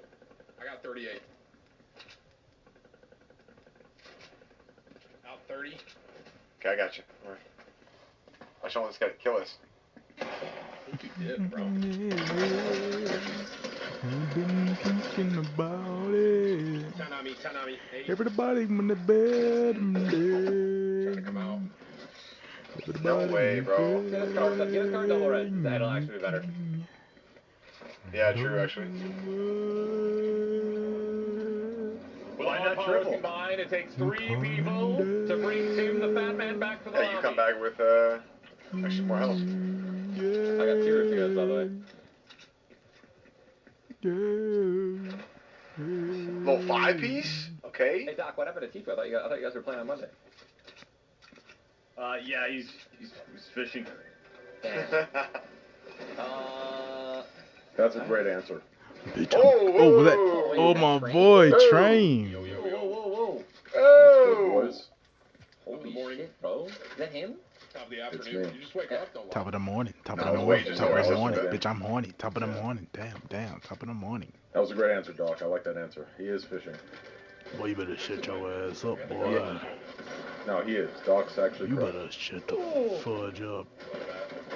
He'll be back soon. And I mean that is. We'll be back soon. Ooh. Hey, wait a minute. No, I meant from what? fishing. From fishing, he'll be back soon. Very nice. Wait. Like, damn, What? the fuck is we talking about? From fishing. Yeah. Like, what, like, Very nice. From fishing. Yeah, sure, buddy. Shit. You really fucked up, didn't you? Yeah, bro, you had to do that, huh? Hey, Jake, if you clip this from my stream, I'm fucking taking your shit down. You fucking better not. Proof that this gun is completely fucking random. You're not doing that 50 sheep. Yeah, I got another one right here. Bro, you should eat this one too. Come here. What you doing? Yeah, get yours, bro. Hey. I need a shotgun, bro. I got a grape on. Bradley Beal is expected to play tonight. Just got the news from Hoop Central. Yeah, and we're here. And I just put in my lineup, man, so I'm going to go ahead and get to this game. Fuck, man. What, can you rock it? Who's starting tonight, Frank? That won't work. Spooky Bob's behind you, idiot. Take my Blu-ray off.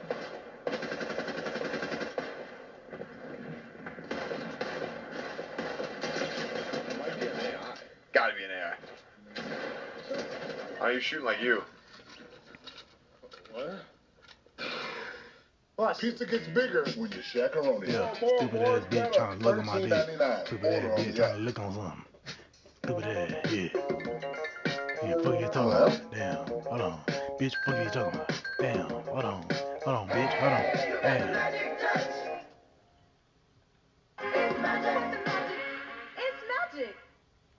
That progress, what's his strategy? Yeah, he's gonna be questionable for tomorrow. Got some good work in yesterday. Got some live work in today. It looks good. We just got to make sure we see how he feels from the work today. See how he responds to it, as body responds to it. But he'll be listed as questionable for tomorrow. Did he get a full practice in today? Yeah. Okay. Yep. Okay. How nice is that? It's been a minute since he did. Yeah, it's great to see him doing his thing in his son's uniform, and soon fans will get a chance to see that as well. Curious with Devin, what did he do today? Nothing. Nothing. Just some light shooting at the end of practice. He'll be out tomorrow. Yeah. Curious when you're just looking at a guy that wants to play, is always itching to play, but then you got to explain to him that this is a marathon, not a sprint. How are those conversations? Just like you said, it's a marathon, not a sprint, and he's got a good feel. Like he wants to be in there, but you can tell when something's not quite right, and is not going to do something that's going to compromise a bigger chunk of games to just play in one. So we do got to understand that. I ain't gonna fuck him. Fuck out here, boy. These guys missing and what it's meant to the offense. Talk about the impact of defense, because I feel like you haven't been able to see your defense either. Right, and all those guys are good defenders. They're going to fit great in our system, and they're also going to help us set our defense by putting the ball in the basket. The other team taking the ball out, the best way to get your defense set. But they're all highly intelligent and really good defensive players. So it's going to help us on both sides. Coach, when you just look at even the practice here, getting ready for that, this time off, this break between the 36 hours. Talking about before. Yeah, that was tough. How big is it to have a couple days between a game when you're going through that time? Yeah, it's good in every way, right? You get caught up on a tough travel situation with the Philly-Detroit schedule. I think our guys were all a little fatigued after that. So you get to recharge your batteries a little bit. But then anytime you have a practice day, where you can stop action, teach, correct, implement new things to your system, those are highly productive days if you take advantage of them. And we had a great practice today. I was going to say, Devin Booker talked about just these cross-country road trips and kind of helping with that team bonding, yes. that chemistry. What have you maybe seen from that? Did you guys do anything yesterday? Yeah, I personally visited my daughter at Wisconsin, so I'm not sure what the guys did, but I'm sure they did a lot together, and got another night tonight. Hopefully we'll get some dinners, but all that time together in the hotel on the planes, is really good for team bonding. getting back to Brad, you know, the back we talked about it being tricky. Are there boxes that have to be checked for him, and particularly with that kind of? Yeah, you know, I leave that up to the medical team. Okay. You know, I'm sure they've got, you know, charts and lists that I don't really dive too detailed into. Right. Just tell me when he's getting closer to his availability, and then, you know, evaluating what he looks like in live work and how close he is. But they have all those standards. If someone would have told you you guys would be at this point right now, Bradley having not played, Brooklyn only playing 2 games, would you be happy where you guys are right now or not? 7-0. That's what I would like to be, even with those guys out. Okay. You know, we lost 2 home games. You know, it's games that I feel like we should take care of our business and win those games. Wait, 9-9 is insane. We lost the fourth quarter in LA. You know, that was difficult, and you know, I feel like if we played better and harder in the Philly game, I feel like we could have won that game as well. So, you know, our expectation is going to be to win games when guys are out. You know, and we're not going to back away from that. Was that a nice reminder, even though you got a veteran group, that, you know, in the locker room afterwards against Detroit, you said, you know, if we focus and play hard, we can win. Was it kind of a nice reminder for them? Like, yeah, it really is about mindset. And it doesn't matter who you're playing. Like, I love first this of all, you're playing a lesser this team, right and they play harder than you. They're going to beat you. You know what I mean? Especially early in the season where every team has hope, every team has belief in what they can be. You know, the effort piece is something that's got to be done at a high level. And, you know, I thought we played harder against Detroit than we did in Philly for whatever reason. You know what I mean? And, you know, you can say there's a lot of coaches will say you can't coach effort. But there's pointed ways, you know, like pointing out, you know, you're running the floor, you're crashing the boards, your loose ball plays, your box out battles, your one-on-one competition. Like there are ways where you can coach guys, you know, to give greater effort than they're giving, and we're doing that. That's all I got. Thanks, Coach. Thanks, Coach. We're doing better. We're doing better. You ever been in a boxing ring? Ever been? No, I got hit like this back in the 6th grade with my jaw, so I'm kind of used to it a little bit. Oh, good. What with that? What are you doing right now, or just maybe the next steps of protecting it? Eating soft foods right now. I tried to eat a steak last night, it didn't go too good. Really? Yeah. But hold on, Katie. Might be a little bit too good. I'll be okay. Yeah. Was it Hold on, Kevin. Even though you are 99 overall. At first, yeah, a little bit. No fracture though. I'll get an MRI when we get that's back. Cool. Right. So see what's going on with it. But back down Punisher. Stars like No, I ain't seen stars. Not really. Just a little offline right now. Right. Dream shake. Okay. And what? Anything for the upcoming games to make sure you? Let's take off. I'll be playing with a mask on. So I've had that on. I played 3 years in college with a mask on, so I'm used to it. Yeah, so I'm used to it. So get a new look. I'm kind of excited to put it back on, actually. That's why I told my mom, so I'm excited to wear the mask again. Oh, nice. Yeah, do you feel like you take on maybe a little different personality? I feel like a little superhero. I call myself Sub-Zero in college, so. Sub-Zero? In college, yeah. Okay. Oh my God, dude. Like, what's your superhero name? Yeah, Sub-Zero, right in the mask on. Okay. I like that. You said you're kind of used to it. Is there slippery off any ball. transition when you do first put it on and kind of Space Creator. just getting adjusted? I had it on for 3 years straight in college. I'll say so. It was everyday. It was an everyday thing. Yeah. Volume shooter, so definitely go. Okay with it on. Now what? Ankle breaker. What prompted the mask there? Did you get hit in the nose, or was it the jaw? Oh no, in college my nose. Your nose. Yeah, got hit twice, broke my nose twice. So, okay. Yeah, was playing hard.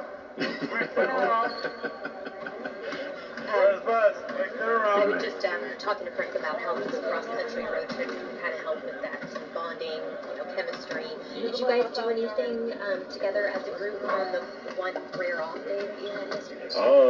Actually, no. We kind of just, everybody kind of did their own things. I know some guys went to dinner with each other. So, but I mean, our team bond is pretty good off the court. Everybody's real close. Everybody's connected. So I think we're good in that area. I think everybody likes each other. So.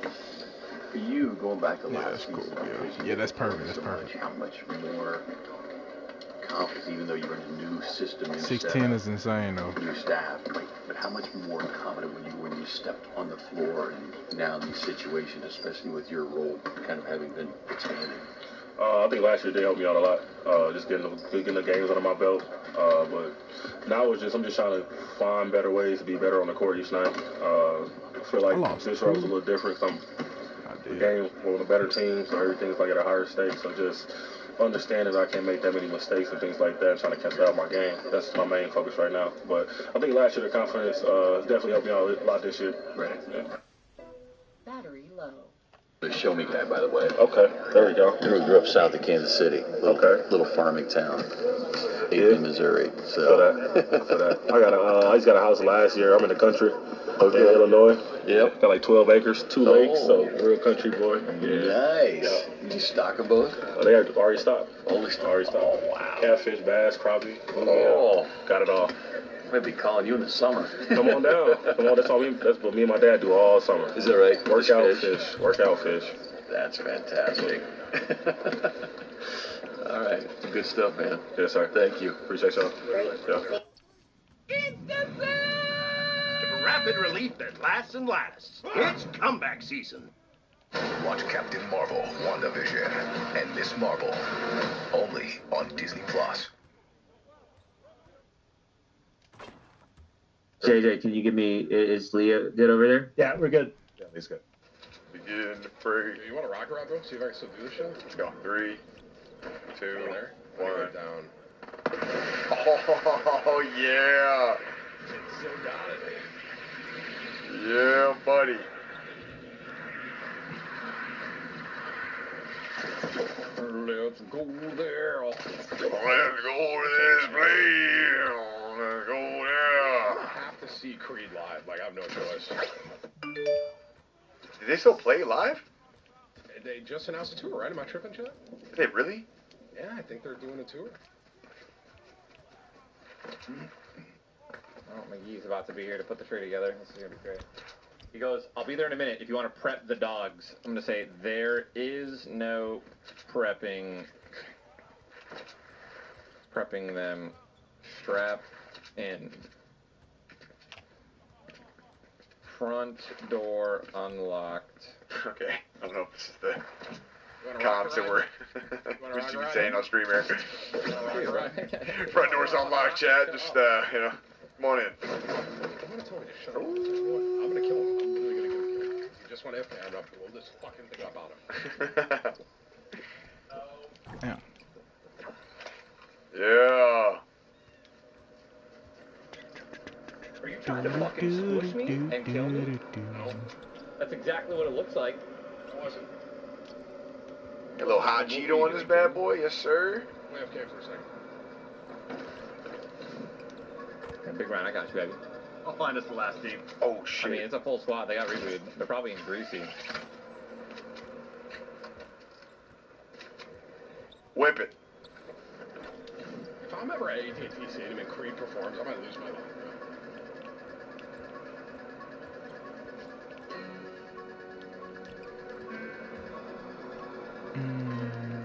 I want you guys to know that it is a 2v4, hardcore, and we are completely separated. Gotta keep them separated. Perfect. Just how we want it.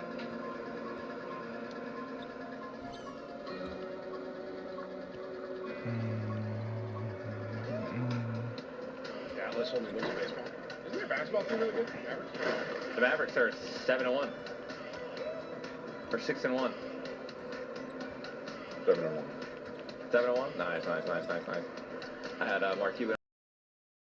So, we just talked about it and try to shoot it, so we did it. Wait, 6-1. You're right. Oh, man. Oh, here there. Full team right here. Right to left on me. The AI? No, they are not. Alright. You guys want to pick me up, room? I'm dead. I RPG them all. Please, no. Do not let them thirsty. Nice boogie. You stun. Nice. Sounds like I knocked right here behind this right here. Right behind the tree. Stun. Nice. That's all right, boys. I'm a little different. What about those boogies now, Doc? I'm a little different. That was a great stun. Doc goes, I hate Fortnite. I'm gonna let everybody in there think that Doc triple boogied and did all that. It's cool. It's cool. Oh. We know in here The boogie bomb. how it really happened and who really just had sex. Two chicks pregnant. Not many will be able to guess that reference, but right here. In fact, I'm actually confident that no one will be able to guess that reference. You saw the juice. You know what it was. I'm not even gonna try to guess. Yeah, thank you for the sub, man. Chief, thank you for the sub. Perspective. Thank you. I'm thinking. You won't. I promise. You'll never guess it. I did it. Oh, there's one. Someone got it on my YouTube chat. Office Space. Nah. You want to tell you? Great movie though, Doc. Great movie. What is it? Stealing Harvard. What is it? With Stealing Harvard with Tom Green. Oh. I don't know if I've seen that. I want to be Kyle, man. I Is this that a guy movie? named Kyle. He got 2 chicks pregnant at summer camp, man. 2 chicks pregnant. I do not remember this movie. Kyle, dude, it's one of the funniest movies of all time. Bro, I'm telling you, man, you gotta watch it. You gotta watch it. Tom Green owns a Harvard is landscaping elite. company. He owns a landscaping company called Landscape Escape. Oh man. You want to shut off, m'lady? You want to shut it off for me? You guys, All right, let's get this last workout in here. pretty much. You know, I'm still thinking of our gaming we did on that one.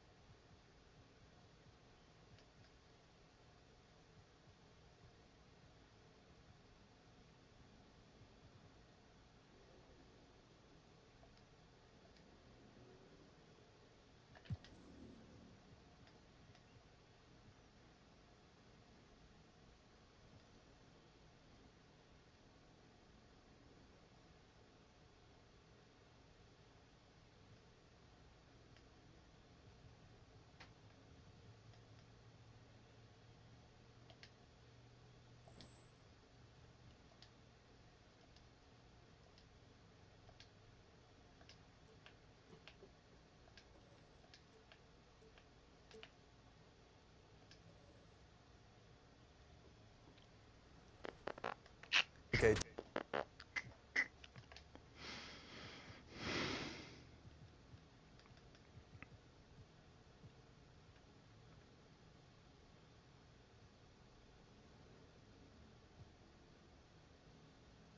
You can guard him.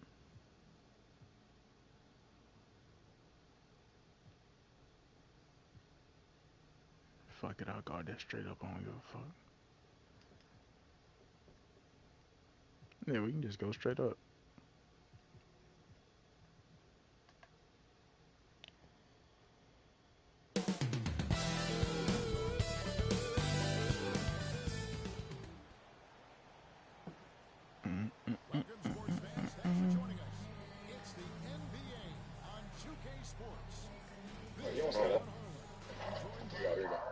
chug.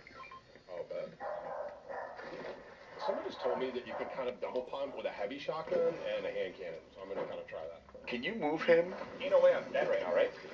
Yeah, yo, Ninja, those dogs are so loud right now. I can't Yeah, even I know, think. bro. I don't know what to tell you, bro. You know, like, we got a stranger coming over, dude. I know. Stranger Just, danger. I love your dogs. Just mute the fucking mic until the guy puts the goddamn tree up. That's toxic, bro. Can you guys get me up now? I just said I love you. I'll get you up. And then you res me? Yeah. Where's this chest? Let me hit this really quick. I'm kind of greedy. Trigger, I don't know. Right above you. What the fuck? If that's me, I'm disciplining that dog.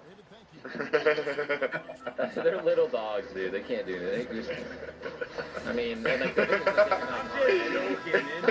know. I'm just letting you guys know. Jess has been gone all day when Jess isn't home, and it's just me, and I'm gaming, and I'm not paying attention. Nah, but not for nothing. Why is it always the small ones that don't know how to fucking Is there someone behave? back up there, bro? Truly. Every little dog I've ever met just does not know how to not bark. Is that a thing? Like an actual thing? What? Like, is there a behaved small dog? Yeah, I mean, really? Chance is pretty well behaved, dude. I've had one small. The only dog that's tried to bite me is one small dog. Really? Yeah, dude. Little ones can be fucking mean, man. They can be mean. Like cocky and shit. You're not gonna hit that. I'm gonna drop that just for you. You're so greedy, Tyler. Like, let me get the kill. Kill You know check, what I mean, bitch. Kill check. All right. Who just rezzed you, you rat? Oh yeah, my bad. Thank you for the res. Ninja, are they the same kind? Same dog? We have 2 Yorkies, and then the one that you're hearing is Cloud, bro. He's the one that we rescued during COVID, and he didn't see another human being for 2 years. So. No, I'm saying, are they the same type of dog? No, 2 of them are chocolate party Yorkies, and the other one is it's a hybrid. Okay. Or a mutt, if you will. A hybrid? What is it, like a Prius? I mean, hybrid. Well, I mean, yeah, that's what I mean for when you guys to carry. Why are you yelling at me right now? There he is, dude. Ninja. What's up, man? Eat that, and then we're out. Get that, and then we're out. I got a rift, yeah. On me. I have the shot. I'm holding it. Come here, Doc. We're gonna rip.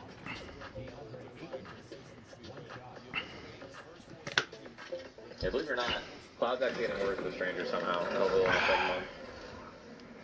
Oh, let's go. Let's go Pleasant, bro. Pleasant? Fuck, Katie. Yeah, that's Salty's usually more popping. Yeah, me too, but there hasn't been shit. They're right here. Whole team. In Loot Lake. They crossing? Yeah, there's one in the. They're all on this island right here. Oh, I'm just dropping in right here then. Like, they're trying to cross water right now, bro. I don't know if they know. Bring that shit. A shot, Doc. I'll take that kill really quick. Don't mind. Here's another one for you. These guys are AI. They're AI, by the way. So you guys know. Hit some good shots. I don't think they are AI. Actually, yeah, Tim's killed all. They're There's definitely how AI. Timmy gets all his kills, man. I need this cabbage, bro. My cabbage. Don't touch it.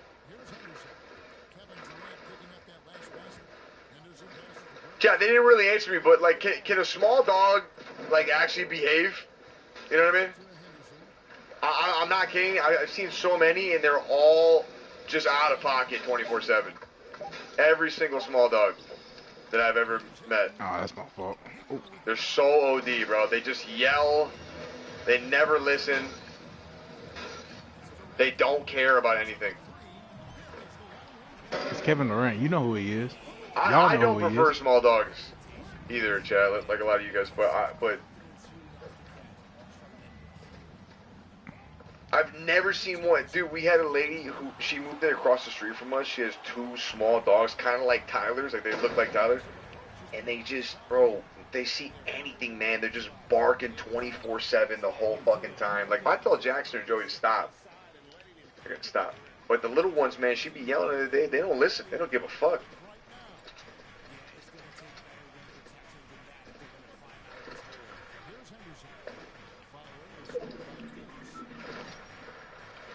I've met some calm pugs. I just must be unlucky, man. French bulldog, Oh, wrong pugs, person. What the hell? Yorkies.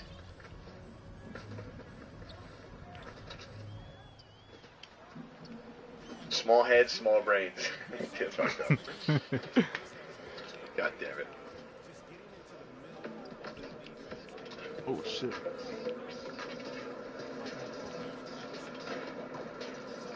Salty? Maybe we go salty and look, no? They're always salty. Pick me up.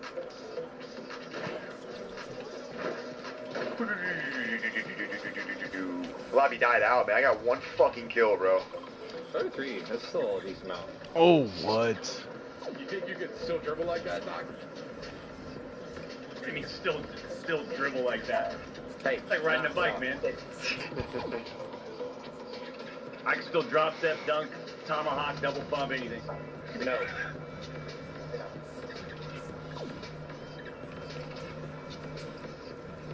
You want to hit that perma rift, or do you want me to drive it? 3 flying over us right now. They're gonna dive on us. They're diving on us. Maybe we hit rift, no? Yeah. Keep going.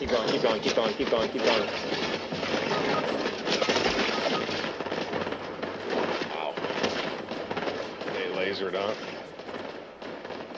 Look at these guys in the bush right next to us. Tim, you Why did I? Oh my god, you're a genius, Tim. Oh, he lived.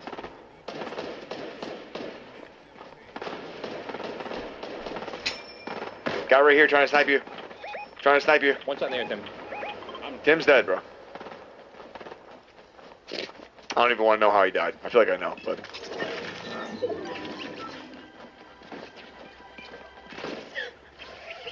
Full shield, huh? Nice.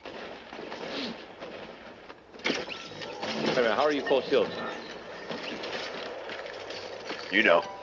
You know what happened. Tim. You know what he did, bro. I got loot on me. Land on me. You know what he did. Neon, thank you for the sub, man. Vata, welcome to the green team. I appreciate you, man. Dewey, thank you. I appreciate that. Damn. Button. Wait. And high. That's a friendly. Don't worry. I'm going to get my buddy. Lock in, guys. Let's lock it in. Got him up. If you can, drop that shotty for me. Uh-oh. Wow, the reaction speed's... I can't lie, I hit the stage because my hand was fully off.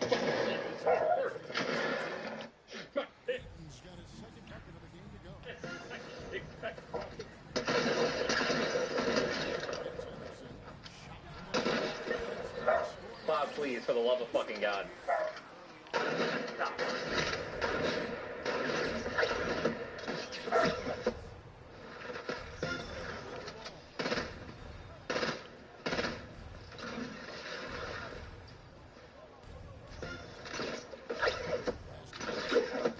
I couldn't get through, bro.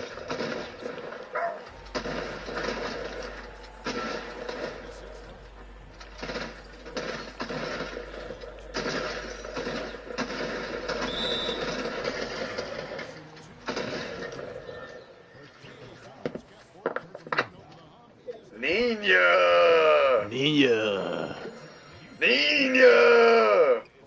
Come on, baby. All right. I see you.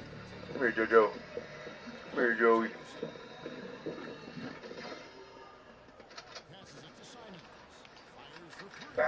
Oh my God. A little 10-piece chicken nugget. Cloud, please. Cloud! Stop it! You need small little treats, man. Say no, and then when he doesn't bark, good boy. Give him a little. Oh God, there's 3. 30 AR.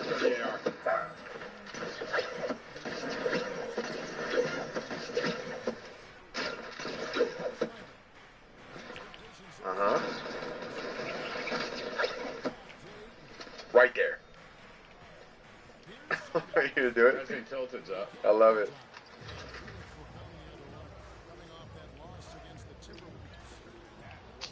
On the low right tree, you saw his head. You probably cleaned this. That was bad.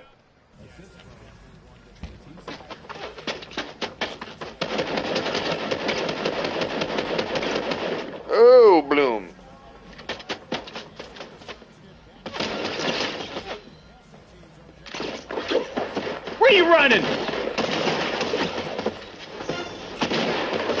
Ah, man, I should have just fucking got out. Damn, he had 2 HP. Fuck. Yeah. You good. The dog's finally calmed down, though. I think we're good. I mean, Cloud's Gentlemen, I'm literally gonna call it locked right in there. my room. You're gonna call it? Call it right there.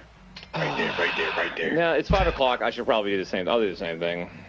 All Been live for right, 10 gentlemen. hours. Oh, yeah, good game, man. GG's. It was fun. GG's. It was fun. Good to see you, Nick. Good to see you, buddy. Good to see you. Well, Doc, you're not on, right? Are you playing tomorrow, Nick? I'm on tomorrow. Because they're doing the new map tomorrow. I'm on tomorrow. I'm playing this till like 4 or 5 p.m. and then scrims. So if you want to hop on early, I'll be here. Bo show. Yeah, I'll be on. I want to. Which map is it? Doc, you playing tomorrow? Or are you out? I'm out. I'm on Friday. Okay. Hey, gang. We'll see you guys. GG's. Appreciate it. All right, Timmy. You out? I think Tim's out too. And then there was one little old me. Like I'm not done playing this game yet. I can't believe I'm saying that, but I'm kind of, I don't know. I'm surprised by all this stuff. I'm surprised I'm having fun playing this game. I'm surprised I'm having fun playing with Blevins. I'm surprised. It was damn near 8 hours on this fucking game today. KP's playing? Ooh. Oh, I would love that, bro. Where's my guy at, man? Hold on. I do want to play some Apex tonight, though, truly. We got to do that. PK is playing OG Fortnite Squad Challenges. There's this place, bro. Mongrel. You good? Yeah. He's playing with Mongrel. It's amazing. Honestly, this ASMR I'm getting for Mongrel right now is crazy. Mongrel clicks Legion? Nah. I'm a recruit right now. Guys, we're landing like hella late on Tilted, by the way. And there's 100 people here. You don't need to do all that. Relax, alright? You're gonna be turned on. I'm not gonna hear you. I'm just trying to that was Mongrel in our ear just now for like 48 seconds. Oh, why's my shit so big? Ah, my fault. I got a pump AR and a grappler, bro. I'm about to go coach. You wanna go to the right, but Yeah, across from us? I knocked one already. I Okay. Okay, Chad, tell me if he says yes, and then if he does, we'll play. And if he doesn't, I'm in squads right now? Wait, is this actually squads?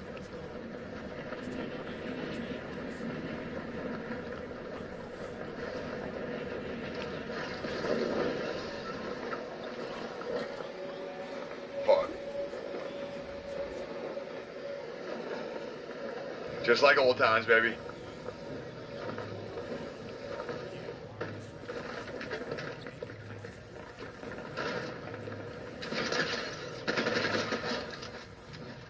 He was doing the same thing, huh? Fuck.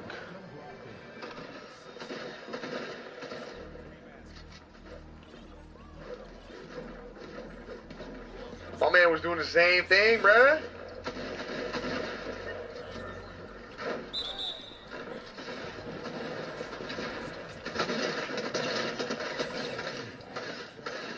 Ah! Fuck!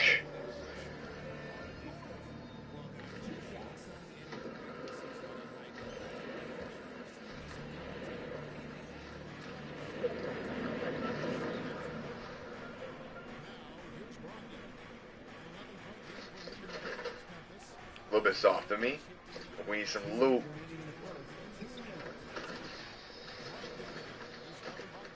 You got your eyes in your ears in your mouth. Chad just hopped on him. He hopped on for Apex? I do love me some G money. Alright, we got options right now, bro. We got options. Guys, I need heals though, man. I'm fucking What?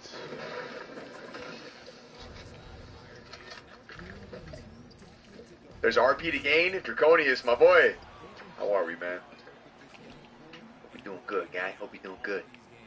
Morg, thank you for the sub, man. King Fig, I see you, bro. Chat, thanks for the love, man. Pushing that 10K on the subs, man. I love it. We hit 100,000 followers today on Kick. The first week of streaming. That's not bad. Not bad at all, man. It's a big change. A lot of new shit. It's good to see everybody over here, man. See if Nashot trying to play. Motherfucker's got M-Fam in his name too? Damn. They come in all shapes and sizes over here, huh? Goddamn. They come in all shapes and sizes, man. What it look like though?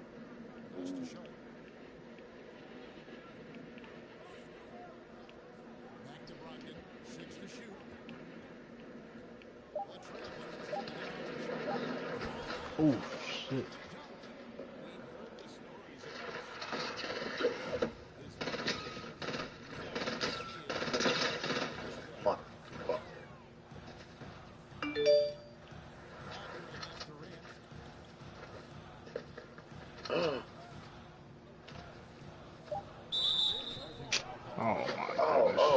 Oh, shit.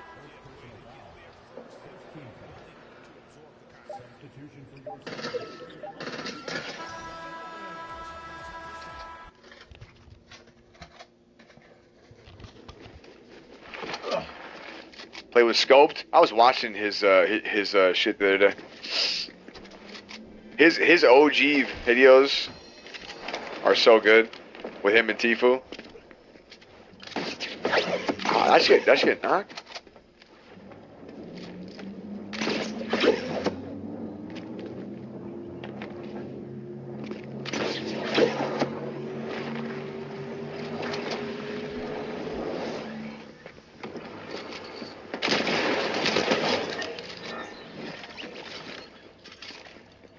I got laid out right there.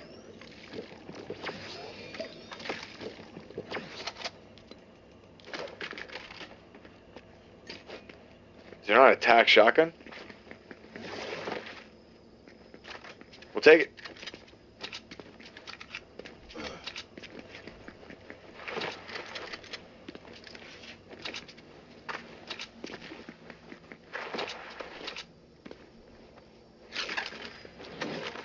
What happened to the fish, man?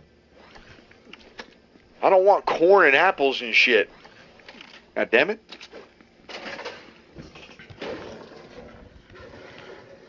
There's no place for them to swim. It's OG, bro. That's true. The fish weren't in it, huh? Yeah.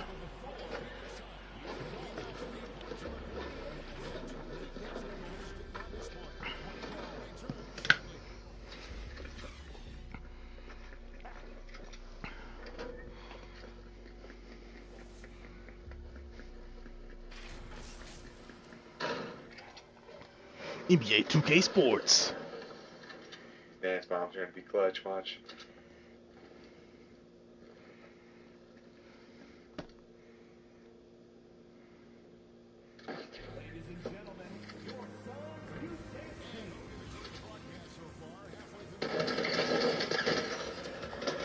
Bitch. Like, Nick, are you ever gonna lose your theme? Now. We use him as bait.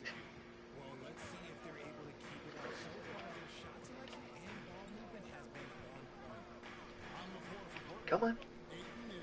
You can do it. Come on, little buddy. Your friend's bleeding out.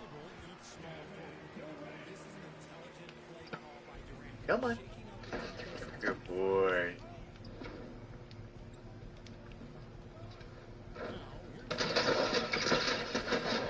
I mean, I'm there. I mean, there's nothing more I can do. You know what I'm saying?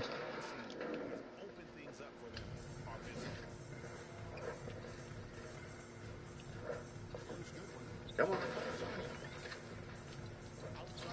Oh.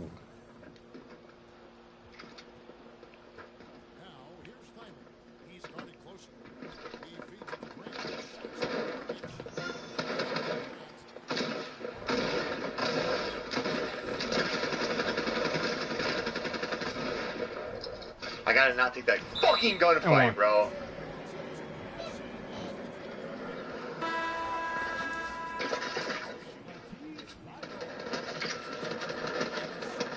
Yeah, GG.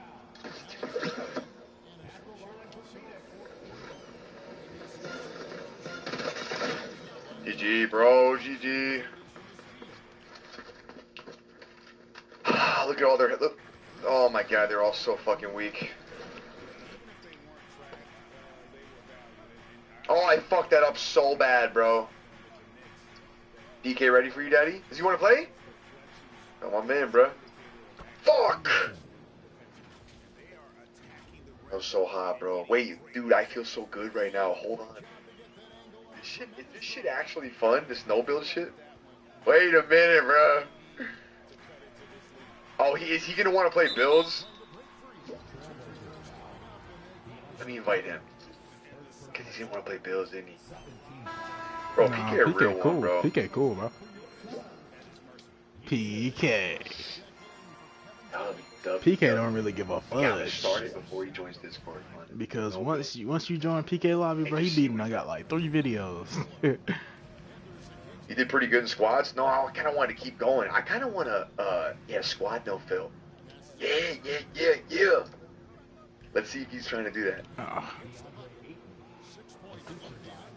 course, it doesn't go towards the rim. Squad no fill, bro.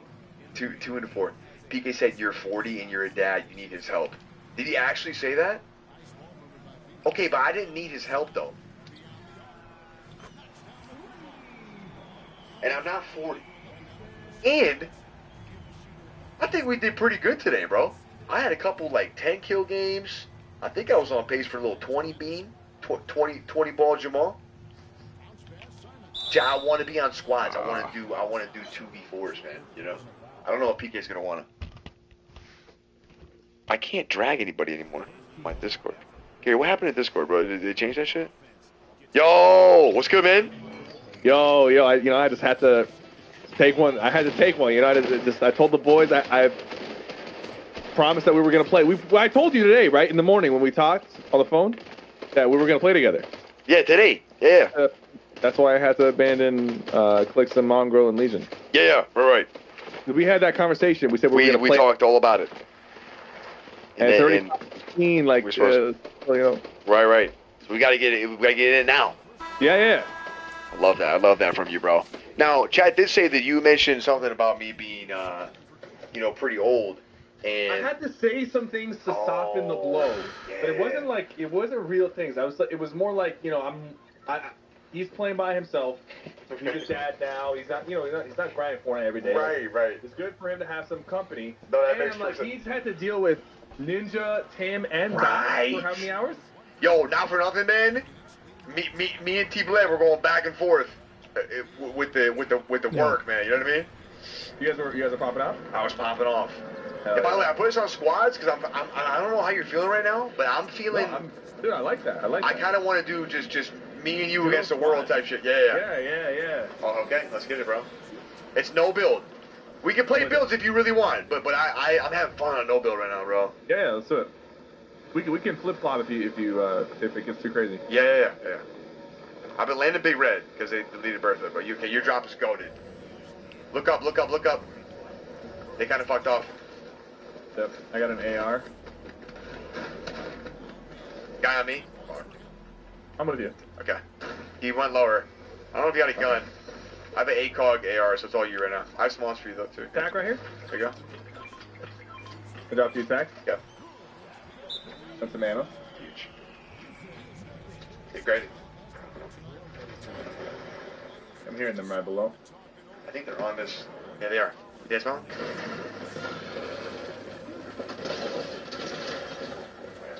Above, right? I think so. Push. Put it on real quick.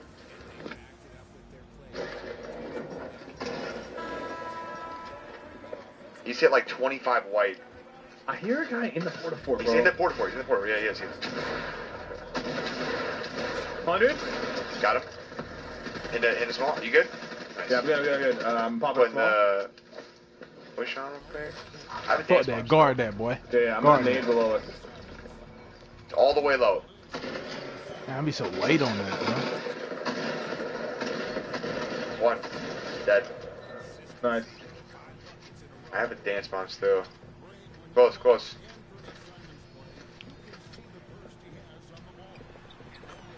Dance, dance. Right, 3. Nice. Dead. More, somewhere. He's grappling up to this guy. Oh, he pulled that. Smart nades. Watch out, watch out. We should get back up a little bit. I don't We have got a guys way from to... behind us. Okay. Knock one. Nice. On top of brick. Did you get this full kill? No, I don't. I hear someone. I did too. Crawling above us. He's above us. He's above us. Okay, coming up. I could have shot that. I said N1. What? Waiting for you. 16, 20. Nice, nice, nice. He's got loot too. Need AR or you good? No, I got AR. No, we're eating Finished for you? We are eating already. Too close. Yeah. Wait. Yeah, right here, right up here, right up here. I got forward up. I got sent up real quick, yeah.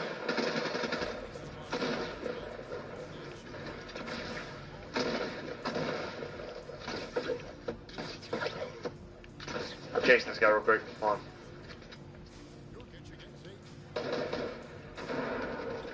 Under on this guy in front of me. Okay, looking for you. Got him. Beautiful. Damn. Let's go. Let's go. Yeah. Oh, I love that. I miss this. More smalls. You need? Yeah. No, I'm holding one. Yeah.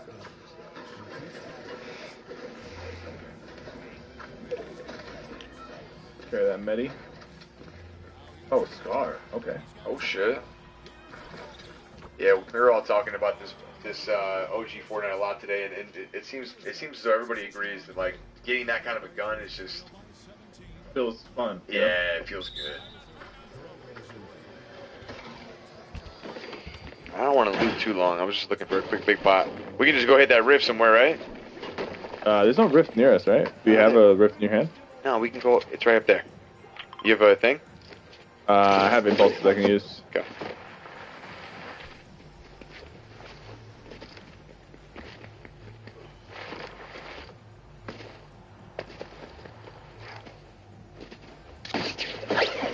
Oh, that one. I'm gonna wait on you. Team here. We don't even need to hit it yet, I don't think. Yeah, yep. Pulling up with you. I got one more impulse to use. Oh, he fucking took the zip. I mean, we could chase. Are there? Oh, there's more up there. Is there a grappler up there? Yeah, right here. Right. Nice. That's what I needed. Another one too. They both just took the zip. Yeah, I think we do it, bro. Kind of crazy, bro. I'll probably snipe this guy, bro. Oh my god, bro, he's on the zip. 100? I don't think he's real.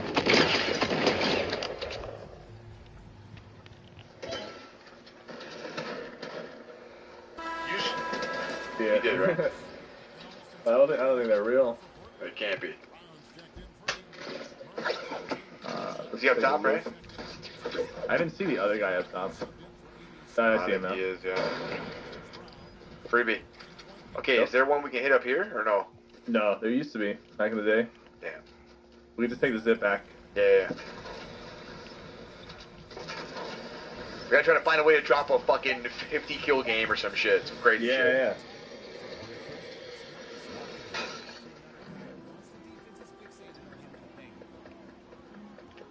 My inventory's hilarious, bro. It's just two grapplers, a shotgun, and an AR.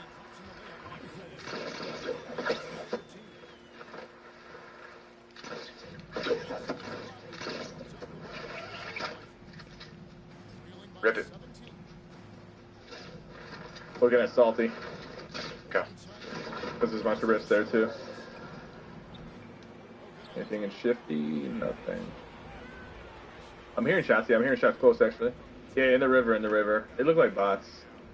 Okay, you kill it. It's... Yeah, they're bots.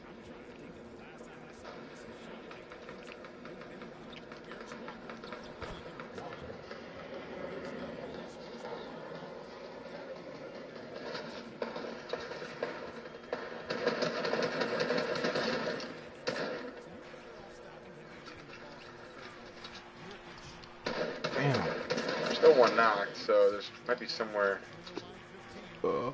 by you, maybe? I don't know. Is he in the bush? Nope. Shots up here by me, too. Yep, coming.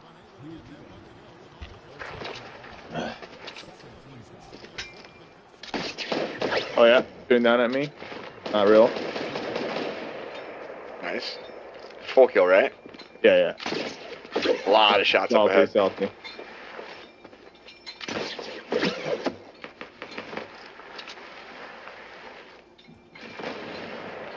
Black Knight.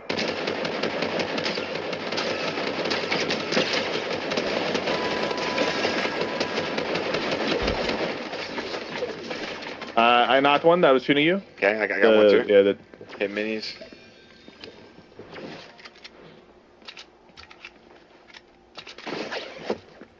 Got footsteps in front of me. No. You get a shot in the back? I got hit hard. Wait, what time does On the left. Nades? Oh. They're walking up. They're on the left and the right. Careful. I'm gonna grapple above them. Oh, they play at 6. I can watch that for a good hour, bro. I ain't gonna lie. Spider-Man knock.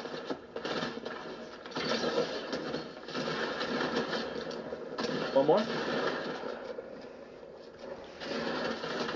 Bro, he just violated chug jug for you. I mean, like it, like blew him up.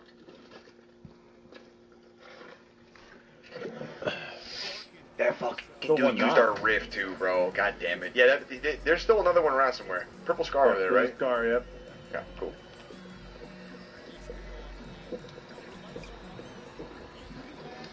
Oh, nice. You got a big pot too. Yep.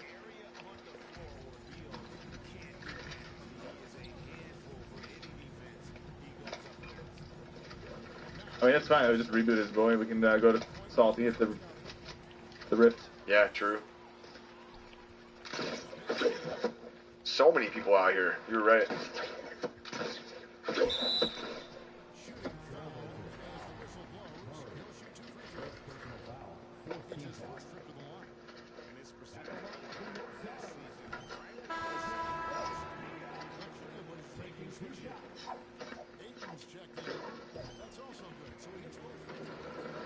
Oh, they just hit a rift. Probably got his teammates' cards and rifted. We should let him. I'm gonna let him, yeah. He's above us. That's you. All right. Yeah. Let's hit this rift over here. The one on the bottom. Yep.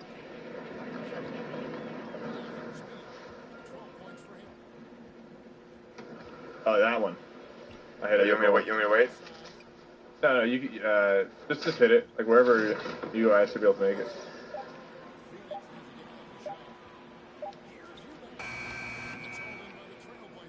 What the fuck was that? Loot Lake right there. Hit the zip. I see 3 people hitting it. Yeah. Oh, they look like potatoes. Oh. Yeah, I think they're bots. Bots are holding hands for some reason this season. Oh my god, they look like potatoes.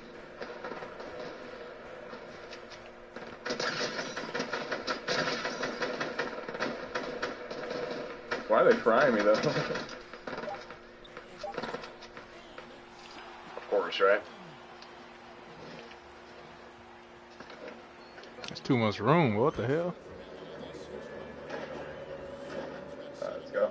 Fuck you all the way back there for?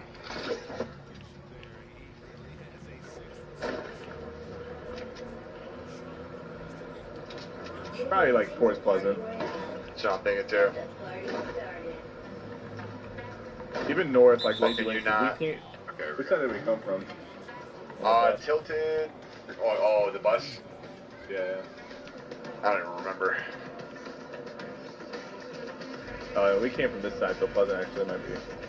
We came from like over Snobby. Yeah, it just has to be Pleasant at this point. Either Pleasant or all the way north.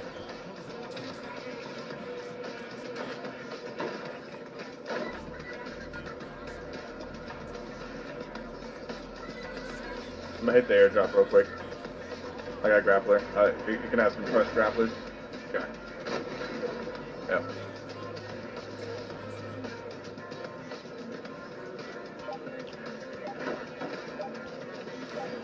Ah. Yeah, there were definitely people that landed here. I didn't see anything. I'm just driving around. Yep. Probably up in like Hazy Inks or something. Yeah. Yeah, but a full team coming at me in a car. I'm gonna bring them towards you. Bradley, a strong first half. See the car? And the team. Yeah, I see the car. They're driving to the right. Really were ready to play. Was that something Coach emphasized? Oh, 97. 100. We gotta blow up that car, bro. They're so fried. They're so fried. Whoa. What the hell? In the second half. Thanks for your time. Popping a truck. Back to you, Kevin. They all hopped out. I'm moving. Two of them hit a rift. Get ready to fry. Yeah, I'm dead. Behind you. Try to get out. They're fighting. Okay. I'm safe, by the way. A little wrap around. Yeah, potentially. I mean, like, what the fuck is Bloom sometimes, you know? Dude, I did not expect them to get the car that far up the hill like that. They're chasing. One's chasing. You can turn into a 1v1. He's above you right now.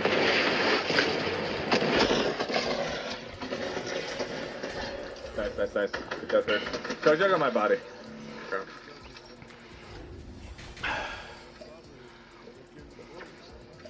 One more is pulling up. You might want to leave. He's pulling up right now. Still just one.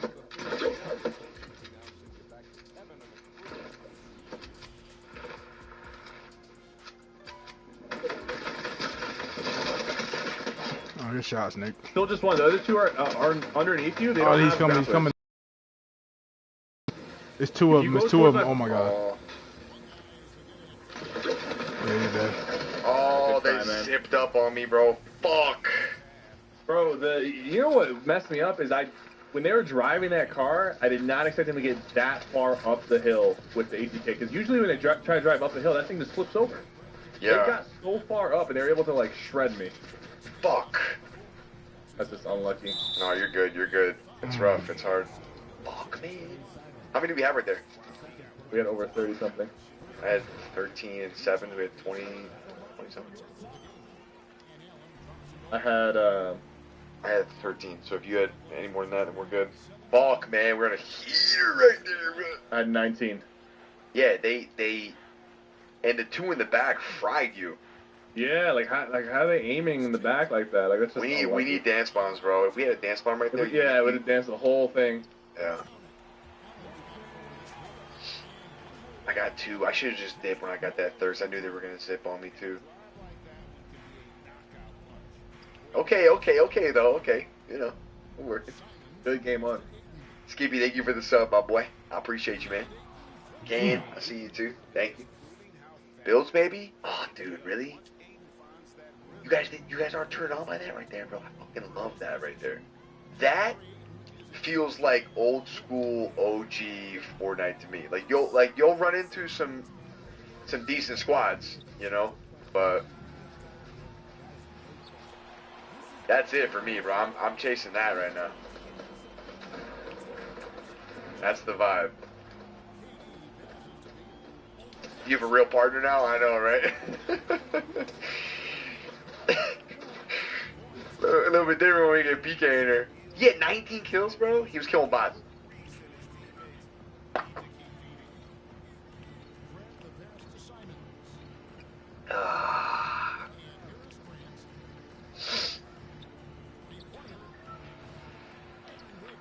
What the? We go again. I hope Tilted's crazy so we can just get like fucking 25 kills there or something. We need Tilted to be like 25 people, you know, something crazy.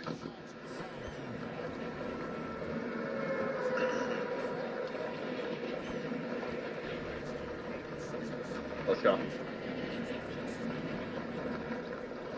Mr. Sushi thanked the bus driver. Nice.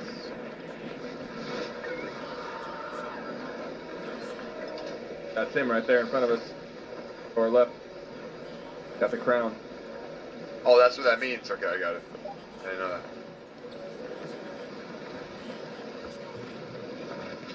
I'm not going up, not going up. Okay.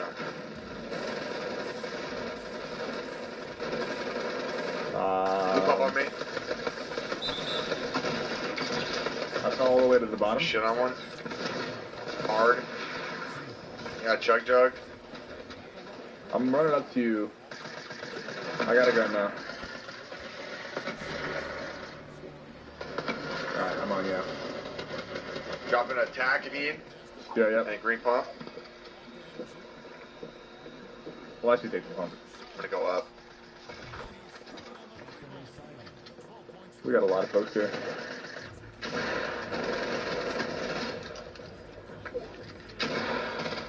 Okay? Yeah, good. Green tack.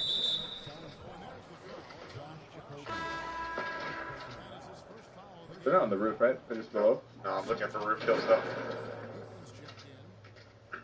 I see one here. Right here, too. Crack one. Underneath us, they're fighting hard. Let's go. It's a push coming up. I need all those heals that just fell with the bottom. Yeah. Can you? Okay. Coming up. Another one. Wow. You got the heavy, just two-tap me. I can't die there. It's my bad. Fuck.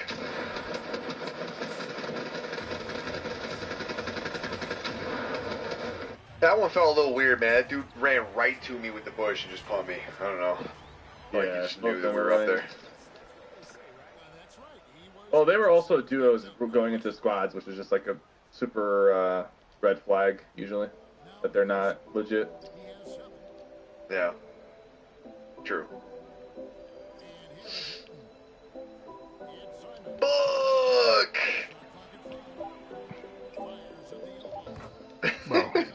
Skip your whole 25 minutes, huh? Nice. You got killed by a guy named I Love Guys. Ah. There it is. There it is. Hey, DJ, I see you, man. Thanks for the words, bruh.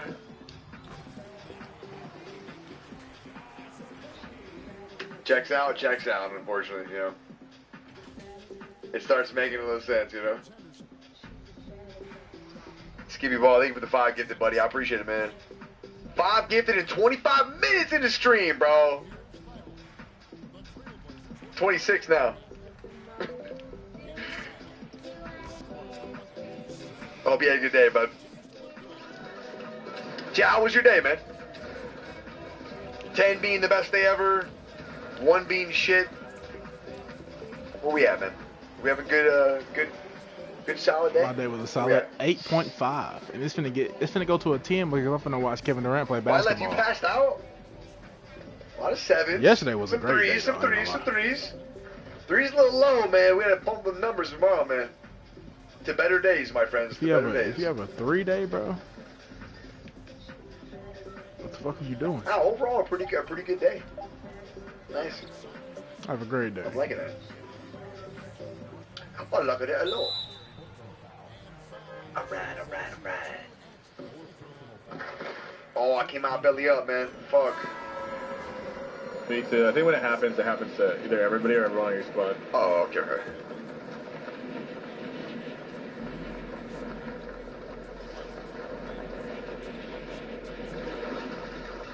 A little low for roof. I got balcony though.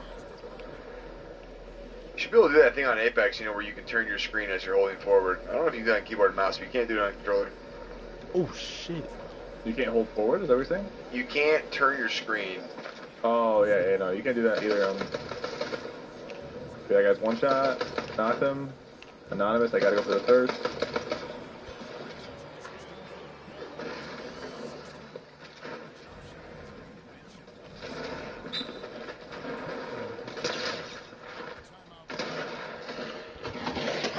Popping a big. Okay. I killed a crack kid. Oh shit. This dude was up here with us, I guess.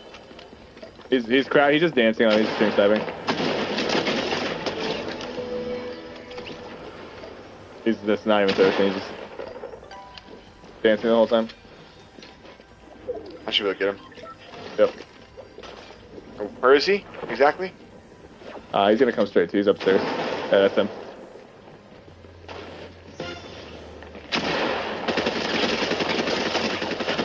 That dance bomb didn't hit, huh? Yeah, I thought it hit. Damn. Dude, this guy's been stream sniping us for a few days now. I think he's kind of slacking.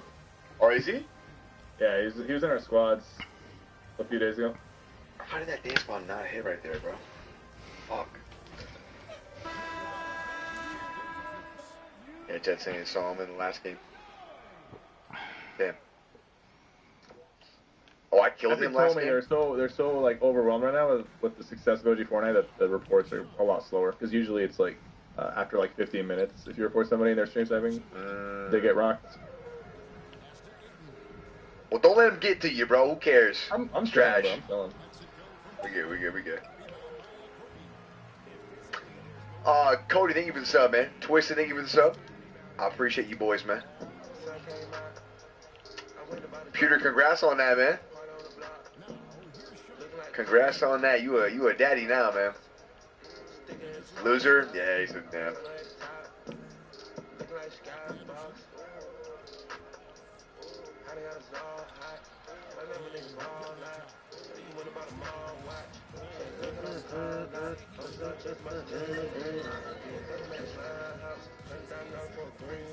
Oh, yeah. Scottish cheese. Aloha, me brother. You excited to play with Aiden? I am, man. I'm surprised we haven't gotten it in yet, man. Aiden's funny, man. Like whenever I'm not hard grinding Apex, he is. It's like, what? But I am excited to play with the guy.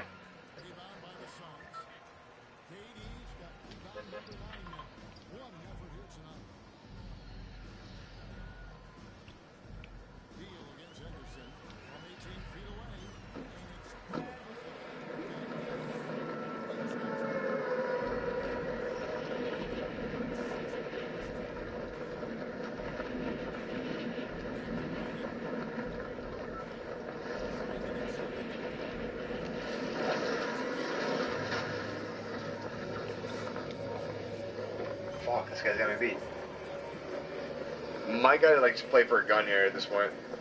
You might have his beat to the gun, actually. Yeah, I got this pistol. Out my wife was pregnant, I figured I would reevaluate my life. I'm with you. Okay. I'm just trying to live here. I got a shotgun. I rocked 2 of them. Another one. Oh my god. I mean, his name is Kevin Durant. Do you know who he is? Just trying to stay alive right now. Y'all know who he is. What the fuck? Bro, what the hell? I got cracked, but I'm coming.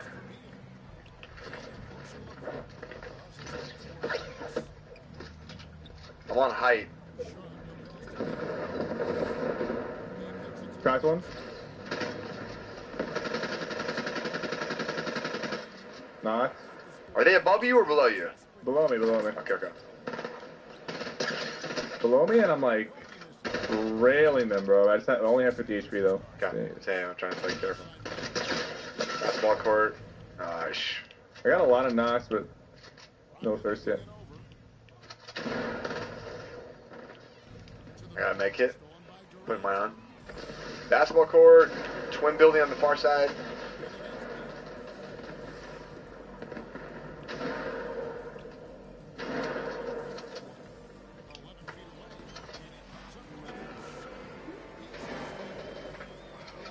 I still have a lot of knocks that I didn't thirst. I'm gonna try to. They're probably resing in the smoke.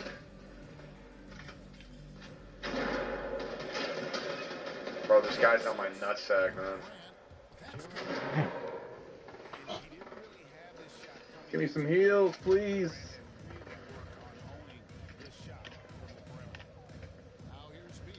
That's a deep one, Brad. Oh. You gotta do what you gotta do, baby. Eyeball. I got a kit.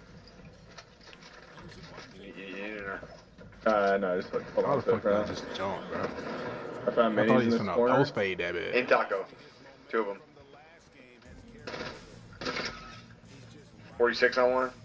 Nice. Coming.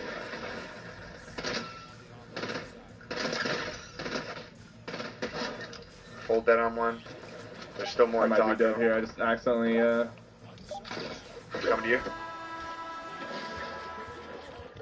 I'm gonna need that make it. Coming to you. I'm on you. Yep. Going right here. I gotta get high. I gotta get high. I gotta get high. Yeah, yeah. Got stuck eating a blueberry while that guy was spraying me.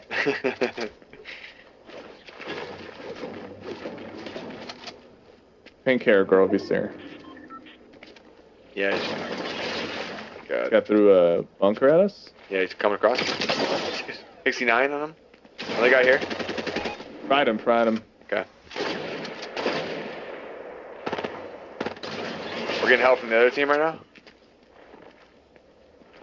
I see him. I'm trying to pull up on this guy. They're in the Bertha building too. I got three in there, and I got a guy weak. Careful, two are leaning out trying to shoot you right here too. Dude, it's really stinky. You want to disengage? Here, hold up. We get up to you first.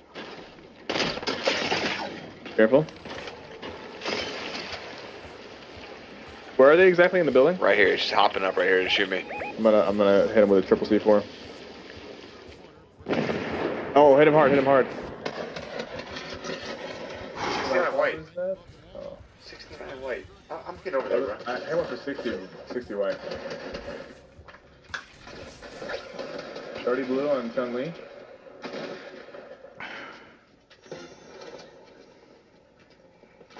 In the staircase.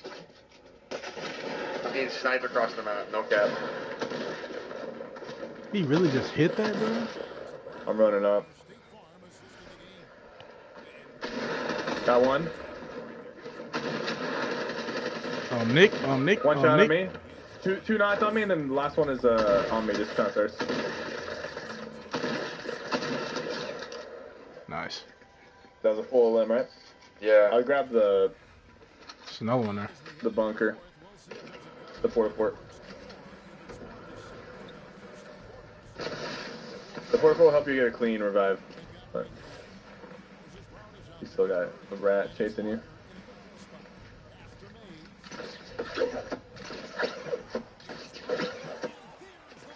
Yo. Oh, fuck off. Careful. You scared me. Yeah, I should have scared you with that one. That was stupid. I'm so dumb.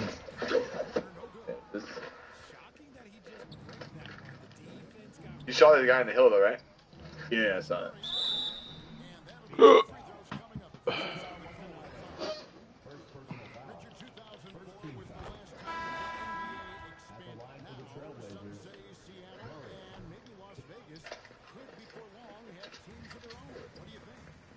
Fuck. Oh, well, there's not going to be any loot here, brother. Damian Lee is definitely injured right now. But fuck it. Of course, dude. What is going on? Oh my god, you gotta be one.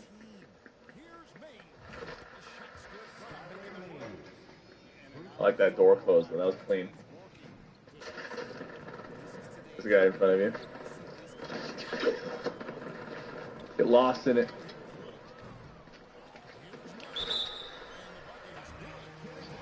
If you don't think that's an N1, I don't know what the fuck it is. Contact campfire, whatever you do, not be standing on top of it when you pop it, or you will die.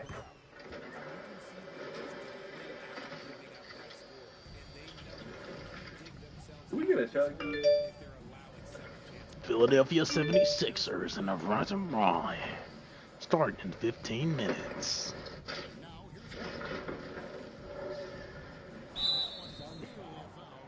Suck it again. I think that's. You'd need a heal. Yeah. I think I'm going to get one. It looks kind of untouched. Yeah, people don't really land shifty. There's a chug. Holy max value chug. It doesn't get better than this. It doesn't get better than this. 1 to 200. That's huge.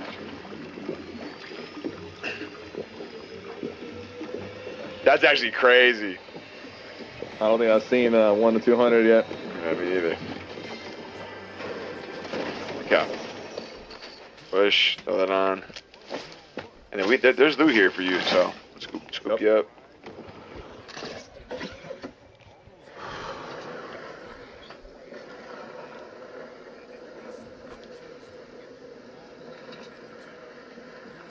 Probably be a stream side, so get ready. Oh yeah. Every game. Can't boogie bomb you while you have a shield. Or a bush. Missed. That hit him.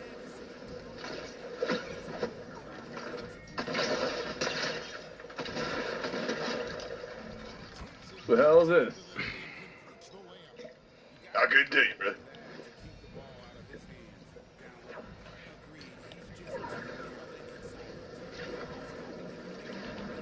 Round 2. Let's see if we get this one off. I didn't know you can't boogie bomb someone that has a thing on it. I remember that though, playing in a tournament with you when you tried to do it to somebody actually in Shifty above where we are right now. Yeah. Whoa. I don't know why I remember that, but I crazy. do. Halving my ammo here. Alright. Grab this grappler. A rift. You know, if you Oh, boogie this bomb grappler. somebody in 0 gold. One of the game's top dunkers is insane. They weren't shooting at me, but they're definitely shooting. Nice. Small pots to the Got right. minis? Can I carry those? Yep. What were you gonna say though? If I boogie bomb someone where? Like if you boogie bomb let's say you boogie bomb someone, you're like weak, you really want to do as much damage as possible.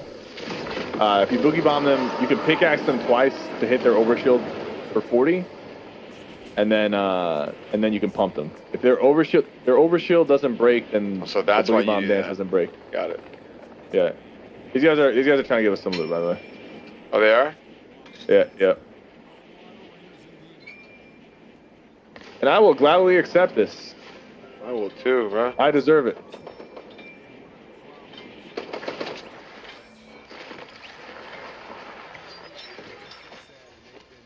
Why the other guy fucking... There's another duo here. It's not them, though.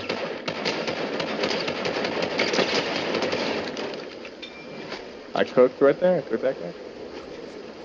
Where's the duo at? They're like on the other side of that red ping. I'm just gonna get above them. Oh, it's a full squad, actually. Let's see if this LMG's any good. Oh, there's the guy. Right there. Hit him for 100. I gotta chase that. 27 white? Knock.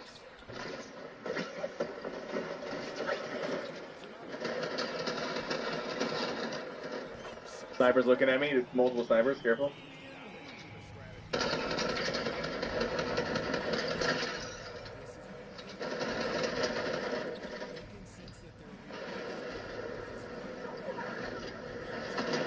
Behind you, behind the tree. Yeah. Let's go, baby. I hate white's bad. Yeah, you do. Oh, there's a mech here right here.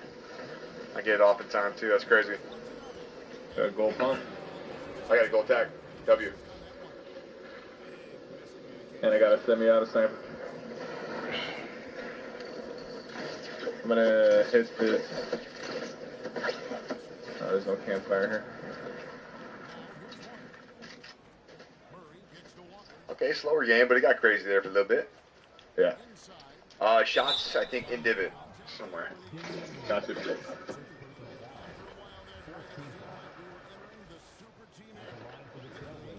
Jojo! No! Joey!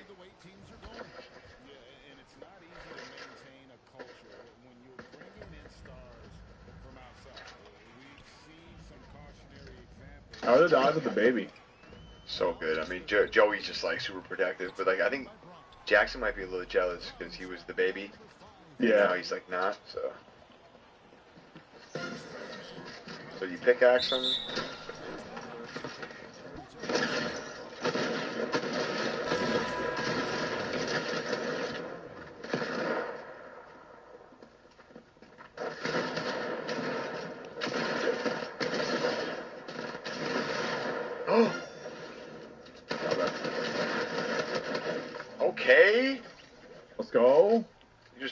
guys, gunfight like were that, real. bro?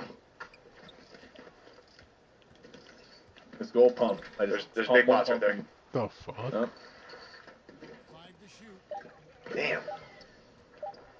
Another max value jug, nearly. You're getting the most out of these. Fucking 5 HP. Alright, someone got rebooted, and then we got...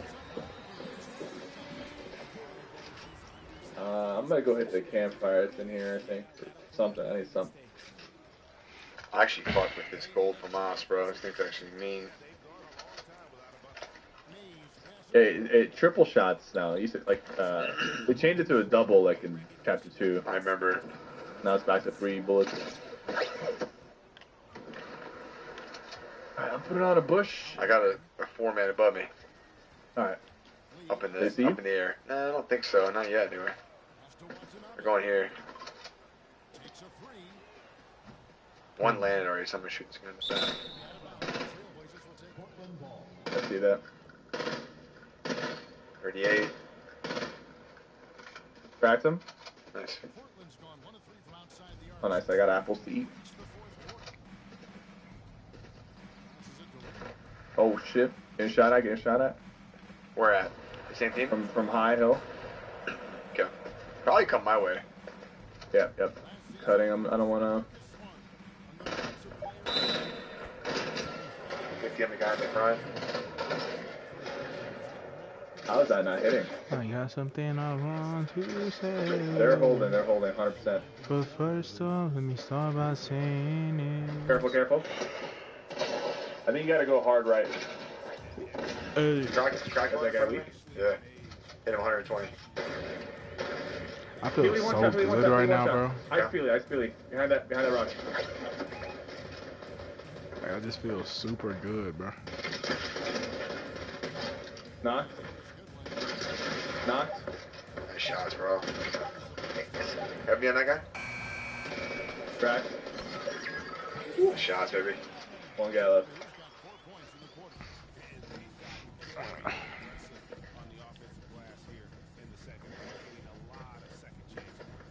There's actually one guy left.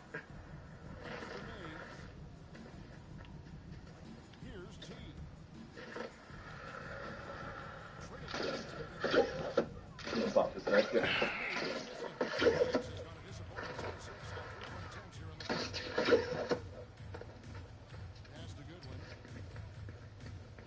Where you at, soldier?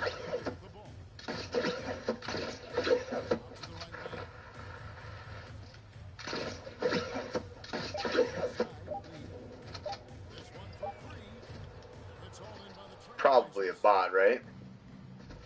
Or remind me, I guess it could be somebody real.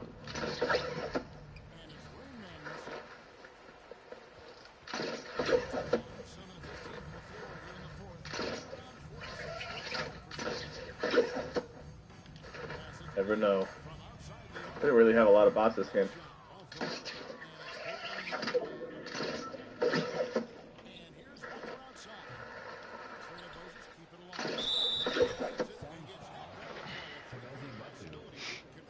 But first off, let me start by saying this. Hey, you stupid as fuck. You think you can take my bitch? Hey.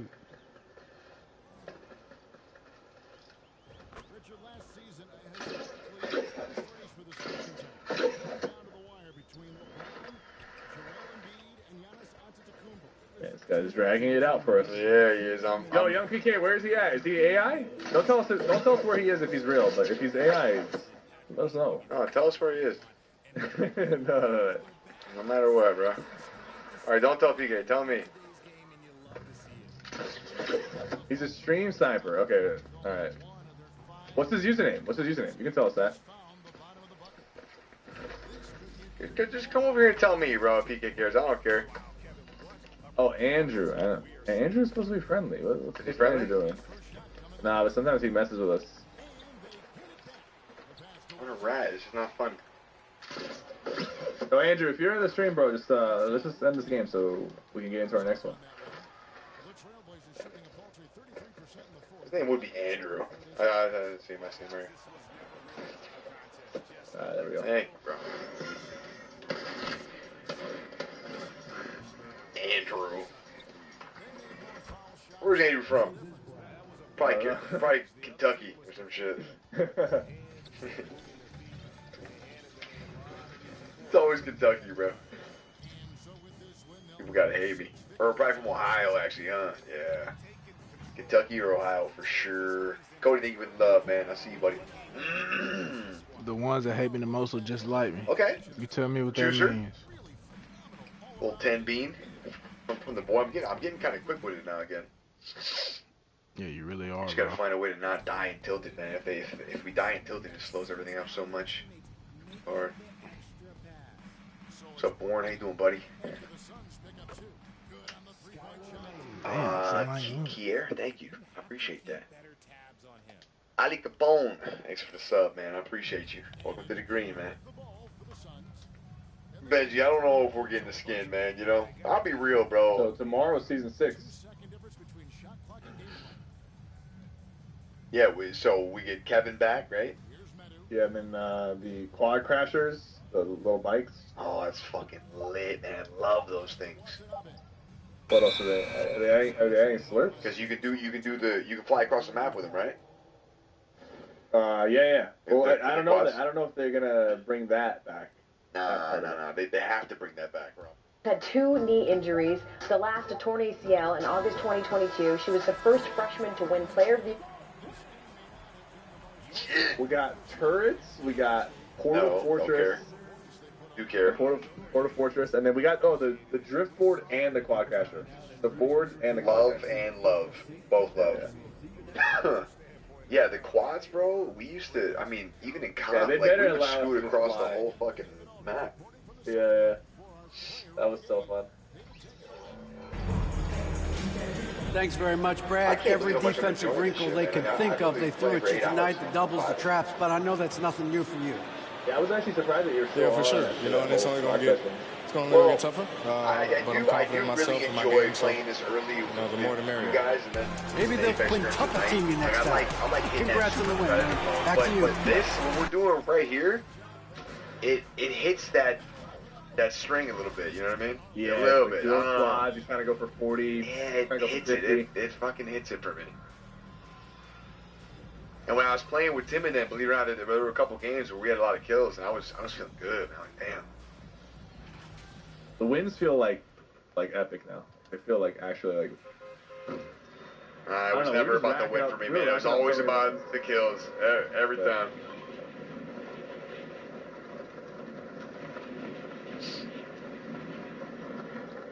Far sooner than that. 30 minutes from now, Spurs, Knicks, Victor Wembanyama, you're looking at him warming up right now. He's about to make his MSG debut. He's had at least 10 points, 5 boards, 1 block in all 7 of his games. That's the longest streak to begin a career since Shaq. Here is Wemby talking about playing at the aforementioned MSG. Yeah, pretty incredible, you know. It's not as big as I expected, but still the vibe is here.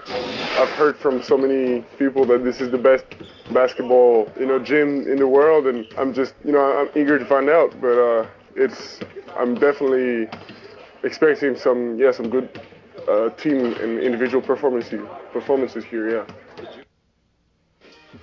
Certainly, that's something that you've got to see. Also, you've got to see this before we get out of here. Sacramento State at Nevada. The game's delayed in the second half because of, yeah, friends, are you looking at the screen? Those are bats. They were flying all over the place. A staffer tried to catch them with a net. Here's what you really want to do. Listen to Nevada coach Steve Alford. He's not happy. The bat thing is getting pretty embarrassing, and it needs to be fixed. It's uncalled for. We are a big-time basketball program, and we shouldn't be dealing with bats. We shouldn't have a stoppage of play because we're dealing with diving bats. Now, Brooks Barnett, KB's son, loved it. He thinks Spider-Man's coming to the next game. So, but it's just, it can't happen. I mean, I don't want stoppage of flow, whether we're doing well or we're doing poorly. It's just not something that should be happening. I love this for no other reason than it's a reminder that some of our favorite superheroes are kind of creepy animals. He's right. Where's like the unicorn win? That one we're into. Speaking of unicorns, NBA Countdown. Welcome to NBA Countdown presented by DoorDash. 39 years ago today, Michael Jordan, he made his debut in Madison Square Garden, and tonight, another young phenom, Victor Wembanyama, he writes his first chapter in the world's most famous arena. Welcome to NBA Countdown. We have the entire crew here, Chiney Ogwumike, Richard Jefferson, Kendrick Perkins, and Adrian Wojnarowski here in our Los Angeles studios. I'm Malika Andrews. These are the best kind of nights, my friends. A surplus of basketball. 28 of the 30 franchises, they are in action. And of course, we're going to start in the mecca of basketball and with Victor Wembanyama. So here are some of the notable debuts from Hall of Famers, what they did in their debuts. We're talking about the greatest of greats. And the fact that we're even putting these numbers up to set the table for talking about Victor, that speaks to how highly we think about him, how bright his future is. You can see it here. Allen Iverson, he put up 35. MJ had 33. Hakeem had 30 and 25 boards. And then Spurs legends David Robinson, Tim Duncan, they each went over 25. And Wembanyama, right, he seems to be keeping it grounded. Here's what he thought at shoot-around this morning at the Garden. Yeah, pretty incredible, you know. It's not as big as I expected, but still the vibe is here. A tough game, you know, physical and, yeah, you know, passionate fans. So he said maybe it's not as big as he thought it was going to be. People say that every once in a while. What would impress you tonight to see from Victor Wembanyama, Woj? You know, he has shown such maturity, such poise so quickly in the NBA that it's hard to imagine he's going to be overwhelmed by his surroundings or the situation. I have a feeling he's going to play really, really well in the Garden. He understands the history of the game. This is a player who has been really groomed to handle the burden and the pressure and everything that comes with this. And I think tonight's another step in that. No, I agree. It's crazy when you look at the greats. Hakeem had 30 and 25. I know, it's almost like just unfair. Yeah, again, there's a reason why they don't talk about him being drafted over Jordan. Hakeem was that dude. But I think for me, when I look at this, he's the youngest player on that list. The only people you could really compare him to is LeBron and Zion. I think those are more reasonable numbers in your debut when you're talking about a young player. And they love the Garden. Oh, and they love the Garden. And look, he's going to learn to love it because there is an energy that you only see. Look, this is a guy that was chased down by Britney Spears in Summer League before he ever played an NBA game. You think he's going to be affected by the stars? Absolutely not. But I think you enjoy it, you embrace it, and I think this is a great moment for him. You know what? I'm looking at 25 points, 15 rebounds, 5 blocks. How many flats? Huh? How many flats? Or drumsticks. You know what? Flats Mix only it up, half and half. Okay. Lemon pepper, and spicy. You know what I'm saying? Hard, fried hard. But listen, here's the thing. I expect him to go out there and do his thing tonight, but I will say this. Tom Thibodeau is a problem for Victor Wembanyama because he's going to make it look like Richard look. And what's that? Ugly. He makes the game ugly. I thought his smoking jacket No, and it's Hugh not. Hefner look tonight was kind of nice. There's nothing look good about that. But listen, when you look at the Knicks, right, out of their 7 games, they didn't held teams to under 100 points 4 times. Tom Thibodeau is a guy that will pull out his playoff package and he wants to spoil the moment. So when I think about what he brings defensively to that team and how he wants to, you know, push the physicality, Wemby is definitely going to have his challenges, but I definitely want to see him rise to that game. First of all, Woj won the Battle of Burgundy Jackets, so I'll just say that. Won. The Battle of the Burgundy has been won. Battle of Burgundy won. Sure. I believe that Madison Square Garden is one of those special arenas where we're talking about numbers, and I would say, like, this is a guy that averages 19, 8 already, and, like, 2.6 blocks per game. So to impress me, it's got to be, like, at the 30 mark, 30 points, maybe 10 rebounds, and 4 blocks, which is wild that we're saying this about him. But I say Madison Square Garden because the numbers don't really matter, y'all. We've all played there. This is a hooper-friendly arena. And what I really think is the magic of Madison Square Garden is, like, the ability to get the, your opposing crowd up. Yeah. He is capable of doing plays that we've never seen before. Yes, we've seen all different types of defenses in the NBA, but this is a 7'4" guard in a big's body that is capable of surprising this crowd. Sure. The thing with Wembanyama is that he is not going to go out there and try to get his. He is a willing passer. He is a great passer. He does it within the constraints of his team, and that's how he'll approach it tonight. That's how he's done it every day. He's always understood also when the lights are the brightest. And in the United States, I know we talked about overseas. I know you're still mad about the burgundy jacket comparison. But when he understands when the lights are the brightest. This is when the best of Victor Wembanyama comes out, and I am so excited to see it. We're counting down the minutes until he takes the floor in Madison Square Garden. He's put up 10-plus points in all 7 games to begin his career. That is the 3rd longest streak in San Antonio history. Let's see if he can continue that streak at MSG tonight. Coming up, the 76ers and the Celtics, they're squaring off in the second game of our doubleheader, but which team has more to prove? Early Eastern Conference supremacy is on the line next on NBA Countdown. NBA Countdown is presented by DoorDash, the official partner of the NBA. Domino's new pepperoni stuffed cheesy bread is the best thing since bacon and jalapeno stuffed cheesy bread, which was the best thing since original stuffed cheesy bread. Get Domino's new pepperoni stuffed cheesy bread, or any other 2 or more mix and match items for just $6.99 each at Domino's. Shred it. Mix it. Add a little kick to it. Make tacos. More tacos. Now we're talking.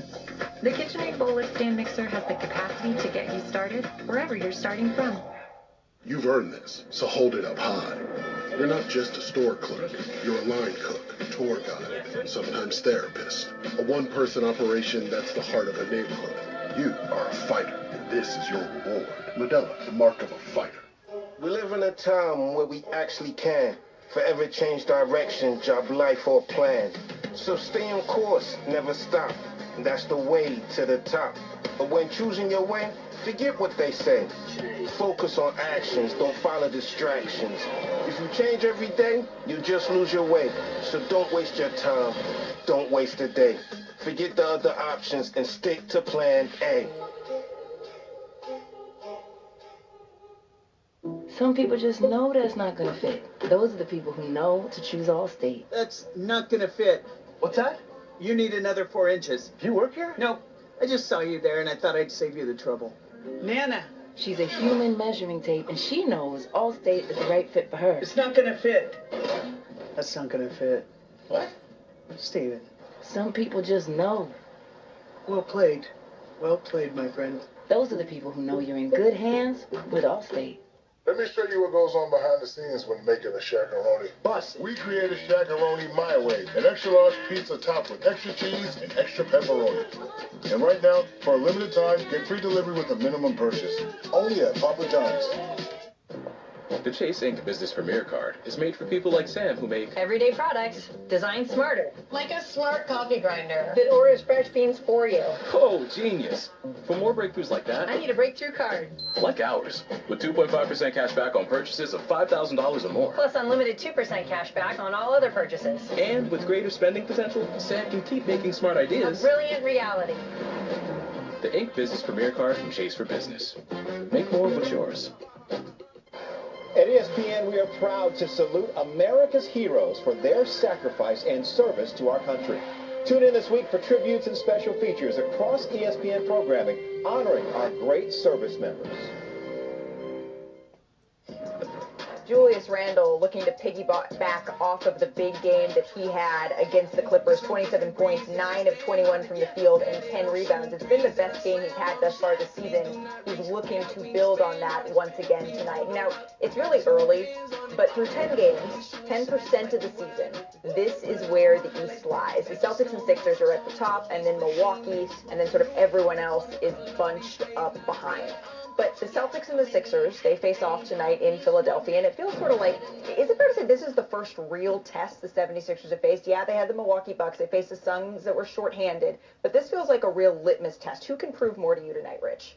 To me, I still feel that the Celtics can prove more to me. Like, I'm looking for the Celtics to ascend to that level of a 60-win team. When was the last time we had a 60-win team in this league? To be that dominant force pushing through the league. They have the talent. They have the coaching. They have the experience. They're all young enough, so it's like you're not worried about minutes load, like, say, with like a team with LeBron on it. So to me, the Celtics can go dominate the 76ers, show what they can do, especially coming off of a loss. So maybe they're a little bit more fired up. So to me, the Boston Celtics can show me a lot. They also get Derek White back tonight, Perk. I'm looking at the 76ers to stand on business tonight. Bigger statement. That's been your motto all day because long. one, Joel Embiid has been disrespected by He's us all. spamming it. Because when it comes down to the Eastern Conference, the only two teams we've been talking about is the Milwaukee Bucks and the Boston Celtics. Like, this man just didn't win the MVP, and I'm guilty of that as well. Nick Nurse, last time I checked, he delivered a championship as a head coach with the Toronto Raptors. He's a hell of a coach. And then number three, Tyrese Maxey, right? Get James Harden out the way. Now we watching Tyrese Maxey. What we've been doing in this early part of the year, pushing the basketball up the floor, looking for some easy buckets. Get everyone involved. Top two teams in the East, both 5-1 on the season. And Let's watch some basketball.